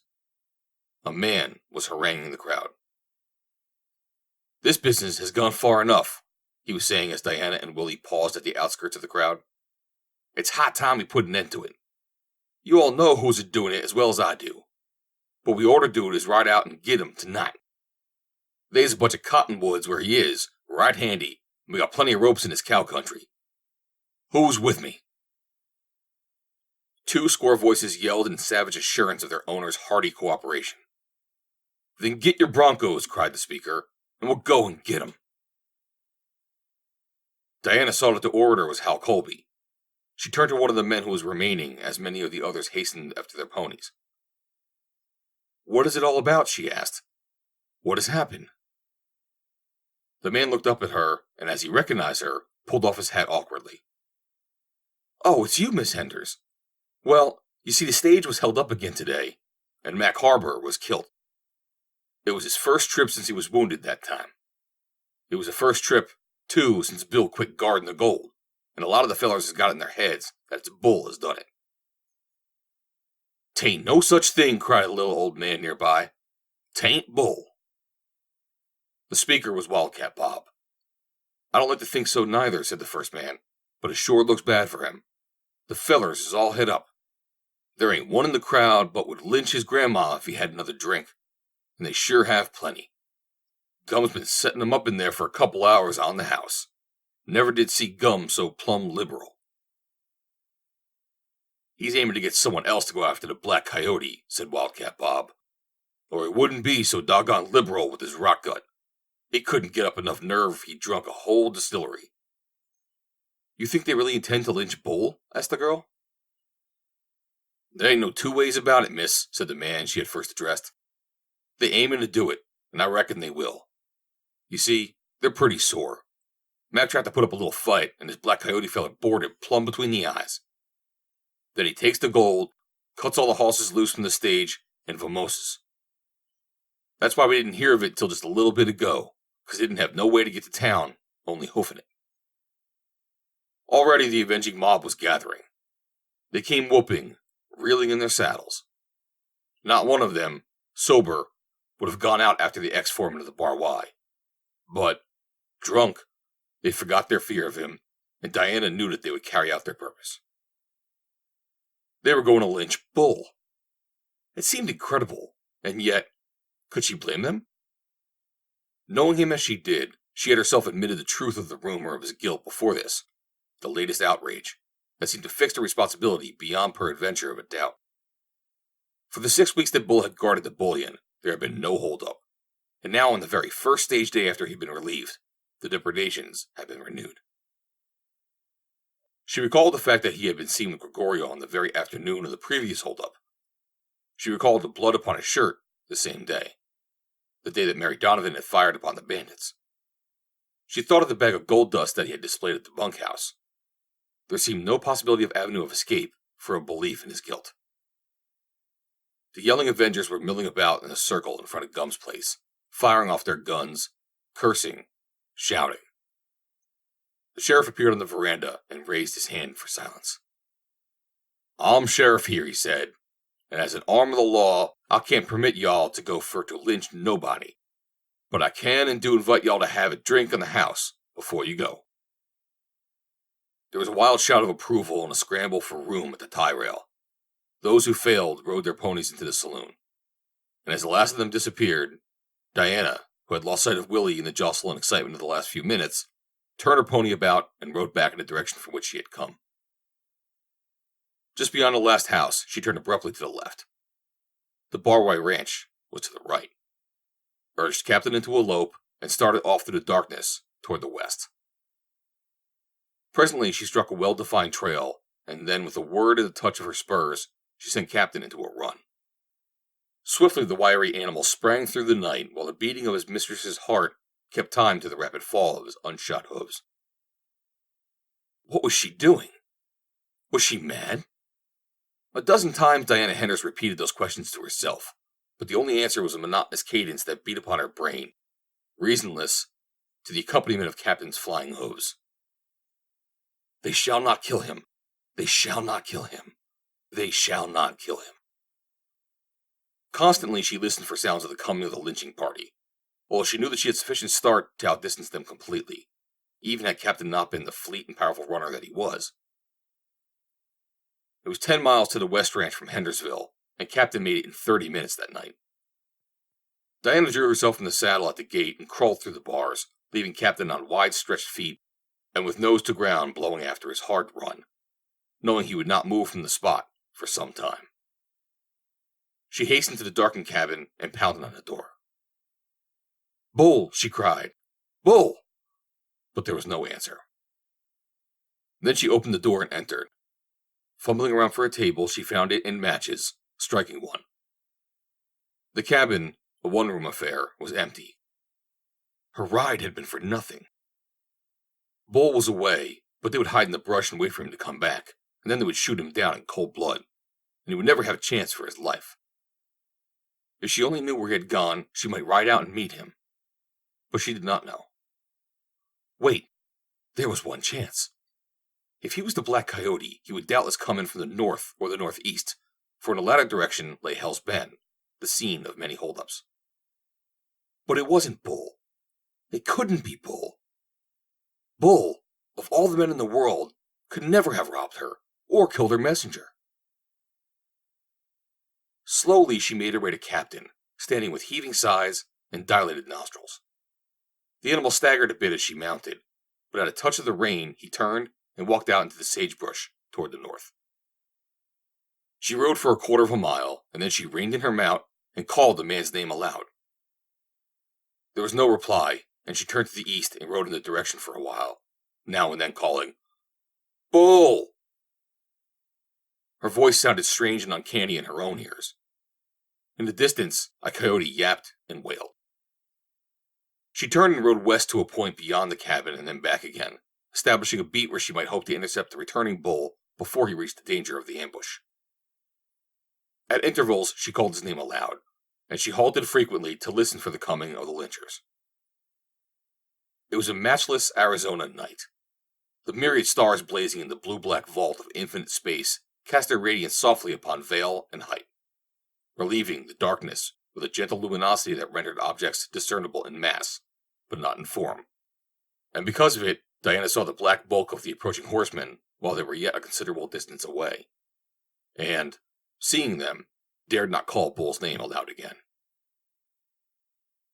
The mob rode silently now, a grim and terrible shadow creeping through the darkness to lay bloody hands upon its prey. A quarter of a mile from the cabin it halted, while its members dismounted, and, leaving a few to hold the horses, the balance crept stealthily forward, on foot. Diana, too, had dismounted, knowing that she would be less conspicuous thus, and was leading Captain over a circuitous trail toward the north and east. The girl knelt and placed an ear to the ground. Faintly, as if at a great distance, she heard the rhythmic pounding of a horse's hooves. He was coming. Loping through the night, Bull was coming, all unconscious of what awaited him there in the darkness. He was riding to his death. She hastened forward a short distance and listened again. If the sounds should be plainer, she would be sure that he was coming from the northeast. The self-appointed posse crept toward the cabin, and, according to the general plan imparted to them by Colby, separated into two sections and surrounded it, finally worming their way close in on hands and knees, taking advantage of the cover of the sage to shield them from the sight of the man they believed to be there. Then Colby arose and walked boldly to the door. Knocking, he called Bull's name aloud. There was no response. "Hey, Bull!" cried Colby again, in a friendly voice. "It's Hal." Still no reply. Colby pushed the door open and entered. Of all the motley crew that followed him, he alone had the courage to do the thing he was doing now. He struck a match and lighted the candle that stood on the rude table, embedded in its own grease in the cover of a baking powder can. A brief survey of the interior showed him that it was untenanted. He extinguished the light and returned to his party, where word was passed around that they were to remain quietly in hiding where they were until the quarry came. In the meantime, a lone horseman had thrown himself from a half-spent pony in the barbed wire ranch yard, and seeing a light in the cookhouse, had burst in upon the astonished cook. "What in all tarnation the matter with you, Wildcat Bob?" he demanded. "Where's Bull?" asked the little old man. "Reckon he's over at the West Ranch. Leastways, that's where he's supposed to be. Why? Weren't there a gang of boys just here looking for him?" "No." A burst of lurid profanity filled the room as Wildcat Bob explained just how he felt and what he thought of himself. "They set out to lynch Bull," he explained finally, "and I supposing, of course, that he was here, got way ahead of him. And now, ding bust my ornery old carcass like as not they already got him over at West Ranch. Where's the rest of the boys? Where's Texas Pete? You don't reckon that critter's with Colby, do you?" "Not by a long shot," replied the cook. "He'd stick up for Bull if he massacred the whole damn county. So's Shorty and Idaho, but they ain't none of 'em here. They all down at Johnson's to a dance." "Well," said Wildcat Bob, "I done my best, which same ain't no good. If I had a hoss instead of a hunk of coyote fodder, I'd try to get to the West Ranch in time. But I reckon they ain't no chance now. Howsomever, I'll do the best I can. So long," and he was gone. A half hour later, his horse fell dead a mile north of Hendersonville, while his rider was taking a shortcut straight across country for the West Ranch. It was a warm and lurid Wildcat Bob who plodded through the dust of Hendersonville's lone thoroughfare and stopped at the veranda of the Donovan house sometime later to be accosted by one of the group gathered there in semi-silent expectancy. "The saints be praised!" exclaimed Mary Donovan. "Is it a banshee, or is it not?" "It's worse," said Bill Gatlin, the stage driver. "It's Wildcat Bob, walking." "Did they get the poor boy?" demanded Mary, whereat the little old gentleman burst forth anew with such a weird variety of oaths that Jefferson Wainwright Jr. could feel the hot flush that mounted to his ears fairly scorching his skin. "If I ever gets a hold of the blankety-blank that loaned me that blankety-blank ewe-necked, ring-bone, spavine excuse for a cayuse, I'll cut his heart out," announced Wildcat Bob.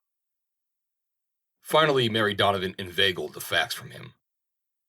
"You done well, Bob, that you did," she assured him. "Sure, and how was you to know that he wasn't at the home ranch?" "I shouldn't think you'd care if they did hang a bandit and a murderer," declared Mr. Jefferson Wainwright Jr. "Who in hell told you to think, you darn dude?" screamed Wildcat Bob, reaching for his gun. Mr. Wainwright sought the greater safety of the office, tipping over his chair and almost upsetting Mary Donovan in his haste. "Don't shoot," he cried. "Don't shoot. I meant no offense." Wildcat Bob would have followed him within, but Mary Donovan caught him around the waist and pushed him into a chair. "Be calm, Robert," she soothed him. As Diana arose to her feet, listening close to the ground for the second time, she was assured by the increased loudness of the sounds that she had heard that the lone rider was rapidly approaching from the northeast, and in that direction she led Captain, intending to mount once more as soon as she had reached what she considered a safe distance from the cabin and the hidden watchers encircling it. She had forged ahead for 5 minutes when the way dipped into a shallow swale in which the sagebrush grew to greater size. Here would be a good place to remount, and with this intention crystallized, she wound downward among the scattered brush toward the bottom, when, rounding a particularly high bush, she came suddenly face to face with a man leading a horse. "Stick 'em up," whispered the man in a low voice, presenting an evil-looking 6-gun at the pit of her stomach. "Oh, Bull!" she cried in low tones, for she would have known his voice among thousands. "You!" he cried. "My God, miss, what are you doing here?" "They've come to lynch you, Bull," she told him. "There are 40 or 50 of them lying in the brush around your cabin now. They say that you held up the stage and killed Mac Harbor today." "And you came to warn me?" His voice sounded far away. As if, groping for a truth he could not grasp, he spoke half to himself. "You must go away, Bull," she said. "You must leave the country." He paid no attention to her words. "I seen a light flash for a minute in the shack," he said, "and so I reckon I have a look around before I come too close. That was why I was walking when I hearn ya. I was just a-going to leave Blazes here and go ahead and scout round a bit. Mount up now, and I'll take you home." "No," she said, "you get away. I can get home all right. I only have to go to town. I stop at Mary Donovan's tonight." "I'll ride with you," he insisted. She knew him well enough to know that he would never let her ride to town alone through the night, and so she mounted as he did, and together they followed the swale which ran in the general direction of Hendersonville. "You say you're stopping at Mary's?" he asked. "Just for tonight. I'm taking a stage for Aldea in the morning. I'm going to Kansas City to consult a lawyer. They're going to take the property away from me, Bull." And then she told him all that had occurred since yesterday. "You don't need a lawyer, miss," he told her. "What you need is a two-gun man. Only you don't need him, because you got one already. You go back to the ranch, and some morning there won't be airy dude or dudes to try to put their brand on nothing that belongs to you." "Oh, Bull, don't you understand that you mustn't do anything like that?" she cried. "It would only make things worse than they are now. Wong wanted to poison them." "Good old Wong," interjected Bull. "But we can't make murderers of ourselves just because they are wicked."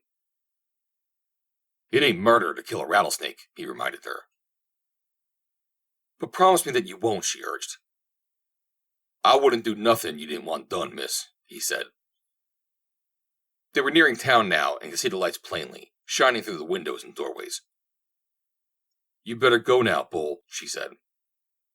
"Not till I get you in town safe," he replied. "But I'm safe now. It's only a little way, and I'm afraid they might get you if you came in." "Shucks, they won't get me now that I know they're after me," he replied. "Say, miss," he exclaimed suddenly, "you ain't asked me if it was me killed Mac." She drew herself up proudly. "I'll never ask you, Bull," she said.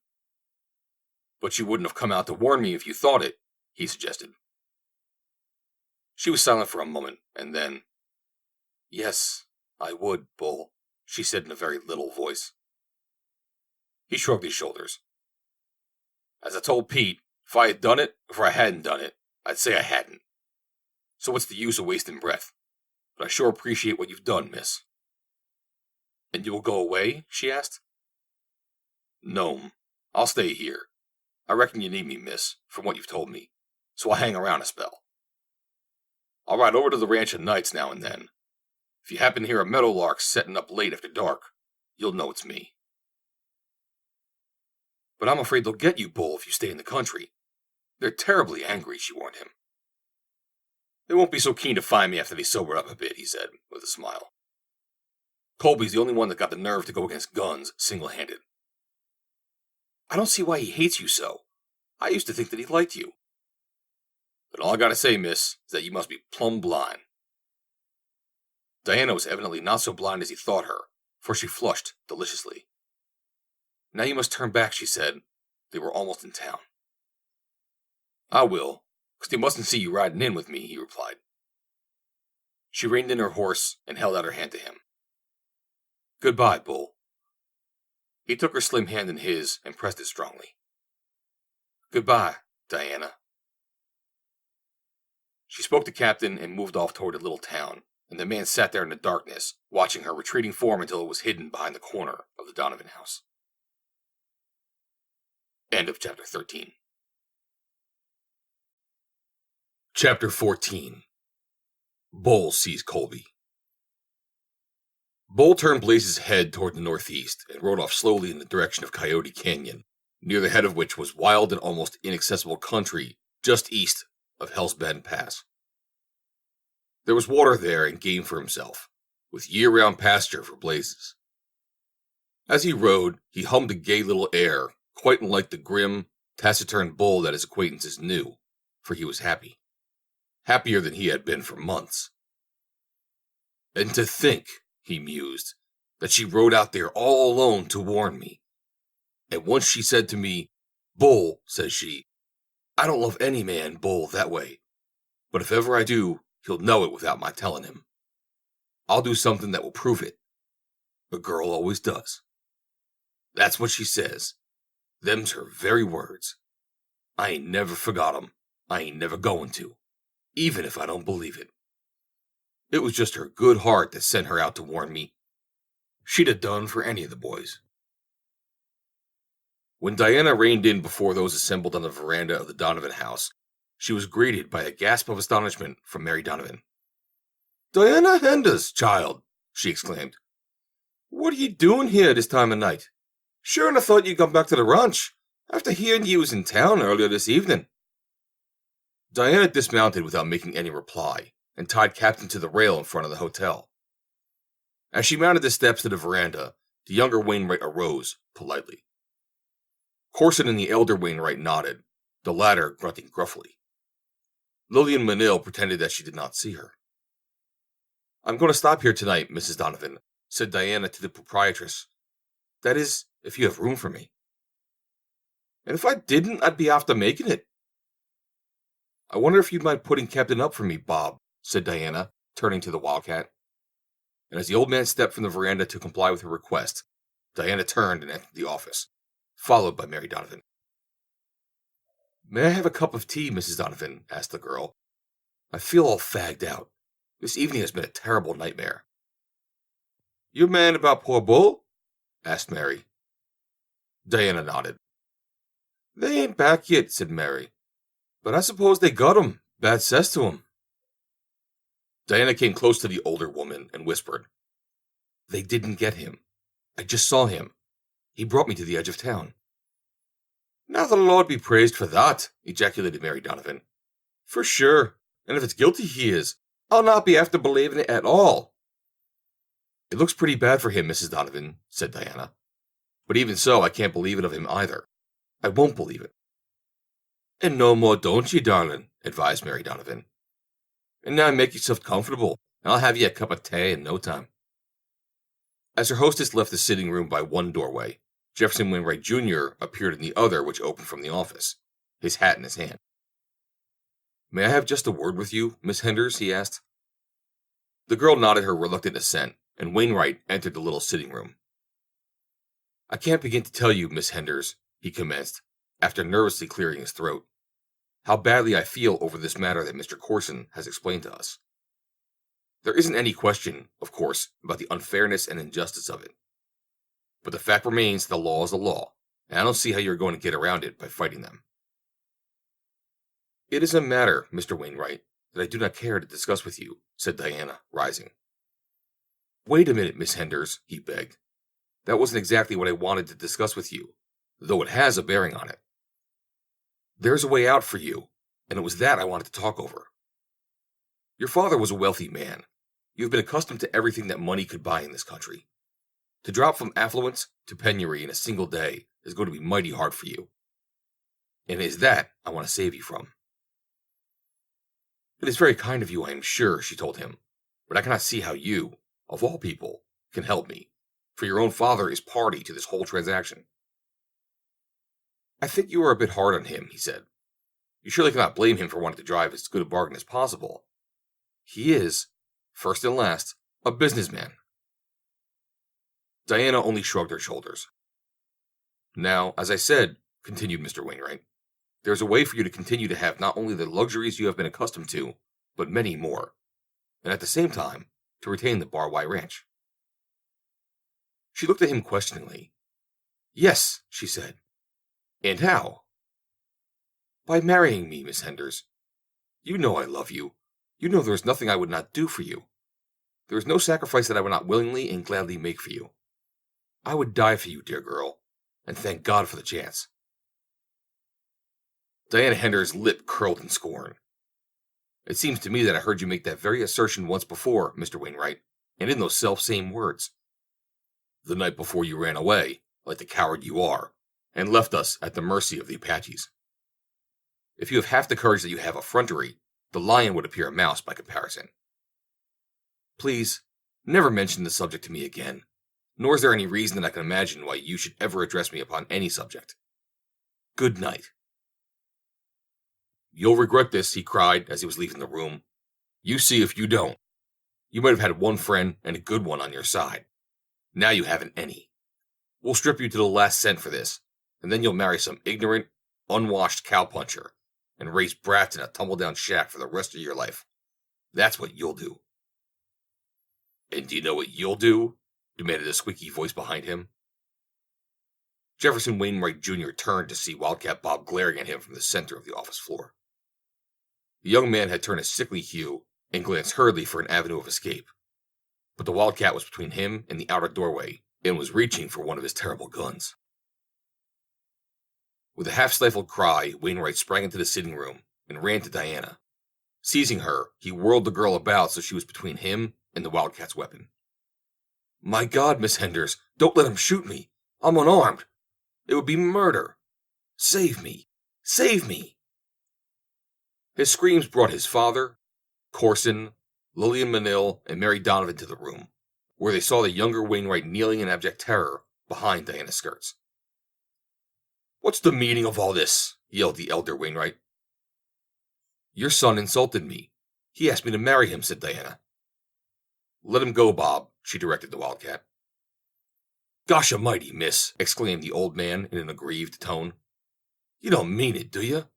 Why, I just been honing for a chance to clean up this here whole bunch of tin horns, and now that I got an excuse, it don't seem right to let it pass. By cracky, it ain't right. 'Tain't moral, that's what it ain't." "Please, Bob, I've got trouble enough. Let him go." Slowly, Wildcat Bob returned his gun to its holster, shaking his head, mournfully, and Jefferson Wainwright Jr. arose and sneaked out of the room. As his party returned to the veranda, the young man's father was growling and sputtering in an undertone, but Wildcat Bob caught the words law and sheriffs. "What's that?" he demanded in his high falsetto. The elder Wainwright cringed and stepped rapidly through the doorway. "Nothing," he assured the Wildcat. "I didn't calculate to say nothing at all." It was almost morning when the weary and now sobered members of the necktie party returned to town. Gumsmith and several others, among whom was Wildcat Bob, met them in the street. "Get him?" demanded the sheriff. "No," replied Colby, "and I don't savvy it neither. Someone must have put him wise. But I got some evidence," and they drew a worn leather pouch from his shirt. "Here's one of the bullion bags that was took from the stage yesterday. I found it under his blanket. He may have been there and saw us coming, but that ain't likely, because we snuck up mighty careful. It must have been someone put him wise." "I wonder who all it could have been," wondered Gumsmith. As the crowd was dispersing, Wildcat Bob caught sight of Willie among them. "Hey thar, you," he called. "What was you doing with that bunch? I thought you claimed to be a friend of Bull's." "Course I am," maintained Willie stoutly. "But I ain't never seed no one hang." A few hours later, Diana Henders left on the stage for Aldea, and after she had departed, Corson and Lillian Manil drove back to the ranch, taking the Wainwrights with them, while Hal Colby trotted along beside them. He had not seen Diana before she left, nor had he made any effort to do so. "We might save a right smart of trouble if we can get everything fixed up before she gets back, Corson," the elder Wainwright was saying. "The government patent to the land, as well as Manil's will, are in the New York office," replied Corson. "I've sent for them. They ought to be along here now any time. I rather expected them on yesterday's stage. They certainly must come in on the next, and I imagine she won't get back for a week at least. That will give us 3 days. Then we'll all go to Aldea, have the papers drawn up there. You turn the money over to us and Miss Manil, and I can get away for New York on the train that night. I've had all this damn country I want." Hal Colby, fortunately for his peace of mind, did not overhear the conversation. It outlined an entirely different plan from that which Lillian Manil had explained to him only the preceding day, a plan which included the hasty wedding and a long honeymoon, during which the bar wife foreman would taste the sweets of world travel in company with a charming and affectionate bride. "You're going to leave me here to run all the risk, eh?" demanded Wainwright Sr.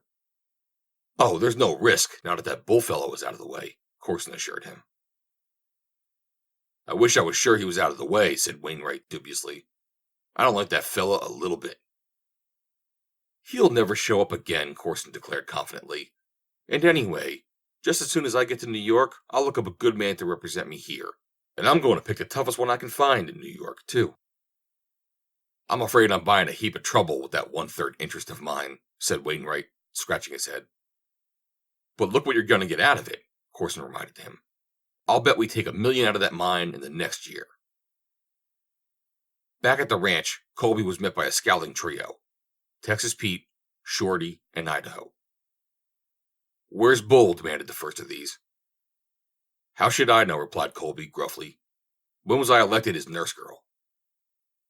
You went out after him with a bunch of drunken shorthorns last night, accused Shorty. You know whether you got him or not. They didn't get him, said Colby shortly. It's a damn good thing for you, Colby, that they didn't, said Texas Pete. And another thing, we wants our time. We ain't aiming to work under no polecat no more. I reckon we can get along without you, retorted Colby, ignoring the insult. You can come back here in a week for your checks. The boss ain't here. Then we'll stay here till she is, said Pete. Suit yourselves, replied Colby as he turned and walked away. The routine of the ranch moved in its accustomed grooves as the days passed, though there was noticeably absent the spirit of good fellowship that marks the daily life of a well-ordered cow outfit. A little coterie, headed by Texas Pete, herded by itself, in the vernacular of the West, while the remaining punchers grouped themselves about the foreman. Mealtime, ordinarily noisy with rough but good-natured badinage, had become silent moments to be gotten through with as rapidly as possible. There was a decorous restraint that was too decorous, among these rough men, to augur good.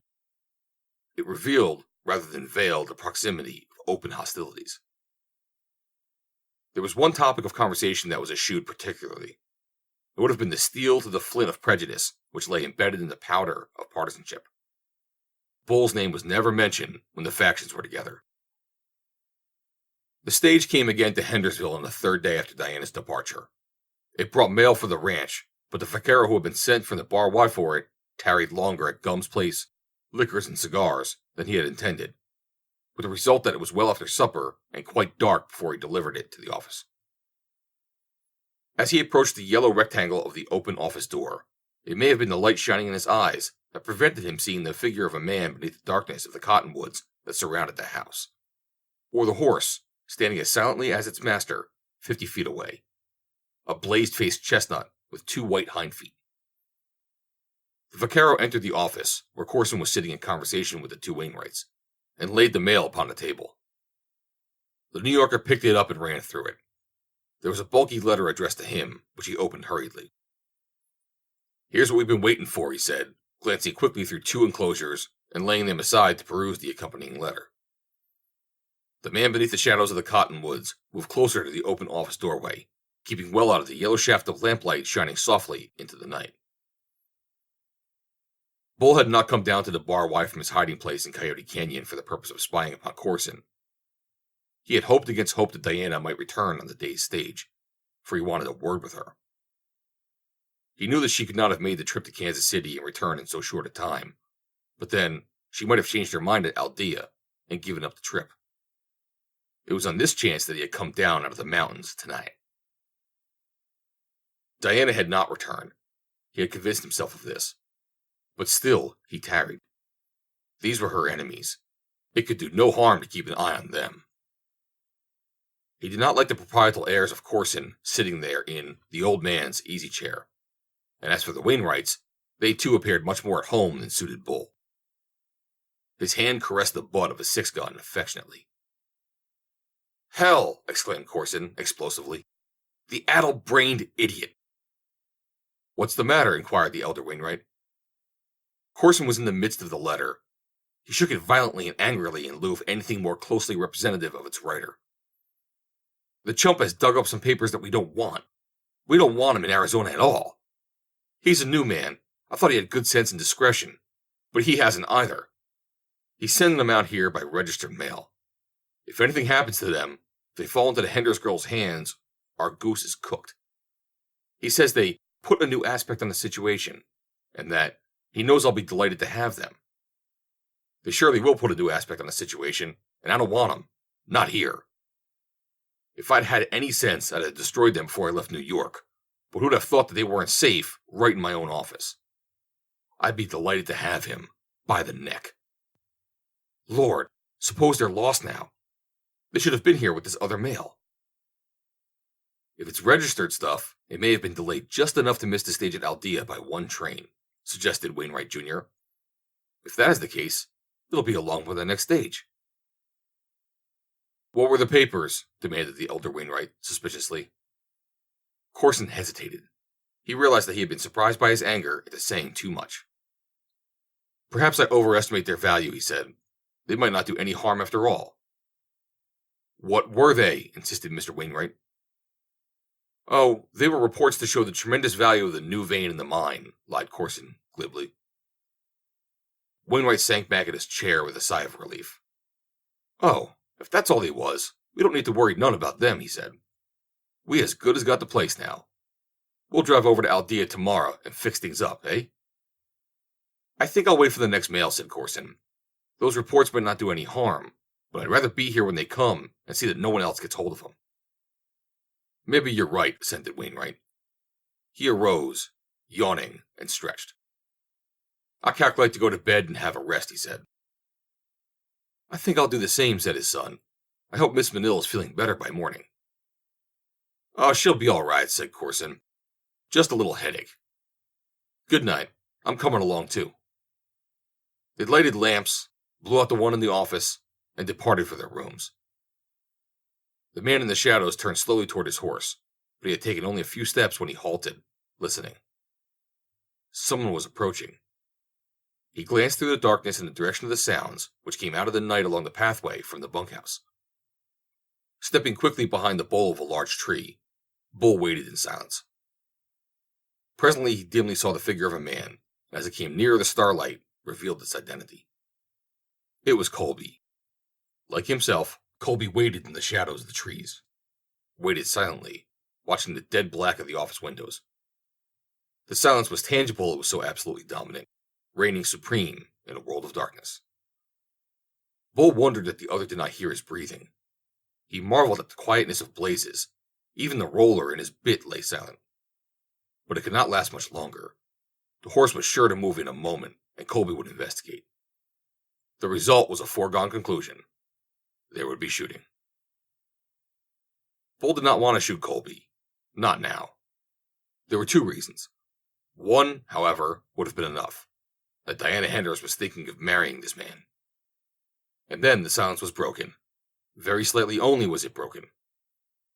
A suspicion of a sound came from the interior of the house, and following it, a dim light wavering mysteriously upon the office walls, growing steadily brighter until the room was suddenly illuminated. From where he now stood, Bull could not see the interior of the office, but he knew that someone carrying a lamp had come down the stairway, along the hall, and entered the office. Then he saw Colby move forward and step lightly to the veranda, and an instant later the office door swung open, revealing Lillian Manille. Bull saw Colby seize the girl, strain her to him, and cover her lips with kisses. Then the girl drew her lover into the room and closed the door. With a grimace of disgust, Bull walked to Blazes, mounted him, and rode slowly away. Now there was only one reason why he could not kill Colby. End of Chapter 14. Chapter 15. Now go. It was Wednesday again. 4 horses, sweat-streaked, toiled laboriously to drag the heavy coach up the north side of Hell's Bend Pass. It was a tough pull, even with a light load. One that really demanded 6 horses, and would have had 6 in the old days. And today, the load was light. There was only a single passenger. She sat on the driver's box with Bill Gatlin, with whom she was in earnest discussion. I tell you, I don't believe he did it, she was saying. I'll never believe that he did it, and I'm glad that he got away. Gatlin shook his head. There ain't no one got a better right to say that than you has, miss, he said. For 'twas your gold that was stole, and your messenger as was shot up. But nevertheless, and howsomever, I got my own private opinion, but I'm keeping to myself that it was Bull all right, as done it. I'd just like to see this Black Coyote once, said the girl. I'd know if it was Bull or not. There ain't no chance today, miss, Gatlin told her. There ain't no gold shipment today, unless I'm mighty mistook. Don't he ever make a mistake? Asked the girl. Never hain't yet, miss. Diana relapsed into silence, her thoughts reverting to her interview with the Kansas City attorney. He had not held out very roseate hopes. By means of litigation, long and expensive, she might, after a number of years, get a small portion of her father's share of the business. She had better take a cash settlement if she can get one, he thought.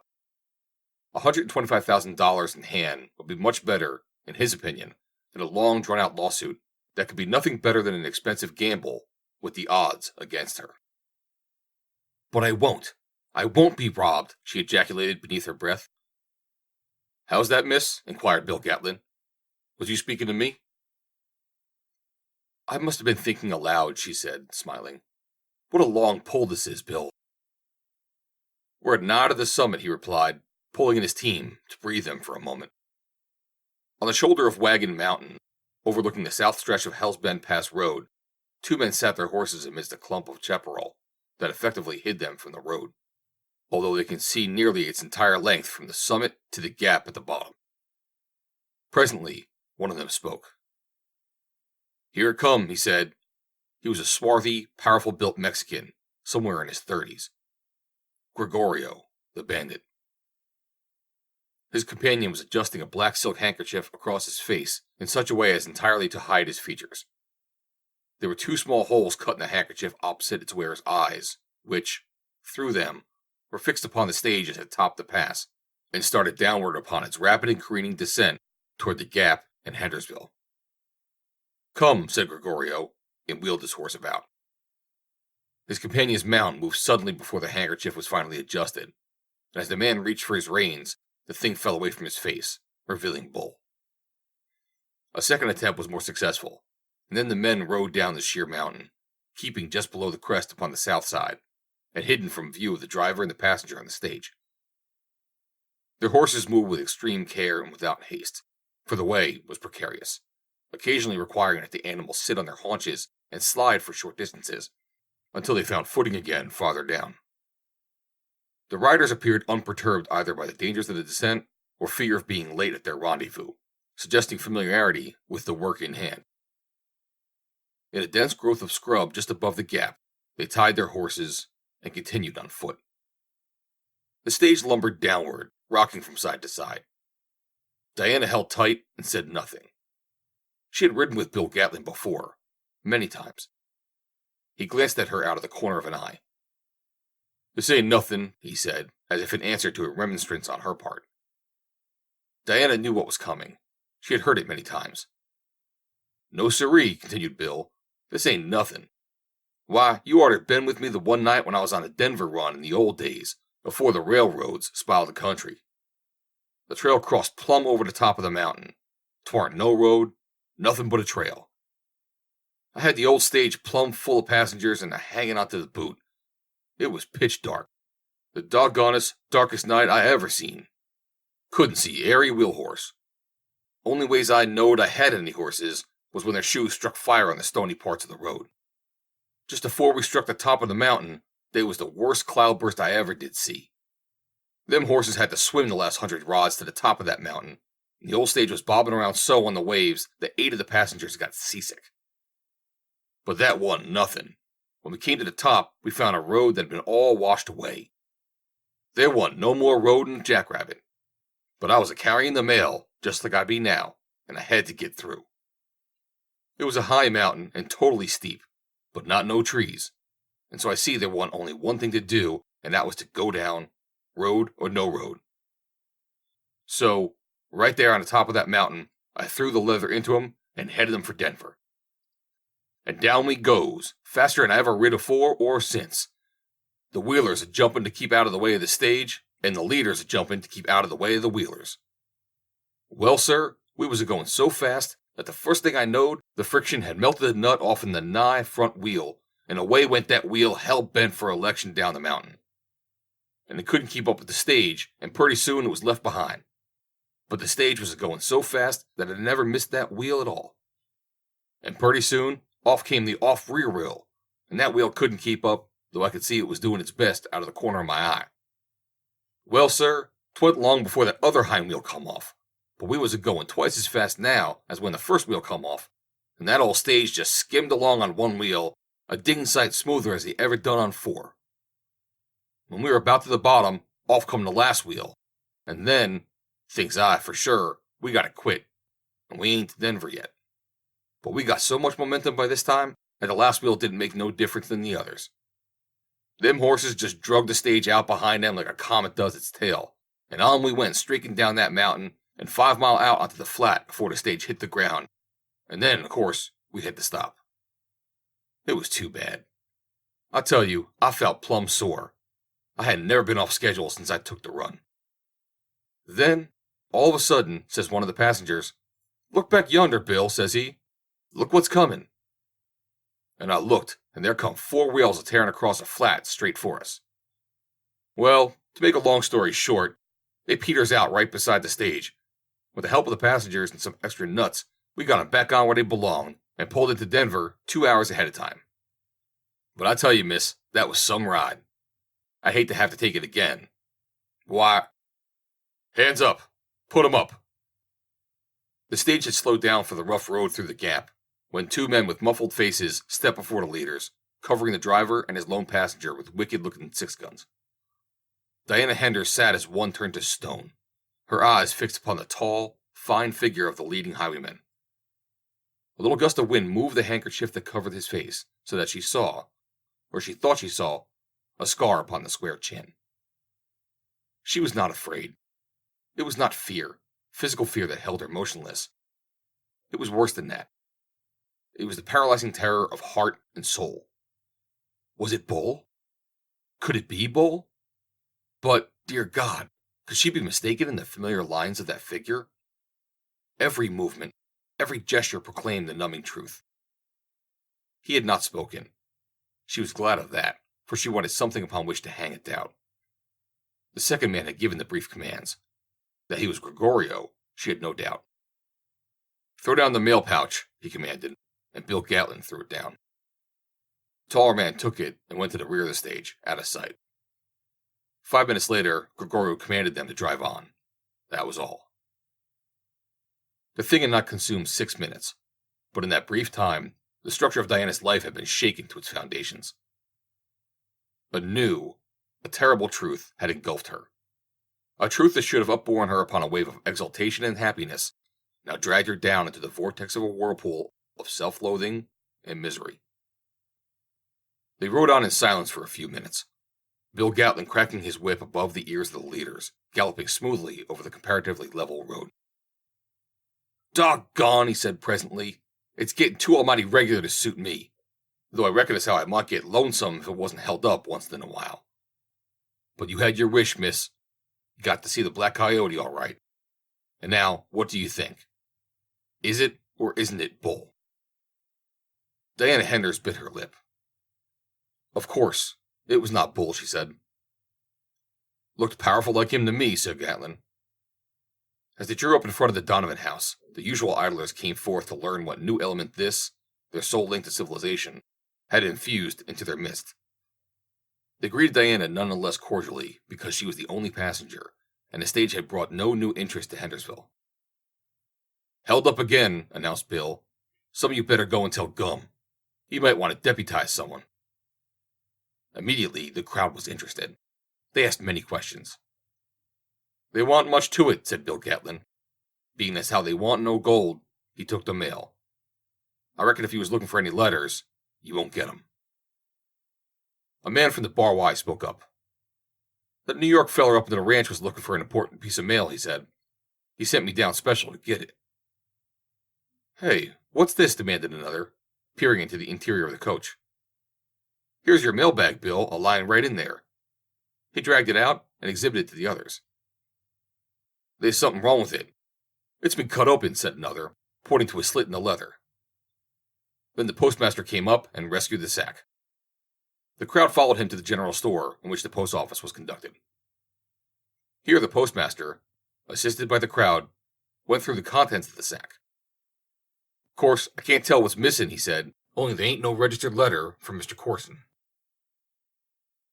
Diana Henders had gone into the Donovan house as quickly as she could clamber from the stage after it had come to a stop, and Mary Donovan had taken her into the privacy of her sitting room for the cup of tea that Diana had been looking forward to for the last couple of hours. Here, she told the motherly Irishwoman the details of her trip to Kansas City, and the quandary she was in as to what procedure to follow in her future dealings with Corson. "If I had anything to fight with, I'd fight," she exclaimed. "But I'm all alone. Even the law seems to be on their side against justice." "Sure, and it's not all alone you are," Mary Donovan assured her. "What would all the friends you have that would fight for you at the drop of a hat? Faith, they'd run them tin horns out of the country, and you give the word."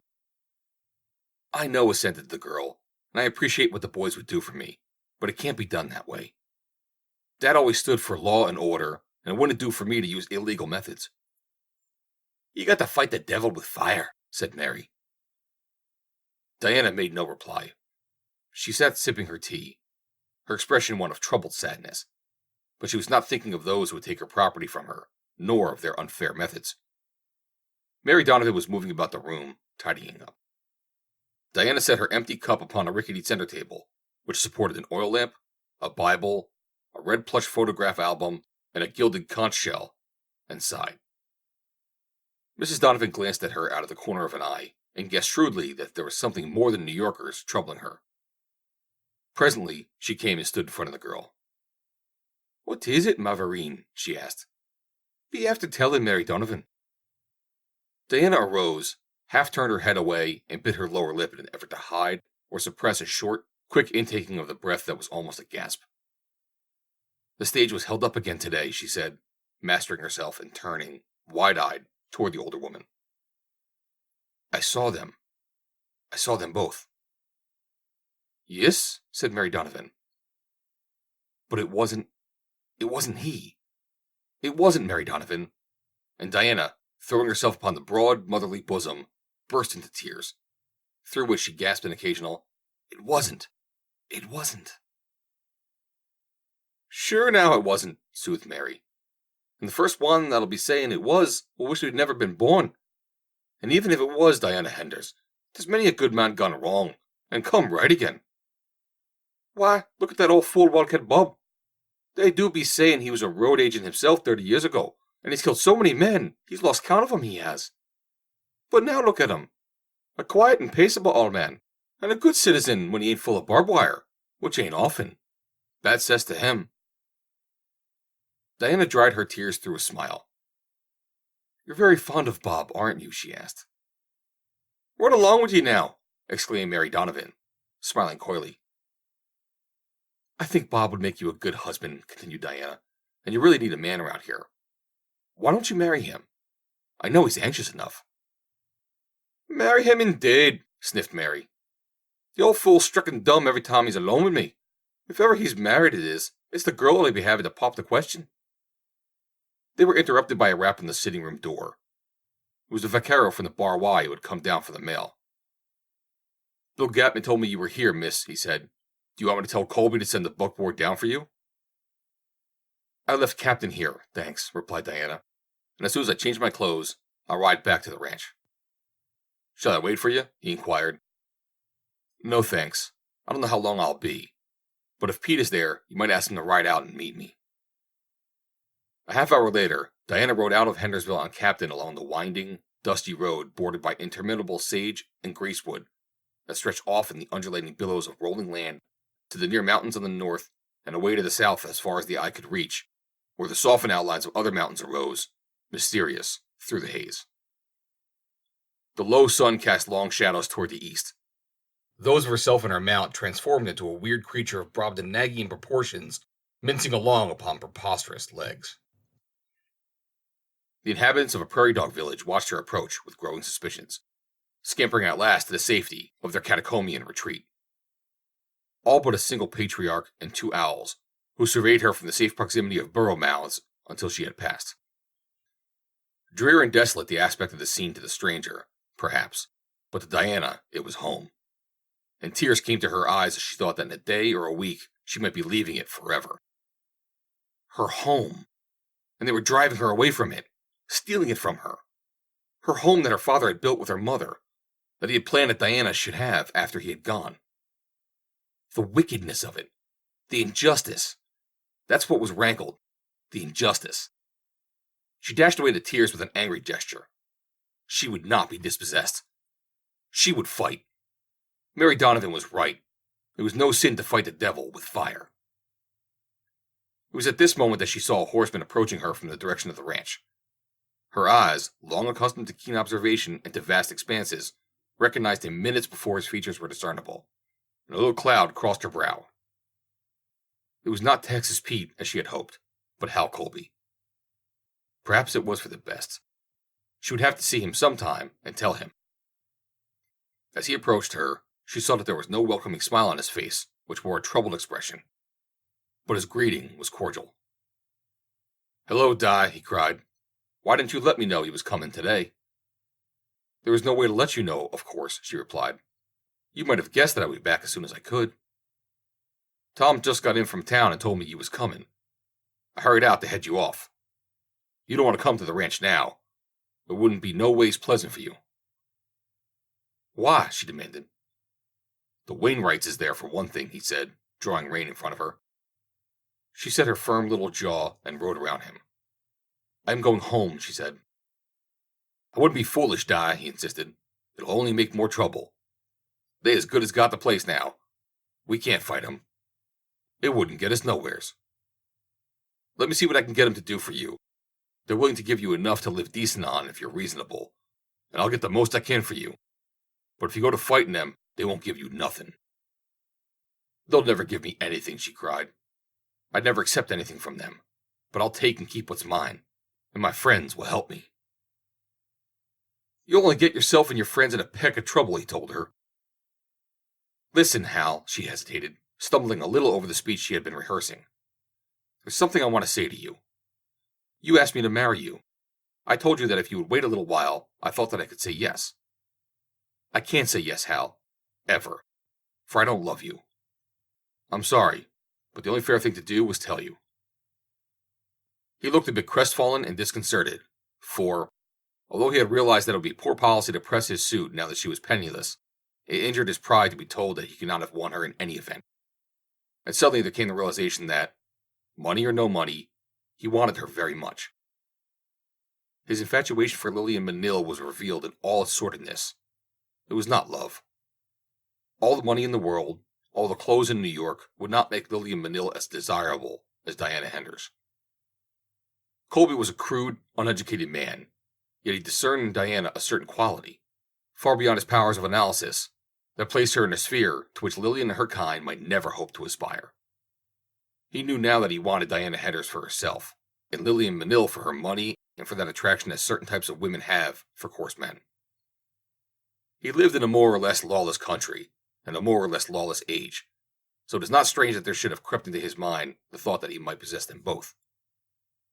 Naturally, it would be only the part of good business to possess lawfully the one with the money.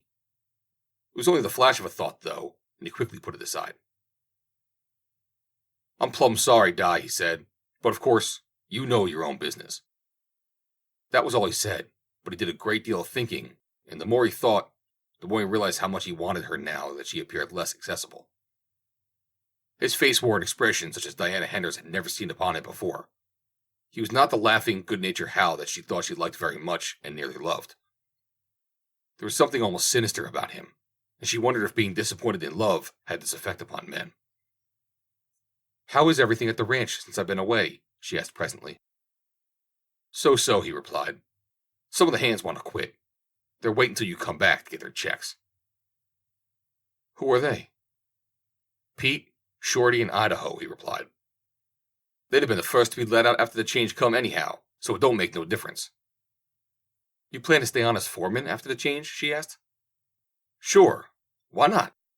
I gotta work for someone, don't I?" She made no reply as they rode on in silence toward the ranch. He had given up trying to dissuade her. Let them do their own dirty work, he thought. As they neared the ranch, a horseman emerged from the yard and come toward them at a run amidst a cloud of dust that obscured the ranch and all else behind him. It was Texas Pete. He brought his horse to its haunches beside her and wheeled the animal about on its hind feet. "I just got in, miss," he said. And Tom told me that you had sent word that I was to meet you. I'm plumb sorry I was late." Each man ignored the other as if he had not existed. "I understand you want to quit, Pete," said the girl. "You and Shorty and Idaho." Pete looked down shamefacedly. "We was aiming to," he said. "I wish you'd come up to the office and bring Shorty and Idaho with you when we get home," she said. "I want to talk with you."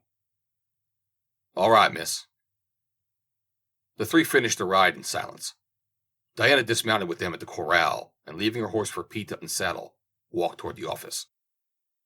As she approached the doorway, she saw that there were several people in the room, and when she crossed the threshold, found herself face to face with Corson, Lillian Manil, and the two Wainwrights. Corson nodded, and he and the younger Wainwright rose.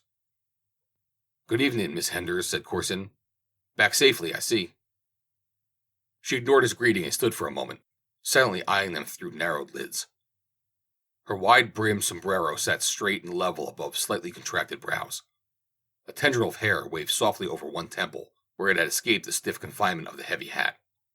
But it did not tend to soften the light in those cold, steady eyes, reflecting the bitterness of her resentment toward these four.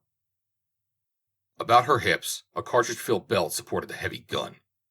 No toy such as women sometimes affect, but a .45, grim and suggestive. Its grip was shiny with usage, and the blue was worn from the steel in places. "I know little about the law, Mr. Corson," she said without prelude. "I have lived almost all my life a long way beyond either the protection or the menace of the law. We do not bother much about it out here, but we understand moral right perfectly. We know what justice is, and we have our own ways of enforcing it. We have similar ways of protecting our just rights as well. These means I intend to invoke against you, all of you. You have come here with the intention of robbing me of what is rightly mine. Though I owe you no consideration, it is my duty to warn you that our methods in such matters are usually sudden and always unpleasant. I shall give you, Mr. Corson and Miss Manil, an hour to leave the premises. The buckboard will be ready then. Mr. Wainwright and his son have 5 minutes, as they have no excuse at all for being here. Now go." End of Chapter 15. Chapter 16. Common Criminals. An amused smile curled Mr. Corson's unpleasant mouth. Mr. Wainwright Sr. bobbed to his feet, though through no belated urge of chivalry. Lillian Manil arose languidly, pretending to suppress a simulated yawn with the backs of her white fingers. Young Mr. Wainwright shuffled uneasily from one foot to the other. "I'm afraid, Miss Henders," said Corson, "that you do not quite grasp the situation. It is you who fail to grasp it, Mr. Corson," snapped Diana. "And please remember that you have only an hour in which to pack." Corson dropped his suavity. "See here," he exclaimed. "I fooled along with you as much as I'm going to. You're the one who's going to get off this place. You haven't a right on earth here. You don't own a stick or a stone, a hoof or a tail, the length or the breadth of the barway.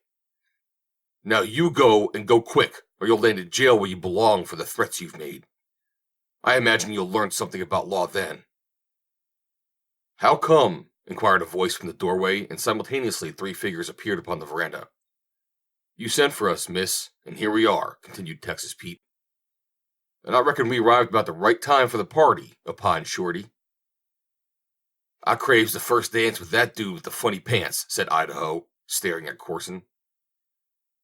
"Boys," said Diana, "these people are trying to rob me of the ranch, the mine, and all the cattle. I have given Mr. Corson and Miss Manil an hour to leave the premises. Idaho, I wish that you would see that they would get away on time, and drive them, or better, have Willie drive them, to town." "Mr. Wainwright and his son have 5 minutes in which to leave, Shorty. They have wasted 3 of them. Do you think you could help them to get away on schedule?" "Whee!" yelped Shorty. "Watch my smoke, and their dust. Fan yourselves, gents." And he sprang into the room, circling the Wainwrights to come upon them from the rear, true to the instincts of the cowman. The elder Wainwright had arguments upon his tongue. You can see them in his eye, paradoxical as it may sound, but he permitted them to expire, voiceless, and took to his heels, followed closely by his son. Jefferson Wainwright Sr. had been run off the barway upon another occasion, and he had not relished the experience.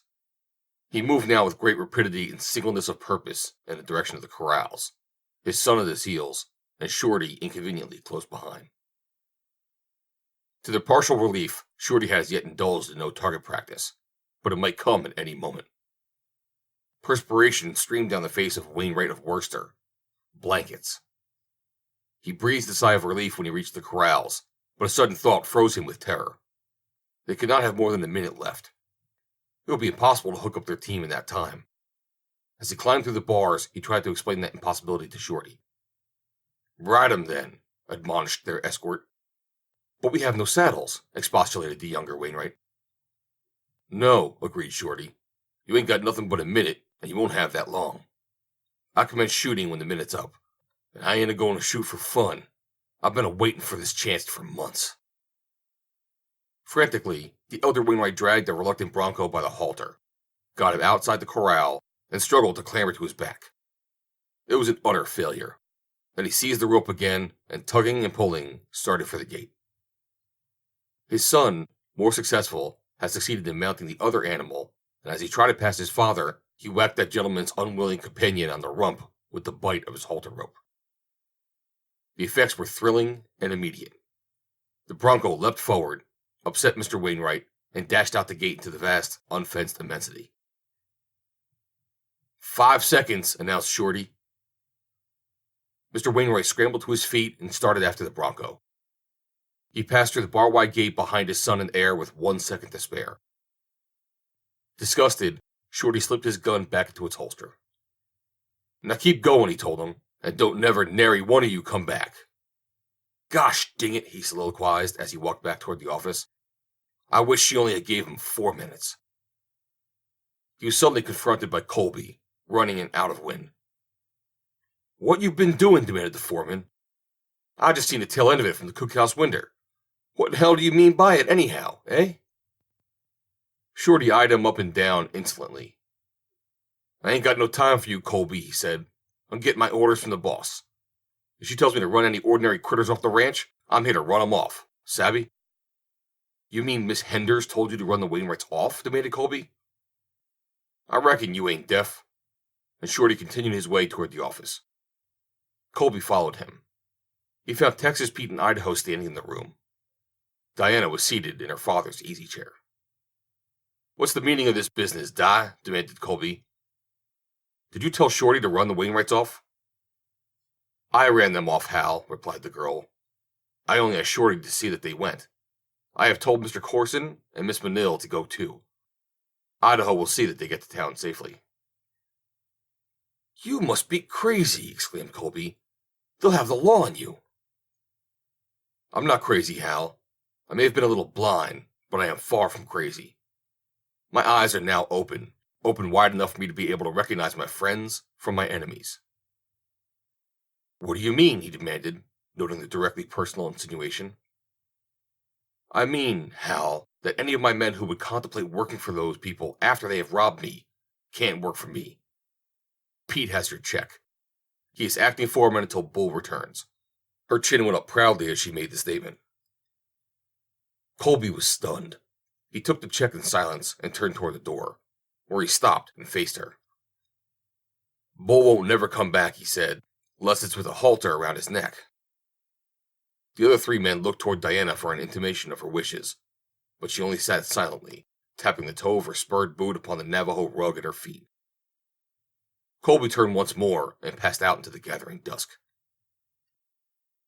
A half hour later, Wild Bill, otherwise and quite generally known as Willie, jogged dustily townward with Maurice B. Corson, Lily Manil, and their baggage. Halfway there, they overtook the Wainwrights, the elder riding the single horse, which his son had given up to him, while the younger plodded along in the powdery dust. Corson told Willie to stop and take them both into the buckboard. "Not in your life," said Willie. "I gets my orders from the boss, and she didn't say nothing about picking up no more dudes.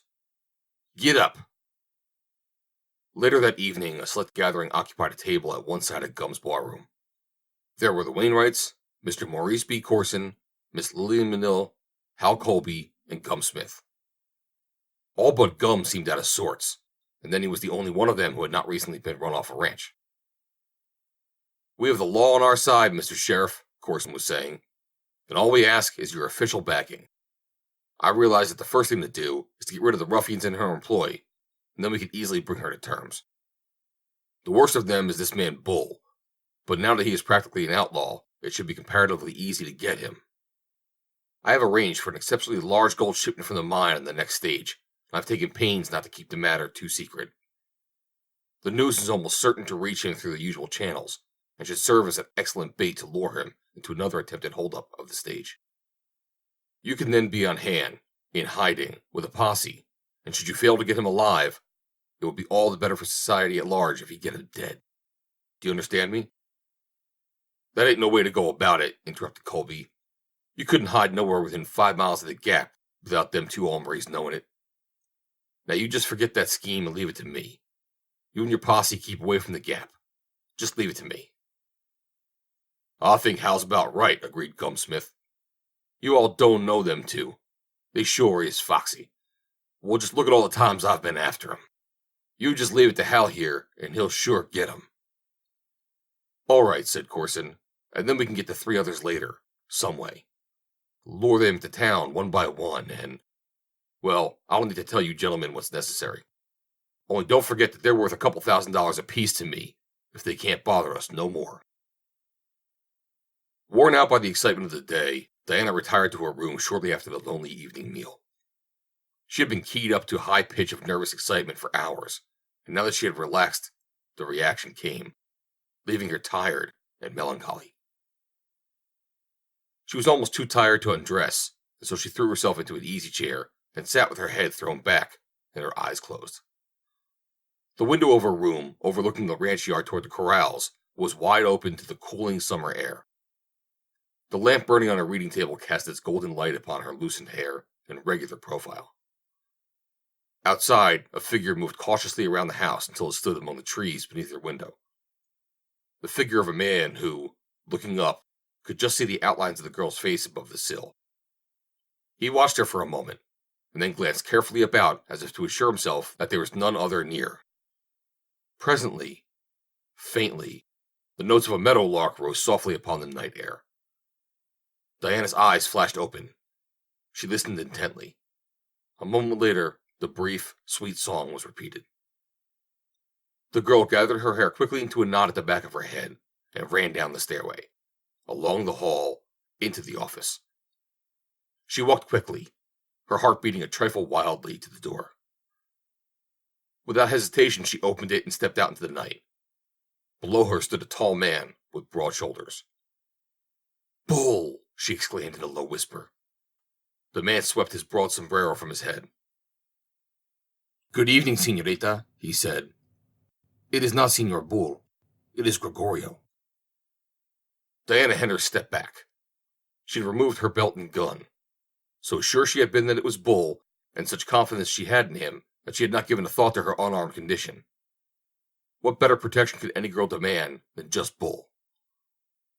"What do you want here, Gregorio?" she demanded. The Mexican perceived the girl's surprise, saw her draw back, and grinned. It did not offend him that she might be afraid of him. He had become what he was by inspiring fear in others, and he was proud of it. Proud of being an outlaw. Proud of being hunted by gringos, whom he knew held his courage and his gun hand, if not himself, in respect. "Do not be afraid, señorita," he said. "I was sent to you by Señor Bull with a message." He held out a long, flat envelope. "You are to read it and hide it where the others will not find it. He says you will know how to make use of it." She took the proffered parcel. "Why did not Señor Bull come himself?" she asked. "How should I know, señorita?" he replied. "Perhaps he thought that you would not want the Black Coyote to come here. He knew that you recognized him today. He saw it in your eyes." She was silent a moment as if weighing the wisdom of a reply to his statement, but she made none. "Is that all, Gregorio?" she asked. "That is all, señorita." "Then thank you and goodbye. Thank Señor Bull, too, and tell him his job is waiting for him when he can come back." Gregorio swept his hat low and turned back into the shadows. Diana entered the office and closed the door. Going directly to her room, she took a chair beneath the reading lamp and examined the outside of the envelope Gregorio had given her. It was addressed to Maurice B. Corson. How had Bull come by it? But, of course, she knew. It was a piece of the mail that had come into his possession through the robbing of the stage. The girl shuddered and held it away from her. She saw that the envelope had been opened. Bull had done that. She sat looking at the thing for a long time. Could she bring herself to read the contents? It had not been meant for her. To read it, then, would be to put herself on a par with the Black Coyote. She would be as much a thief as he. The only right and proper thing to do was get the letter into Corson's hands as quickly as possible. She could not be party to Bull's crime. She laid it, almost threw it, in fact, upon the table, as though it were an unclean thing, and sat for a long time in deep thought. Occasionally her eyes returned to the letter. The thing seemed to hold a malignant fascination for her. What was in it? It must concern her, or Bull would not have sent it to her. She would send it to Corson the first thing in the morning. Bull would not ask her to read something that did not concern her. She arose and commenced to remove her clothing. Once or twice as she passed the table, she stopped and looked at the envelope. And at last, in her nightrobe, as she went to blow out the lamp, she stood for a full minute, staring at the superscription. Again, she argued that Bull would not have sent it to her had it been wrong for her to read it. Then she extinguished the light and got into bed. For an hour, Diana Henders tossed about, sleepless. The envelope upon the reading table haunted her. It had no business there. It belonged to Maurice B. Corson. If it were to be found in her possession, she could be held as guilty as the robber who took it for the United States mail pouch. They could send her to jail. Somehow that thought did not frighten her at all. What was in it? It must be something concerning the property they were trying to steal from her. They were thieves. One was almost justified in taking any steps to frustrate their dishonest plans. Suddenly, she recalled what Mary Donovan had said. You've got to fight the devil with fire. And then Diana Henders flung the covers from her and swung her feet to the floor. A moment later, she had lighted the lamp. There was no more hesitation. She took up the envelope and extracted its contents, which consisted of 3 papers. The first she examined was a brief letter of transmission noting the enclosures and signed by a clerk in Corson's office. The second was John Manill's will, the later will that Corson had told her did not exist. She read through it carefully. Word for word, it was a duplicate of the last will her father had made, except for the substitution of Elias Henders' name as beneficiary.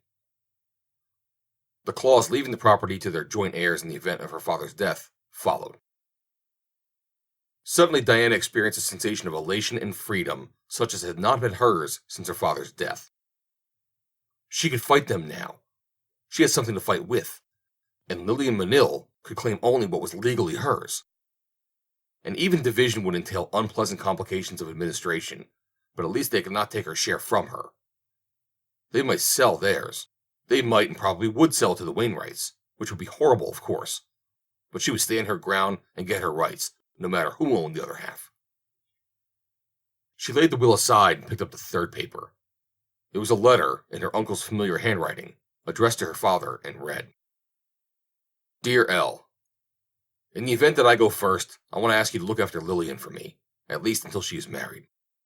Since her mother's death, she has no one but me, and naturally, I feel only a certain responsibility for her, but a real affection that is almost paternal, since she was but a year old when I married a mother.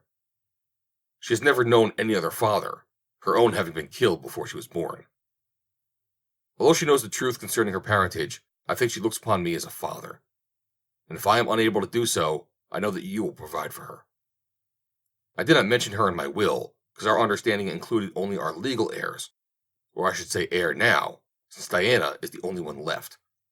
And as she will inherit our property eventually, I hope that you will pass this request on to her, which I shall leave attached to my will. Affectionately, John.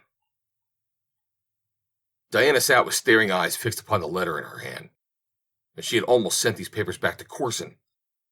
She shuddered at the thought of the narrow escape she had had. Why, they were no better than common criminals, and she was the sole heir to the bar. Why?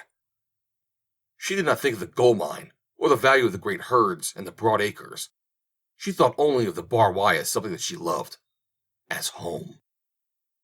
Now, no one could take it away from her, and yet she was not happy.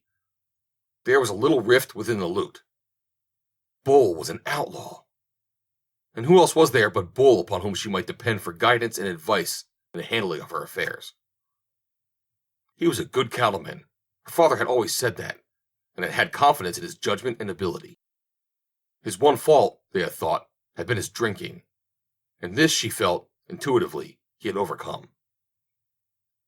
Of his loyalty there had never been any doubt until the whisperings of the ugly rumors that had connected him with the robberies of the stage.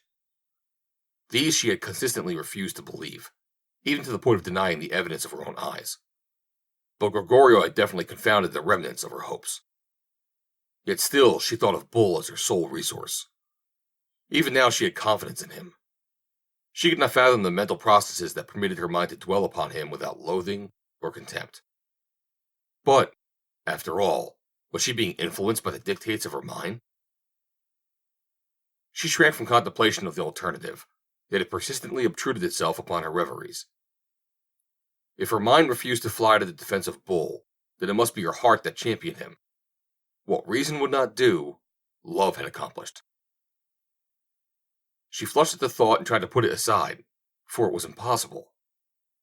It could not be that she, Diana Henders, could love an outlaw and a criminal. No, she must put Bull out of her mind forever. And with this resolve mingling with her tears, she fell asleep. End of chapter 16. Chapter 17. The Black Coyote. With the coming of morning, Diana Hender's mind had, to some extent at least, emerged from the chaos of conflicting emotions that had obstructed reasonable consideration of her plans for the immediate future. It had been her intention to ride forthwith to Hendersville and confront Corson and Lillian with the proofs of their perfidy, but now saner reflection counseled more rational procedure.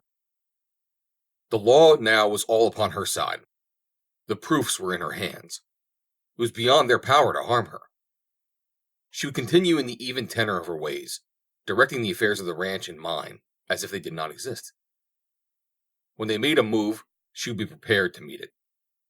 She spent an hour before breakfast in the office writing diligently, and then she sent for Texas Pete. When he arrived, she handed him the envelope. "Take this to Aldea, Pete," she said, "and mail it on the first eastbound train. I can't trust the stage. It is held up too often.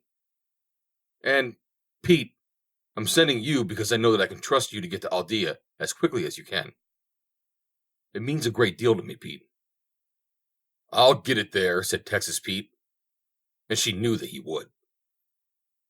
10 minutes later, she glanced through the doorway of the kitchen, where she was talking with Wong, and saw a cloud of dust streaking swiftly northward towards Hell's Bend Pass, across country in an airline. Roads and trails were not for such as Texas Pete when speed was paramount. The day, occupied by the normal duties of the ranch, passed without unusual incident. There was no word from Corson. The next day came, brought Texas Pete back from Aldea, and went its way with the infinite procession of other yesterdays. And still, no word from Corson. By this time, Diana was about convinced that the New Yorker, appreciating what the theft of his letter must mean to him, had abandoned his scheme, and that doubtless the stage that arrived in Hendersville today would carry him and his accomplice back to Aldea and an eastbound train. Her mind was occupied with such satisfactory imaginings that morning, when the office doorway was darkened by the figure of a man. Looking up, she saw Gum Smith standing with hat in hand. "Moanin', miss," he greeted her. Diana nodded, wondering what Gum Smith could be doing on the Bar Y, a place where he had always been notoriously unwelcome. "I've come on a most unpleasant duty, miss," he explained. "If sheriff of this year county, it is my duty to serve y'all with notice to vacate this property by noon tomorrow, as the rightful and lawful owners wishes to occupy same." "You mean Mr. Corson and Miss Manil?" inquired Diana sweetly. "Yes, miss, and they hopes they won't be no trouble. They's willin' to do the right thing by you, if you moves off peaceably like, and pronto." "Would you mind taking a note to Mr. Corson for me?" she asked.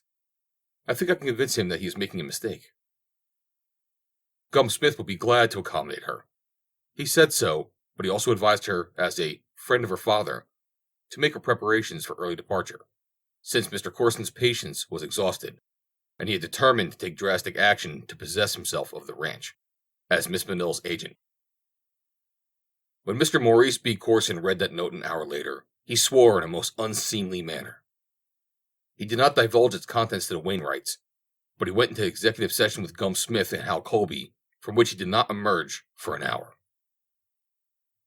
A short time later, the sheriff, accompanied by a dozen deputies, rode out of Hendersonville, and sometime thereafter, Corson, Lillian Manil, and the Wainwrights drove off in the latter's buckboard, which Diana had sent in to them the morning after their hasty departure from the Bar Y. The ranch was deserted that afternoon, except for a couple of laborers, the white cook at the cookhouse, and Wong at the residence.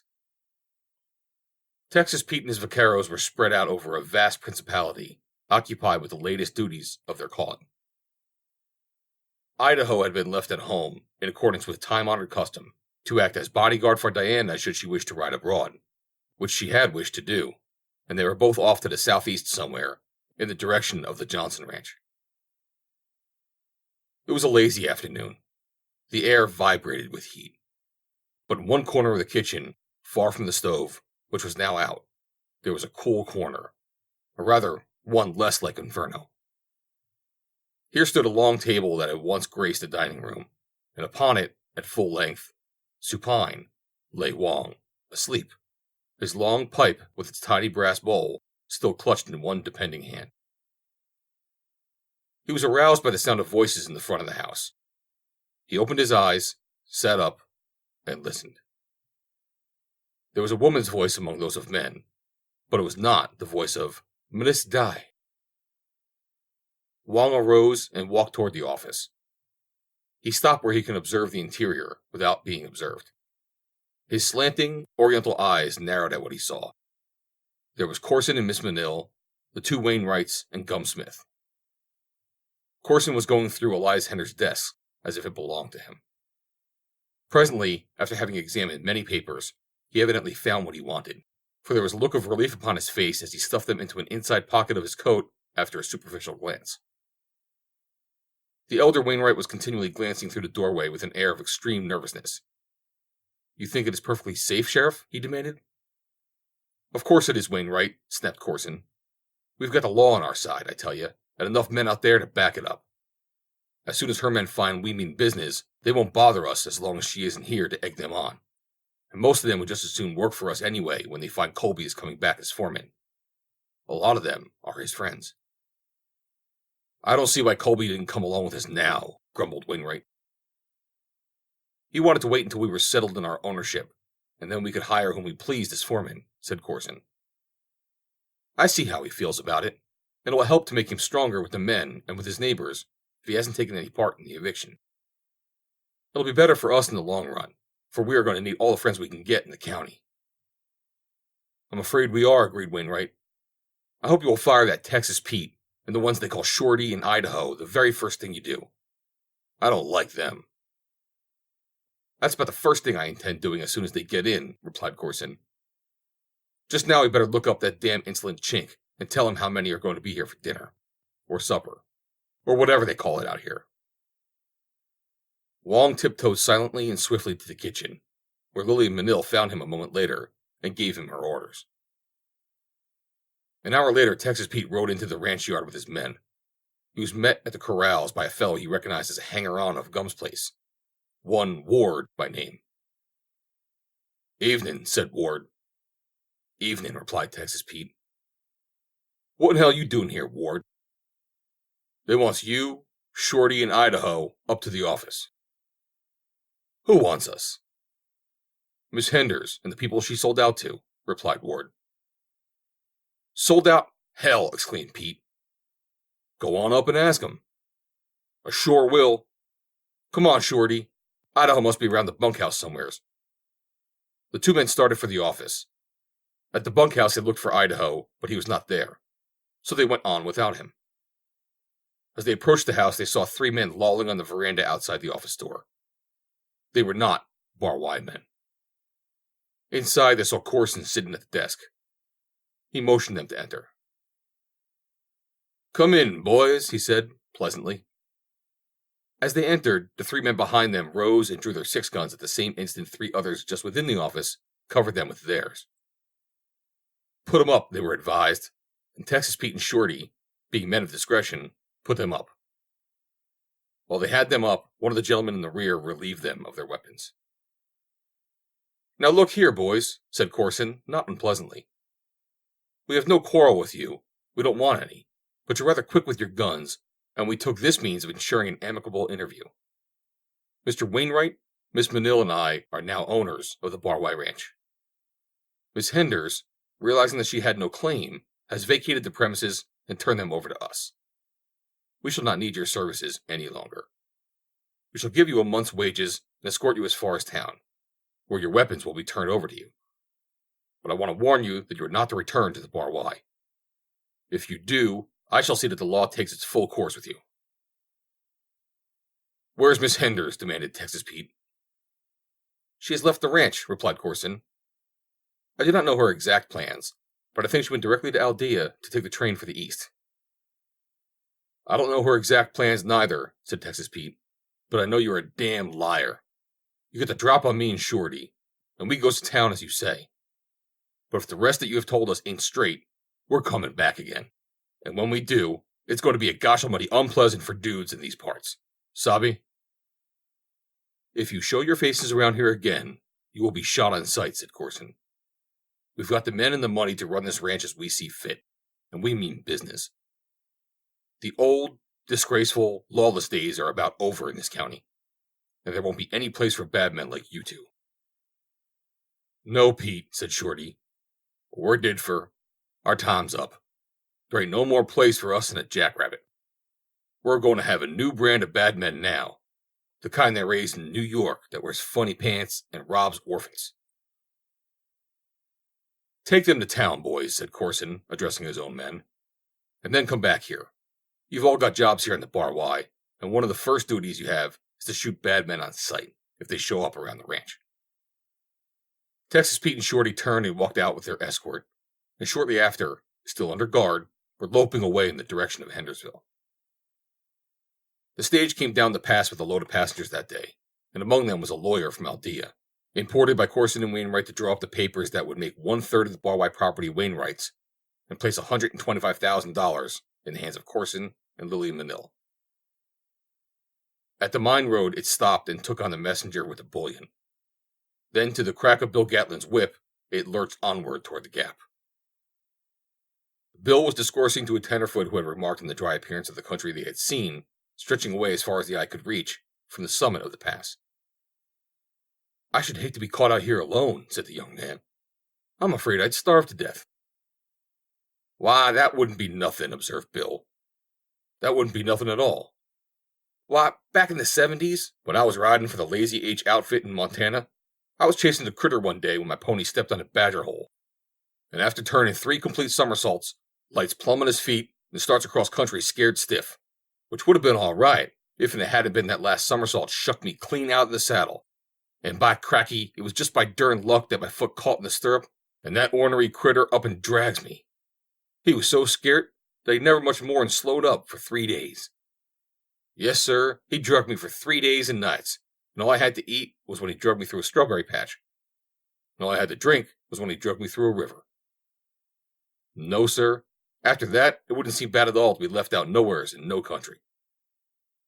The tenderfoot looked at Bill with deep and reverent awe, but he said nothing. The stage bumped over the uneven road, lurching drunkenly around curves. A masked man waited silently behind the boulders at the south end of the gap. He appeared nervous, turning often to glance back into the chaparral from which he had emerged a few moments before. "I wonder where in hell Gregorio is," he muttered, half aloud. "He told me last night that he would be here before me." The stage drew nearer. Bill Gatlin reined his team to a walk at the first deep chuck hole at the entrance of the gap. The horses moved slowly, picking their way and sometimes stumbling in the deep, dust-filled cavities that made this short stretch of scarcely 50 yards the most notorious piece of road within 100 miles. The lone highwayman could wait no longer for his accomplice. He must essay the thing alone. He stepped forward to intercept the slow-moving stage, and as he did so, a noise behind him attracted his attention, and a single backward glance revealed to him a masked man and the familiar habiliments of Gregorio. He breathed a quick sigh of relief, motioned to his accomplice to hurry, and moved forward with the second man now close at his heels. Bill Gatlin and the messenger were not surprised when the two men stepped into the middle of the gap and held them up. They would not have been surprised under ordinary circumstances, but today they had been forewarned that there would doubtless be an attempted holdup on account of the unusually valuable gold shipment, which was being used as a lure to trap the Black Coyote. And they had been warned to offer no resistance, since Hal Colby had agreed to take the notorious robber if the matter was left entirely in his hands without any interference whatsoever. All of which pleased Bill Gatlin and the messenger immensely, since it relieved them both of most of the danger and all the responsibility. Not only did Bill Gatlin show no surprise at the appearance of the two masked figures, but, as a matter of fact, he was already stopping his team as they appeared, and had his hands in the air almost as soon as the command left the lips of the foremost of them. As usual, the Mexican kept the driver and the messenger covered while the Black Coyote approached the stage to obtain the gold. But this time, the second robber followed his principal more closely than had formerly been his custom. The Coyote menaced the passengers with his weapons, seeing that they kept their hands elevated. And then, with Gregorio on the watch behind him, he slipped both his guns back into their holsters and reached up to take the bags of gold away from the messenger. He had placed one foot on the hub of the front wheel to raise himself to a height that would enable him to reach the precious pouches, when his confederate stepped quickly toward him, shoved the muzzles of his guns into the Black Coyote's back, and ordered him to put up his hands. "Step down and put him up," he said. "You're through." "Darn my hide," exclaimed Bill Gatlin. "Hal's pretty cute. I thought he was Gregorio all the time. He's got Bull to rights this time." The Black Coyote stepped back from the stage with a growl. "You dirty greaser, you," he cried. "I'll get you for this, Gregorio." The latter nodded to the messenger.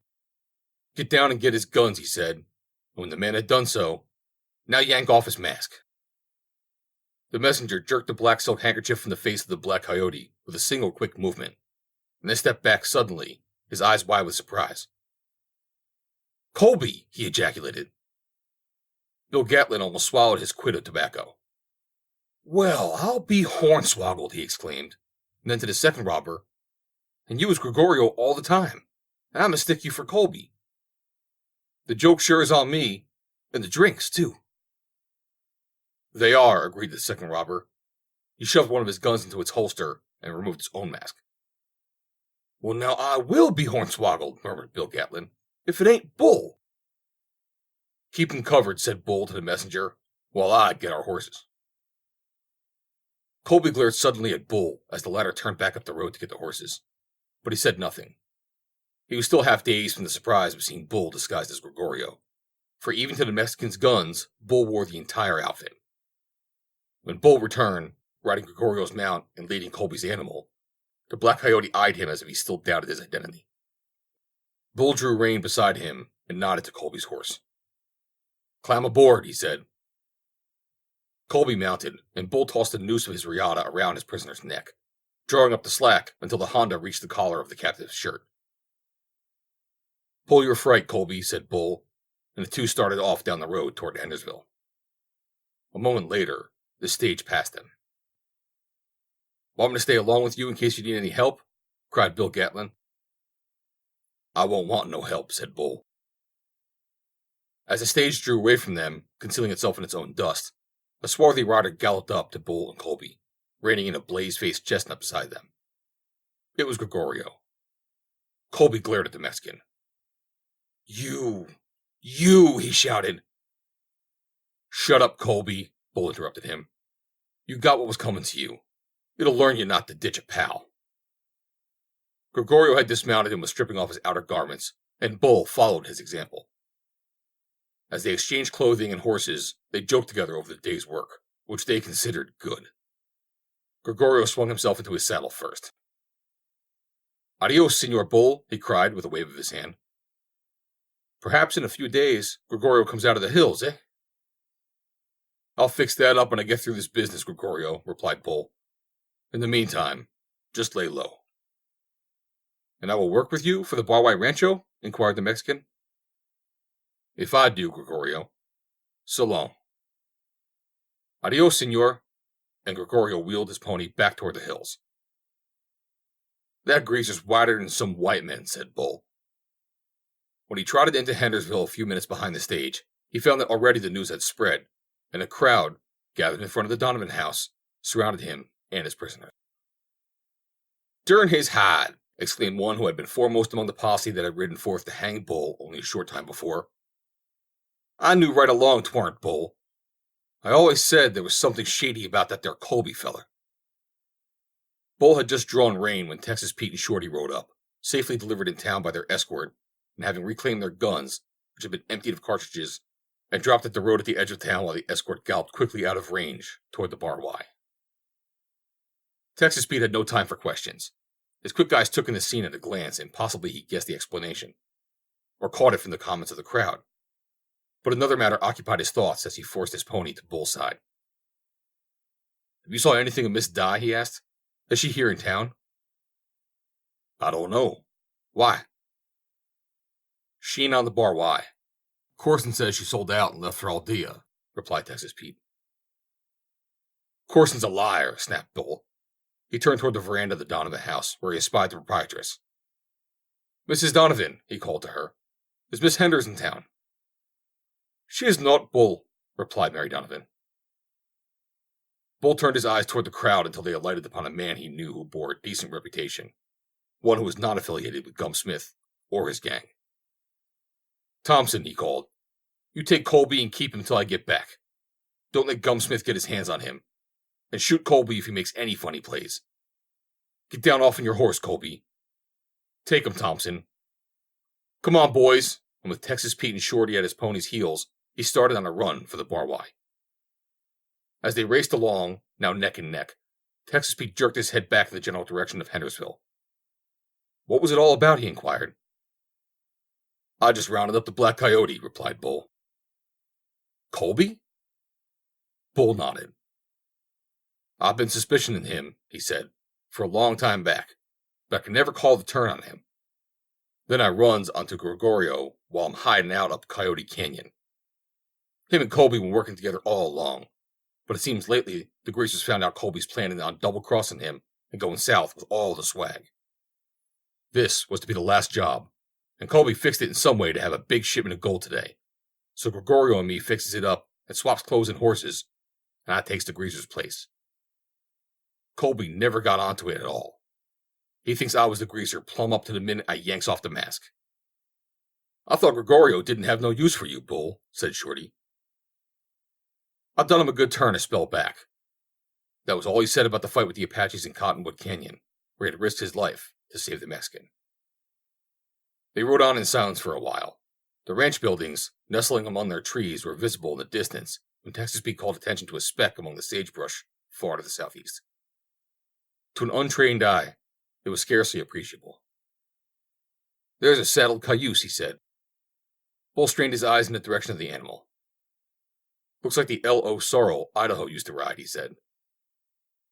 "Idaho was left home with Miss Di today," said Pete. As one man, the three reined toward a distant pony, and with loosened reins, tore over the powdery earth, bounding in and out over the brush like so many nimble-footed jackrabbits. Blazes, outdistancing the other ponies, reached the L.O. sorrel first. Bull threw himself from the saddle and knelt beside the prostrate form of a man, half hidden in the brush. It was Idaho. As Bull lifted his head, he opened his eyes.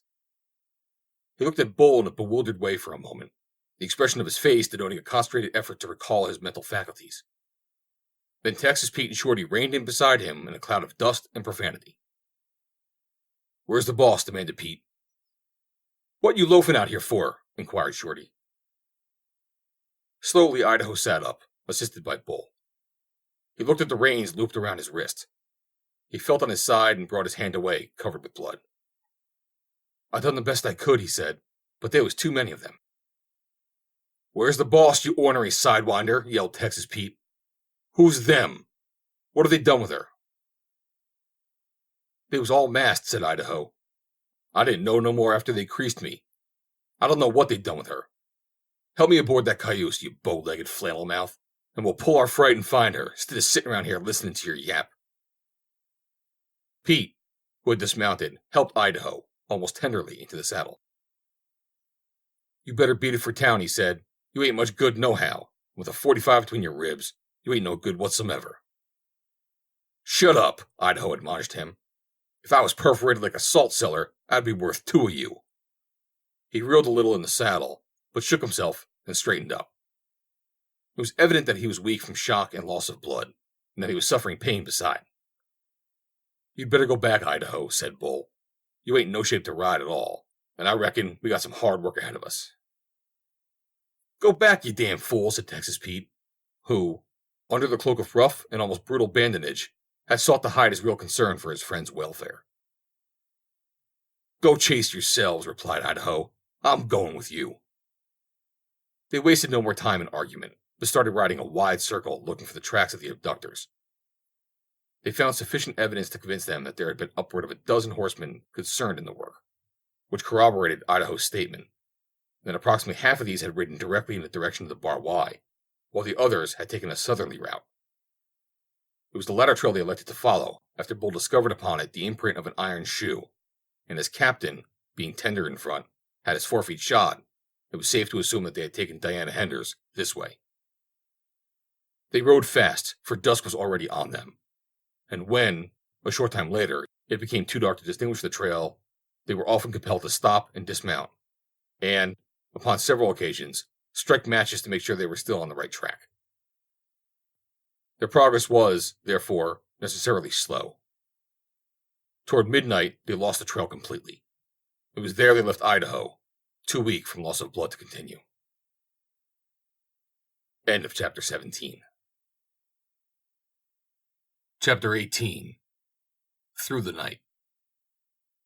In the back room of the Chicago saloon, Thompson sat guard over Hal Colby, who was neatly and securely trussed and tied to a chair, in which he sat. In the Donovan house, the guests were seated at dinner when Gumsmith entered and took his accustomed place. He had just come from the Bar Y, and as the streets of Hendersville had happened to be deserted at the meal hour, he had met no one. "'Lo, Gum," greeted Bill Gatlin. "I reckon you heard we got the Black Coyote." "I ain't seen no one since I reached town," replied Smith, "but I knowed Colby git the critter." Yet he looked a bit mystified and uneasy. "Whar be he?" he asked. "He's safe in the Chicago," said Wildcat Bob. "I reckon I'd better get him over to the jail," said Gumsmith. "I reckon you'll leave him at the Chicago," replied Wildcat. "Do you know who he is?" "Bull, of course." "Bull, hell! It's Colby." Gumsmith paled just a trifle. "They must be some mistake," he said weakly. "Who got him?" "Bull got him, and it ain't no mistake," said Bill Gatlin. "I knew all along 'twarn't Bull." "Well," said Gumsmith, "the Chicago saloon ain't no place for a dangerous prisoner. Soon's I've et my victuals, I'll take him over to the jail where he'll be safe." "I tells you'll leave him at the Chicago," said Wildcat Bob. "I'm sheriff of this here county," bawled Gumsmith, "and nobody don't want to interfere with me in the discharge of my duties. Do y'all hear me, Wildcat Bob?" "I hears you, but just like a jackass braying, it don't make no impression on my understanding," replied Wildcat, embellishing his remarks with lurid and descriptive profanity. He finished his meal first and went out. When Gumsmith left the Donovan house, he repaired at once to his own saloon, where he deputized a half-dozen loafers, gave each of them several drinks, and led them to the Chicago saloon, where he demanded of the proprietor that he turn over to him, forthwith, the person of Hal Colby, otherwise known as the Black Coyote. "He's in the back room yonder," replied the owner of the Chicago saloon. "If you craves him, go get him. It ain't no hair off'n me. I don't want him." In front of the door to the back room sat Wildcat Bob. His elbows were resting on his knees, and from each hand dangled a .45. "In the name of the law," piped Gumsmith in a high voice, "I demands the pussin' of one Hal Colby." "Get the hell out in here, you blankety blank blank blank," screamed Wildcat Bob in his shrill falsetto. "Y'all better listen to reason, Wildcat Bob," yelled the sheriff, "or I'll have the law on you." Wildcat Bob, raising his voice yet higher than that of his ancient enemy, bawled out an incoherent volley of invective. Gumsmith turned and whispered to one of his followers, who withdrew from the room with 2 others. Presently, Gumsmith stepped to one side of the room and, pointing at the little old man sitting before the locked door, called to his remaining deputies. "Take 'em, men. Do your duty." One of the men stepped forward. Wildcat Bob whirled a gun about his forefinger and, without taking aim, shot the fellow's hat from his head. The 3 stepped back. Almost simultaneously there came the sound of the crashing of glass from the interior of the room where Colby was confined. The voice of Thompson, raised in protest, and then shots. Wildcat Bob leapt to his feet and reached for the knob of the door. As he did so, his back was toward the barroom for an instant, and in that instant, Gumsmith raised his 6-shooter and fired. Without a word, Wildcat Bob crumpled to the floor and lay there, motionless. Smith and his men leapt for the door. It was locked, and being a strong door, withstood their combined efforts for several minutes. When at last it gave before their assault and they slipped across the threshold, they saw only the body of Thompson sprawled upon the floor in a pool of blood. The Black Coyote was gone. Surrounded by masked men, her escort shot from his horse, Diana Henders realized only too well the gravity of her situation, and although she recognized no individual among those who had lain in ambush for her, she guessed well enough that they acted under orders from Corson. Her note to him, revealing the fact that she knew the entire truth concerning his duplicity and was in possession of the papers that proved it beyond doubt, had, she guessed, prompted this desperate adventure in which he pitted all against all. So suddenly had the masked riders come up on them from the bed of a dry wash that they had them covered before either could draw. Yet Idaho, true to the unwritten code of his calling and his time, had invited death by drawing in the face of their leveled guns in defense of a woman. Had he been alone, or with another man, his hands would have gone up the moment he had realized that the odds were all against him. But one of them had gone up, but it carried a 6-gun with it, and he had been shot out of his saddle for his chivalry, and left for dead upon the parched ground as his assailants galloped off toward the south with Diana. Night fell, yet the men kept on, 2 riding ahead of Diana Henders and 4 behind. They rode rapidly, not sparing their horses, and from both their haste and the direction of their way, the girl guessed they were making a try for the border. Once in the mountains, they were forced to a slower gait, and around 9 o'clock they halted for a brief rest, where there was water for both the horses and their riders. At first, Diana had attempted to question them relative to their intentions, but they would not tell her where they were taking her, and at last silenced her with oaths and threats. Nor did they remove their masks, until darkness equally as well hid their features from her. This and their almost unbroken silence convinced her that her abductors were men who feared recognition, and therefore must have been recruited in the neighborhood. A shrewd guess suggested that a habitué of Gum's Place, liquors and cigars, would have recognized them all. The abduction had therefore been engineered, or at least connived in by the sheriff, and this line of reasoning only corroborated what was already a foregone conclusion, that it had been done at Corson's behest. What their purpose with her, she could not guess. It might be but a plan to remove her temporarily to some hidden spot, where she might not further interfere with the plans of the New Yorker. Or it might easily have been a more sinister purpose. She knew that Corson would never be safe in the possession of the Barwhite property while she lived, and she did not believe that he was fool enough not to appreciate that fact. But would he dare to have her done away with? It was after midnight when they crossed the summit, at a point where there appeared not the slightest vestige of a trail, and dropped down a dangerous and rocky declivity into a wooded canyon. A dozen times the girl's life was in jeopardy. Her only safeguard, the agility and surefootedness of Captain. A half hour later, the canyon widened into a little pocket in the mountains, and here they stopped again. Through the gloom of the deep gorge, her eyes finally distinguished the outlines of a small cabin. The men dismounted. "Get down," said one of them to Diana, and when she had done so, the fellow took her by the arm, with a gruff, "Come along," and led her toward the shack. He pushed open the door and told her to enter. Following behind her, he struck a match, revealing a single room, rudely furnished with a table, a few benches, and a couple of cots, all constructed in rustic fashion from branches of the trees which grew about the place. On the table was a candle holder and a candle, which the man lighted. At one end of the room was a blackened fireplace, above which a long shelf supported a few small boxes and cans. On pegs, flanking the fireplace, were crude-looking utensils: a frying pan, a stew pan, and a coffee pot, while a larger kettle, for heating water, squatted in the ashes of the dirty hearth. The other men came in presently. All were masked again. One of them took the kettle and went out, returning shortly with water. Another brought wood, and then a third set about preparing a meal. They had brought some flour and bacon with them. There were baking powder, salt, pepper, and sugar in the cans upon the mantel shelf, together with one of coffee and another of tea. The aroma of cooking food awoke Diana to a realization of the fact that she was hungry. Her situation, while grave, had not as yet reached a point where she might consider it dangerous. The attitude of the men had been determined, albeit somewhat nervous, yet never at any time actually menacing. What they had done had evidently been accomplished under orders from some person or persons who were taking no active part in the actual abducting, who were not even present when the thing was done, nor now that they had reached this hiding place in the mountains. Diana Henders was more or less familiar with these southern hills, and she knew that she had never been in this spot before. What an ideal place it would be to commit and effectually hide all traces of a crime. She put such unpleasant thoughts from her, and turned her attention to the baking sizzling upon the hearth, the while it filled the room with its delicious aroma. She was given a portion of the food, and, seated upon one of the rude cots, devoured it ravenously. Her fears, of whatever magnitude they might be, had not spoiled her appetite, nor did she show in any other outward manner that she was afraid, either of her abductors or contemplation of the fate that awaited her. The meal over, one of the men arose and left the cabin.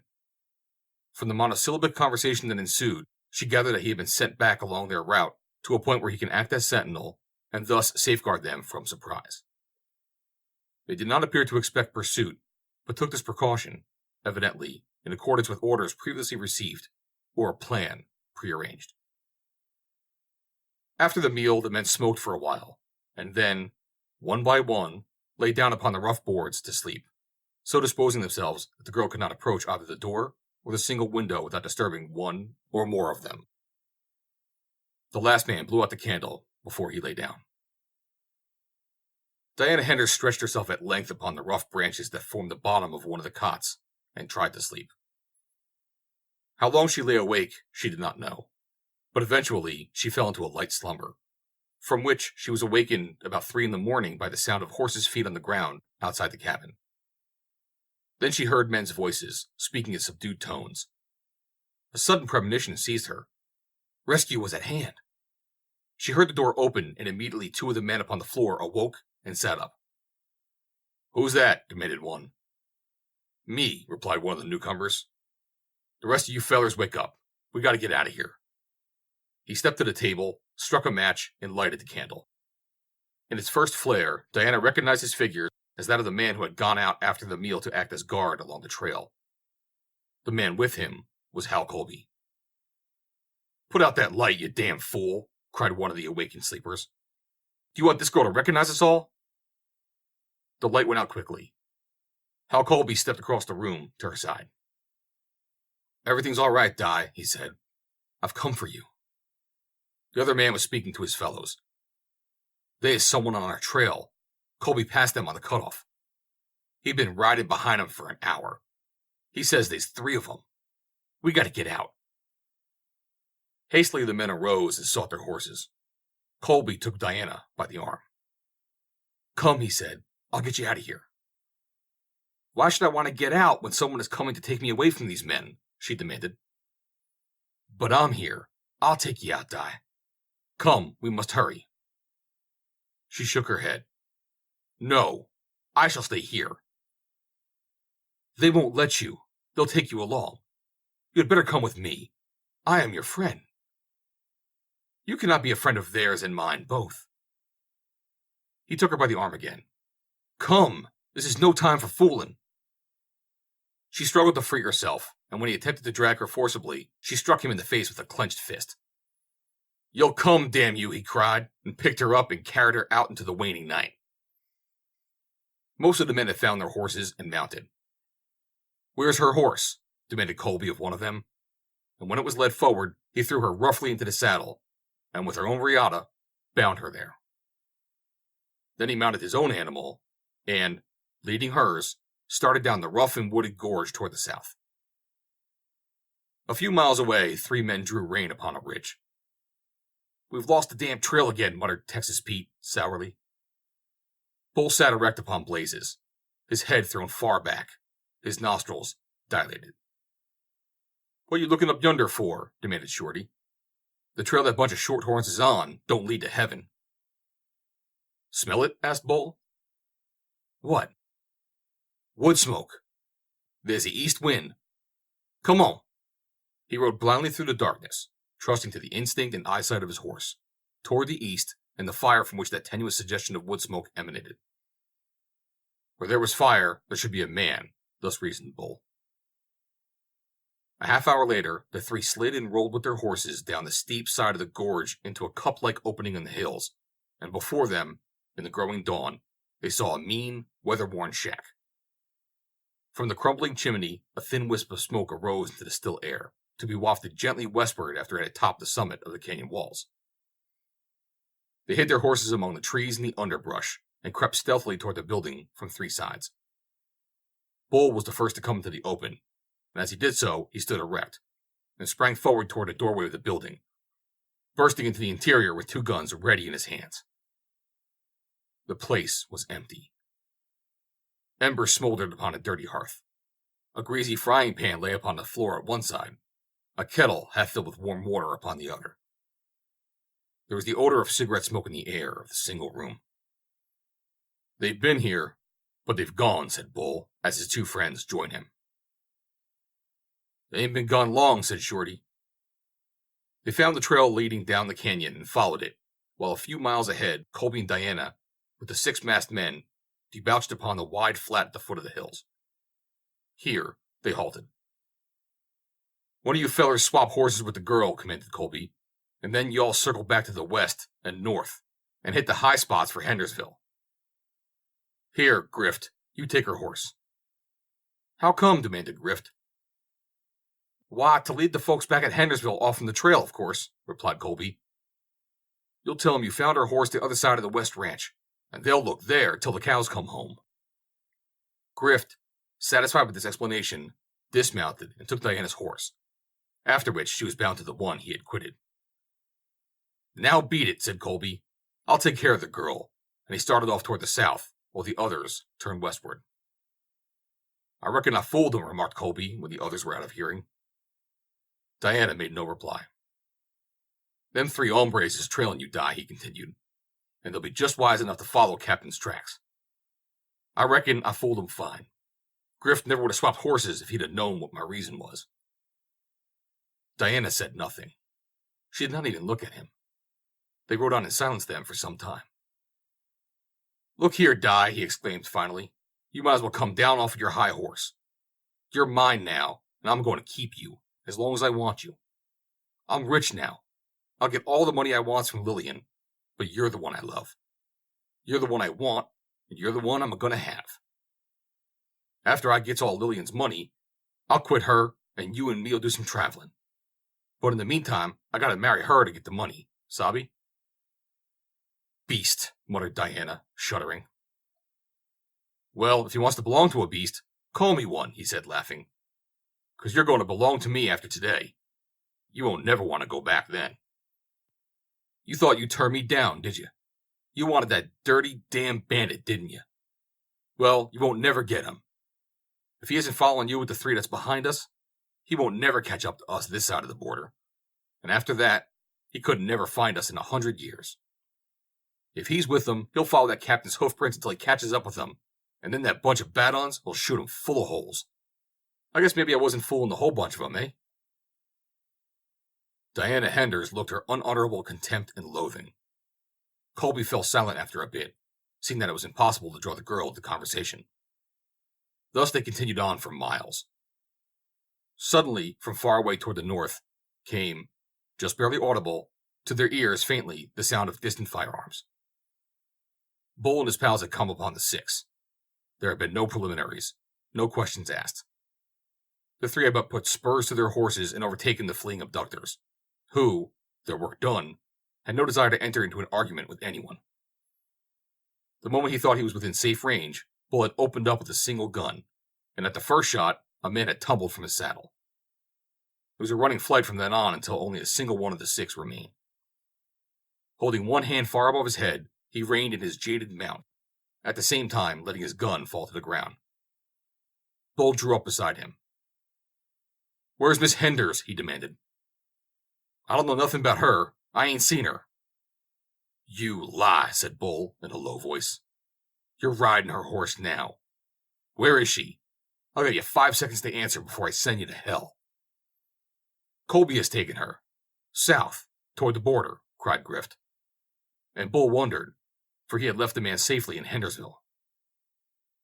"You take that horse home, Grift," said Bull, "to the Bar Y. If you've lied to me about Miss Henders, or if that horse ain't in the Bar Y corral when I get back, I bore you. Savvy?" Grift nodded.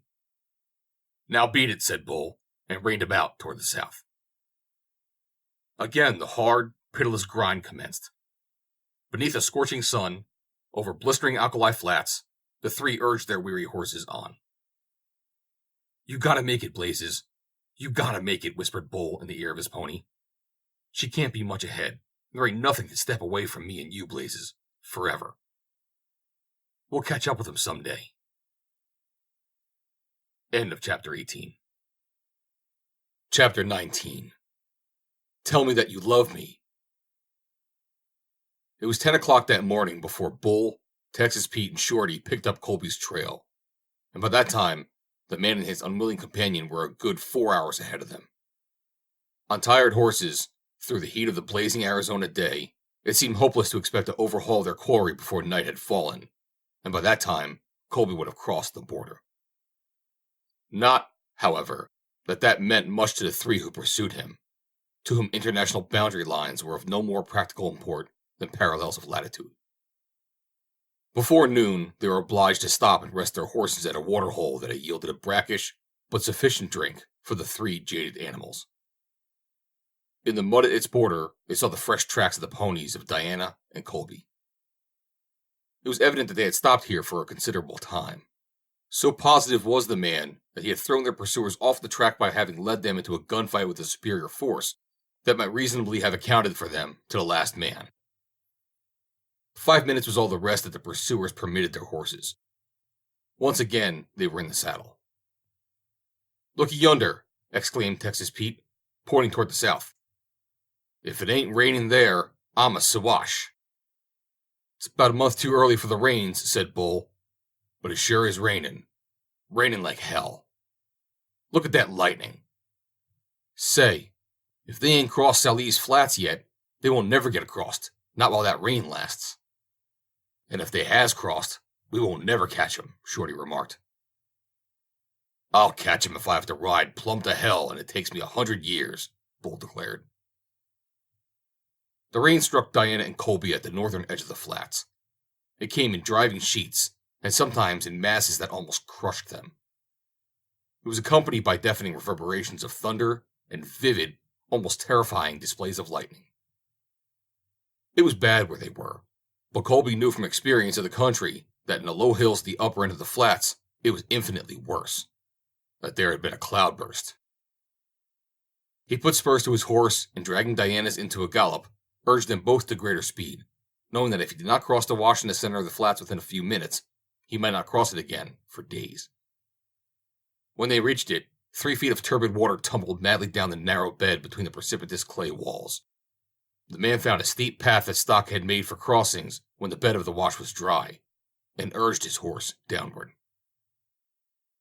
The force of the current almost swept the animal from its feet, but with widespread legs, it stemmed the torrent, while Colby, taking a few turns of the lead rope around his horn, dragged Diana's pony through in safety after him.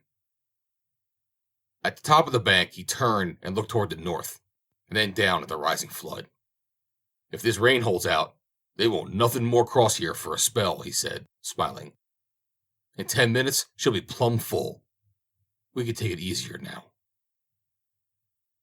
He started off again, but at a walk, for he knew that there was no longer need for haste, if there had been before, which he had doubted. The horses, cooled and refreshed by the rain, would have been equal to a spurt, but none was necessary, and so they came after a mile to the dim outlines of an adobe house showing through the driving downpour, directly ahead. Colby rode close to the door, and leaning from his saddle, pounded upon it. There was no reply. "I reckon we'll stop here a while," he said, dismounting. He opened the door and looked in. The place was deserted. In rear of it was an open shed for stock, and to this they rode. Colby helped Diana from her horse, removed the saddles and bridles from the animals, and tied them behind the shed. Then he led the girl to the house, her arms still bound by her riata. There was no chance that she could escape now, so the man removed her bonds. "We'll rest here for a few hours and give the horses a chance. Then we'll hit the trail. We gotta find a place where we can feed." "Let's be friends, Di. You might as well make the best of it. You can't blame a feller for loving you, and I ain't so bad. You might have done a lot worse." He came toward her and raised his hand as if to place it on her arm. "Don't touch me," she drew back with a shudder of revulsion. He laughed. "You'll feel better after a while," he said. "We're both too dog-tired to be very good company. I'm going to get a little sleep. You better do the same, but I have to tie you up again unless you'll promise not to try to escape." She made no reply. "All right," he said, "if you'd rather be tied." He tied her hands behind her. Keeping one end of the rope in his own hand, he lay down upon the dirt floor and was soon asleep. Diana sat with her back against the wall, listening to the rain beating upon the roof and driving against the walls. The roof leaked badly in several places, and the water that came through formed puddles on the floor, which joined together in a little rivulet that wound to the doorway and disappeared beneath the door. How hopeless! Diana stifled a sob. She was tired and hungry and weak from exhaustion. The frightful rain had cut off the frail vestige of a chance of rescue that there had been before. By now, no man or beast could cross Sally's Flats. She knew one man who would try had he known of her predicament, but how was he to know of it? A hunted fugitive hiding in the mountains far to the north. Meanwhile, realizing the necessity of haste if they were to cross the flats before the wash become an impassable torrent, the three pursuers drove their tired horses onward at the top of their diminished speed. The race became at once a survival of the fittest, and Blazes forged steadily further and further ahead of the other ponies. Long before Bull reached the flats, the rain was upon him, refreshing both horse and man, and Blazes, as if imbued with new life, increased the distance between himself and the two ponies now far behind. The driving rain was rapidly obliterating the trail that Bull followed, yet he managed to cling to it to the very brink of the wash, to the very point where Colby and Diana had crossed. And there Bull drew rein to look down, scowling upon a seething barrier of yellow water. 20 feet wide it was, and 10 feet deep, swirling and boiling like a titanic cauldron. He eyed the greasy, muddy footing of the bank. Had it been firm and dry, he would have put Blazes to it for a jump, but he knew that it could not be done now. Even if the animal made the crossing, it could not have clambered out upon the top of that perpendicular, constantly caving wall, with the mighty current always dragging at it. But Bull was not hopeless. He was merely devising ways and means. Not for an instant had he considered the possibility of giving up the pursuit, or even of delaying it by waiting for the waters to recede. Taking his rope in his hand, he dismounted and stepped closer to the brink of the torrent, upon both sides of which grew numerous clumps of greasewood. He seemed ready to have formed a plan, but he drew one of his 6 guns and hurled it across the wash. He followed it with the second gun, and then with his heavy belt of cartridges. Then came his boots, one by one. Shaking down the Honda, he swung a noose at the end of the rope, which, opening up, described a circle that seemed to revolve around his head at an angle of 45 degrees with the ground, like a rakish halo. Just for an instant, and then it rose and sailed gracefully across the Newborn River, to drop around a clump of greasewood upon the opposite bank. "Come here," he said to Blazes, and the horse stepped to his side, close to the water's edge. "Stand," commanded Bull, knowing that Blazes would stand where he was for hours, if necessary, until his master gave a new order. Bull drew in his rope until it became taut, then he dragged heavily upon the greasewood across the channel. It held despite his most strenuous efforts. He tied the loose end about his waist, stepped to the very edge of the water, and leapt in. Hal Colby awoke and looked about him. His eyes fell upon the girl sitting with her back against the wall across the room. "Feeling better?" he asked. "I am. Nothing like sleep, unless it be grub." She did not reply. He got to his feet and approached her. "You're sure a sullen little devil, but I'll take that out of you. A little lovin' will do that. Get up and kiss me." "You unspeakable thing! It would be an insult to a cur to call you one." Colby laughed good-naturedly. "If you'd rather have a bandit, I might turn one," he said. And again he laughed, this time at his own joke. "If you're trying to suggest that I would prefer Bull, you are right. You may thank God that he is not here, but he will come, and you will pay." "Well, you ain't got up and kissed me yet," Colby suggested. "You want me to yank you up? You got a lot to learn, and I'm the hombre what can learn you. I've had a lot of experience. I've tamed him before, as good as you. Tamed him and made him like me.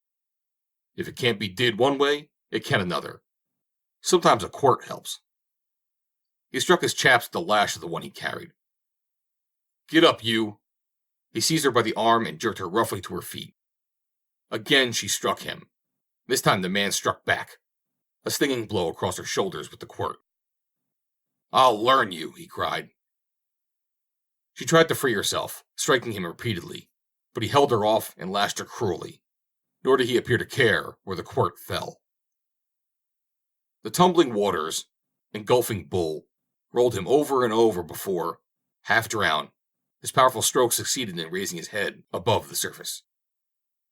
He had no conception of the tremendous strength of the current. It was only a whirling bit of flotsam upon its surface. He could not stem it. He was helpless. The rope about his waist suddenly tautened, and he was again dragged beneath the surface. He grasped it with his hands and tried to pull himself toward the shore, but the giant waters held him in their grip, dragging him downward, stronger by far than the strength of many men. Suddenly, the muddy flood spewed him to the surface once more, this time against the bank to which the opposite end of his rope was fastened, and was dragging heavily upon his precarious anchor. He clutched at the slippery, red mud, clawing frantically for a handhold. The waters leapt upon him and beat him down, but still he fought on valiantly, not for his life, but for the girl he loved. And at last he won, dragging himself slowly out upon the bank. Almost exhausted, he arose, staggering, to his feet, and looked back across the torrent at Blazes. "It ain't no use, boy," he said, with a shake of his head. "I was going to rope you and drag you across, but it can't be did. Now I reckon I'll have to hoof it." He sat down in the mud and pulled on his boots, gathered up his guns and belt, coiled his rope, and turned his face southward. "If it takes 100 years, and I have to follow him plumb to hell," he muttered, "I'll get him." Still spent and blowing from his tremendous exertions against the flood, he staggered on through the sticky clay and the blinding rain, his head bent down against the storm. It was hard work, but never once did a thought of surrender enter his mind. He would find a ranch house somewhere and get a horse. He might even come upon some range stock. He had his lariat, and there was a bare chance that he might get close enough to an animal to rope it. But he must have a horse. Cowboy-like, he felt helpless, entirely futile without one. Thus, buffeted by the storm, he shouldered on until abruptly there loomed in his path the outlines of an adobe house. Fortune had smiled upon him. Here he would find a horse. He stepped to the door and was about to knock when he heard the voice of a woman crying out in protestation and pain. Then he flung the door wide and stepped into the interior. Colby was twisting Diana's wrist in an excess of rage, for she had struck him and repulsed him until the last vestige of his thin veneer of manhood had fallen from him, leaving exposed the raw, primordial beast. He saw Bull the instant that the latter opened the door, and, swinging the girl in front of him, reached for a gun. Diana, too, saw the figure in the doorway. A great wave of joy swept through her, and then she saw Colby's gun flash from its holster and knew that Bull could not shoot because of fear of hitting her. But she did not know Bull as well as she thought, and similarly was Colby deceived, for the man in the doorway fired from the hip the instant that Colby's gun was raised. The weapon fell from the bandit's nerveless fingers. The grasp upon Diana's wrist relaxed, and Hal Colby pitched forward upon his face, a bullet hole between his eyes. Diana swayed for an instant, dazed by the wonder of her deliverance. And then as Bull stepped toward her, she went to meet him and put her arms about his neck. "Bull!" It was half a sob. The man took her in his arms. "Diana." The word was as reverent as a benediction. Raising her face from his shoulder, she pushed him a little away. "Bull," she said, "once you told me that you loved me. Tell me so again." "Love don't tell the half of it, girl," he said, his voice husky with emotion. "Oh, Bull," she cried, "I have been such a fool. I love you. I have always loved you. But I did not know it until that night, the night they came after you at the West Ranch." "But you couldn't love me, Diana, thinking I was the Black Coyote." "I don't care, Bull, what you are. All I care or know is that you are my man. We will go away together and start over again. Will you, Bull, for my sake?" And then he told her that he didn't have to go away. Told her who the Black Coyote had been. "Why, he even planted one of the bullion sacks under my bedroll at the West Ranch to prove I was the right hombre," said Bull. "Saw a sack of dust I brung from Idaho, and he tried to make him think it was yours. He used to send me off alone the days he was going to hold up the stage, so as when the time was ripe, he could throw suspicion on me. He sure was a clever fella, Hal was." "But the day Mac was wounded," she asked, "we saw you coming in from the north, and there was blood on your shirt." "I got it in a brush with Apaches of Cottonwood, me and Gregorio, and if I got scratched, 'twas nothing." "And to think that all the time he was professing friendship for you, he was trying to make me believe that you were the Black Coyote," cried Diana. "He was worse than Mr. Corson, and I thought him about the wickedest man I had ever known." "We got to think about getting back and having a friendly powwow with that there Corson gent," said Bull. "By golly, the sun is out. Everything's happy, Diana, now that you're safe." They walked to the doorway. The rain had stopped as suddenly as it had begun, and now the fierce sun blazed down upon the steaming mud. "Where's your horses?" asked Bull. "In a shed behind the house." "Good. We'll start along. There's a bridge 25 miles below here if I ain't mistaken. I think I know this here shack. I was down this way 2 years ago." She closed the door behind them. "We'll have to notify Gum Smith so they can send down and bury him." "Gummo never gets the chance," he said. "But his successor will. I'm going to turn that particular Smith into a jackrabbit." They walked to the shed, and he saddled the 2 horses, rested now and refreshed a little by the past hours of relief from the heat. And after they had remounted and ridden halfway to the wash, they saw the figures of 2 men upon the opposite bank. "Texas Pete and Shorty," he told her. They recognized Diana and Bull, and whooped and shouted in the exuberance of youth and joy. It was a hard ride to the bridge through the heavy mud, but it was made at last, and then the 4 joined and set out toward home, picking up Idaho en route, still weak, but able to sit a horse. It was 2 days later before they rode into the Barwhite Ranch yard, where they were met with wild acclaim by Willie, Wong, and the men's cook. "Where's Corson?" demanded Bull. "The whole bunch has gone to town to close the deal. There was some hitch the other day. Wong said he heard him talking. Corson wouldn't take nothing but gold, and Wainwright had to send up to Aldea for it. They say it's coming in on today's stage." "I'm going to town," announced Bull. "So am I," said Diana. "We'll all go," said Shorty. "Get us some fresh horses, Willie," said Texas Pete. Then he turned to Diana. "You ain't said yet that I ain't foreman no more." They both smiled. "Not yet, Pete. I'll have to talk it over with Bull," said Diana. Remounted, they galloped off toward Hendersville, all but Idaho. Him they left behind, much to his disgust, although he needed rest. They reached town half an hour after the stage had pulled in, and entering the Donovan house, found Corson, Lillian Manil, the 2 Wainwrights, together with the attorney from Aldea, and Gum Smith.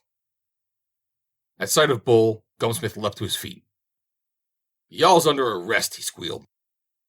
What for? Asked Bull. For robbing the United States mail, that's what's for. Hold your horses, Gum, admonished Bull. I ain't quite ready for you yet. I craves conversation with these here dudes first. He turned to the elder Wainwright. You was honing to pay $125,000 to this here dude for the bar Y? 'Tain't none of your business, snapped Wainwright. Bull laid a hand upon the butt of one of his guns. Does I have to run you out of Hendersville to get a civil answer? He demanded. Wainwright paled. I've paid already, and the bar Y's mine, he answered defensively. You've been stung. Them's two crooks. The girl ain't no relation to Miss Hender's uncle, and we got the papers to prove it. We got the will, too, that this skunk tried to get hold of and destroy. Leastwise, Miss Hender's had 'em, but she sent him to Kansas City before Corson could get hold of him. Texas Pete here took him to Aldea. That's why you couldn't find him in the office, Corson, when you robbed the safe. Wong saw you and told us about it just before we left the ranch today. All you got was the copies she made. I don't wonder you wanted gold from Wainwright. He's lying, cried Corson to Wainwright. Why, he'll be in a federal penitentiary inside of a month for robbing the mail. There isn't a jury on earth would take his word for anything.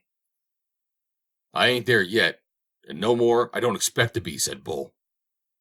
You all's under arrest just the same right now, cried Gumsmith, and I warned you to come along peaceable-like with me. Now I'm coming to you, Gum, said Bull. You better vamoose. You ain't worth shooting, with cartridges the price they be, he continued. Gregorio had told me the whole story. He's going straight now, and he wants to square himself. He's read out a signed confession that's going to make this climate bad for your rheumatism. Gregorio's a dirty, lying greaser, screamed Gum. They won't no one believe him, neither. There ain't no one got the goods on me. No, said Bull, but you have. Nearly every ounce of that gold, except what you and Colby spent and what little you give Gregorio, is buried underneath the floor of the back room of your saloon, and me and Pete and Shorty's right here to see that no hombre don't get it what don't belong to it. Gumsmith paled. 'Tain't so. It's a damn lie. That's the second time I've been called a liar in 5 minutes, Bull remarked. I ain't did nothing because there's ladies present. I'm going to send them out in the room in a minute, and then we'll talk about that. If you're still here. I'd advise you not to be, though. Wainwright, I seen your buckboard tied out in front there. By crowding it'll hold 5. Meaning you, that ornery-looking dude son of yours, Corson, Miss Manil, and Gum. You all be in it and hitting the trail north for the other side of the hill inside of 5 minutes, or me and the boys is going to start shooting. On the way, Wainwright, you and Corson can settle that little matter of the $125,000. If you can get it back from him, 'tain't nothing to me. But if you don't, you deserve to lose it, for you're just as big a thief as he is, only not quite so bright in the head. Now get damn pronto. His voice had suddenly changed from mocking irony to grim earnestness. It was a savage voice that uttered the final command. Gumsmith was the first out of the room. He was followed by the others. See him to the edge of town, boys, and make sure they don't linger, said Bull to Shorty and Texas Pete. Oh, mama, exclaimed Shorty. Lead me to them funny pants. Bull turned to the attorney from Aldea. I ain't got no proof that you were in on this deal, he said. So you can wait and go in on that stage tomorrow. Thanks, the attorney exclaimed sincerely. No, I thought it a perfectly legitimate transaction, but I'm glad they called me here. For now, perhaps, I can transact some real business for some other clients of mine. I had not been aware that the bar Y was for sale, or I had been over here before. I represent a large syndicate of Eastern packers who I know would be interested in this property, and if Miss Henders will make me a proposition, I shall be glad to transmit it to them. You will find them very different people to deal with than these others seem to have been.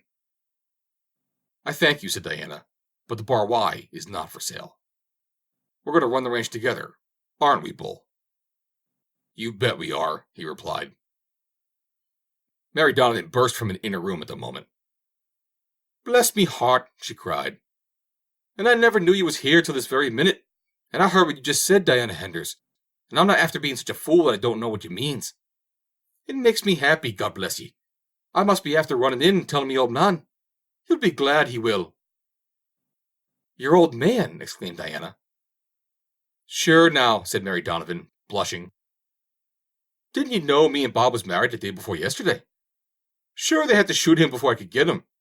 He never was much, and having a bullet hole clean through him don't make him no better. But then he's a man, and a poor one's better than none at all. End of chapter 19.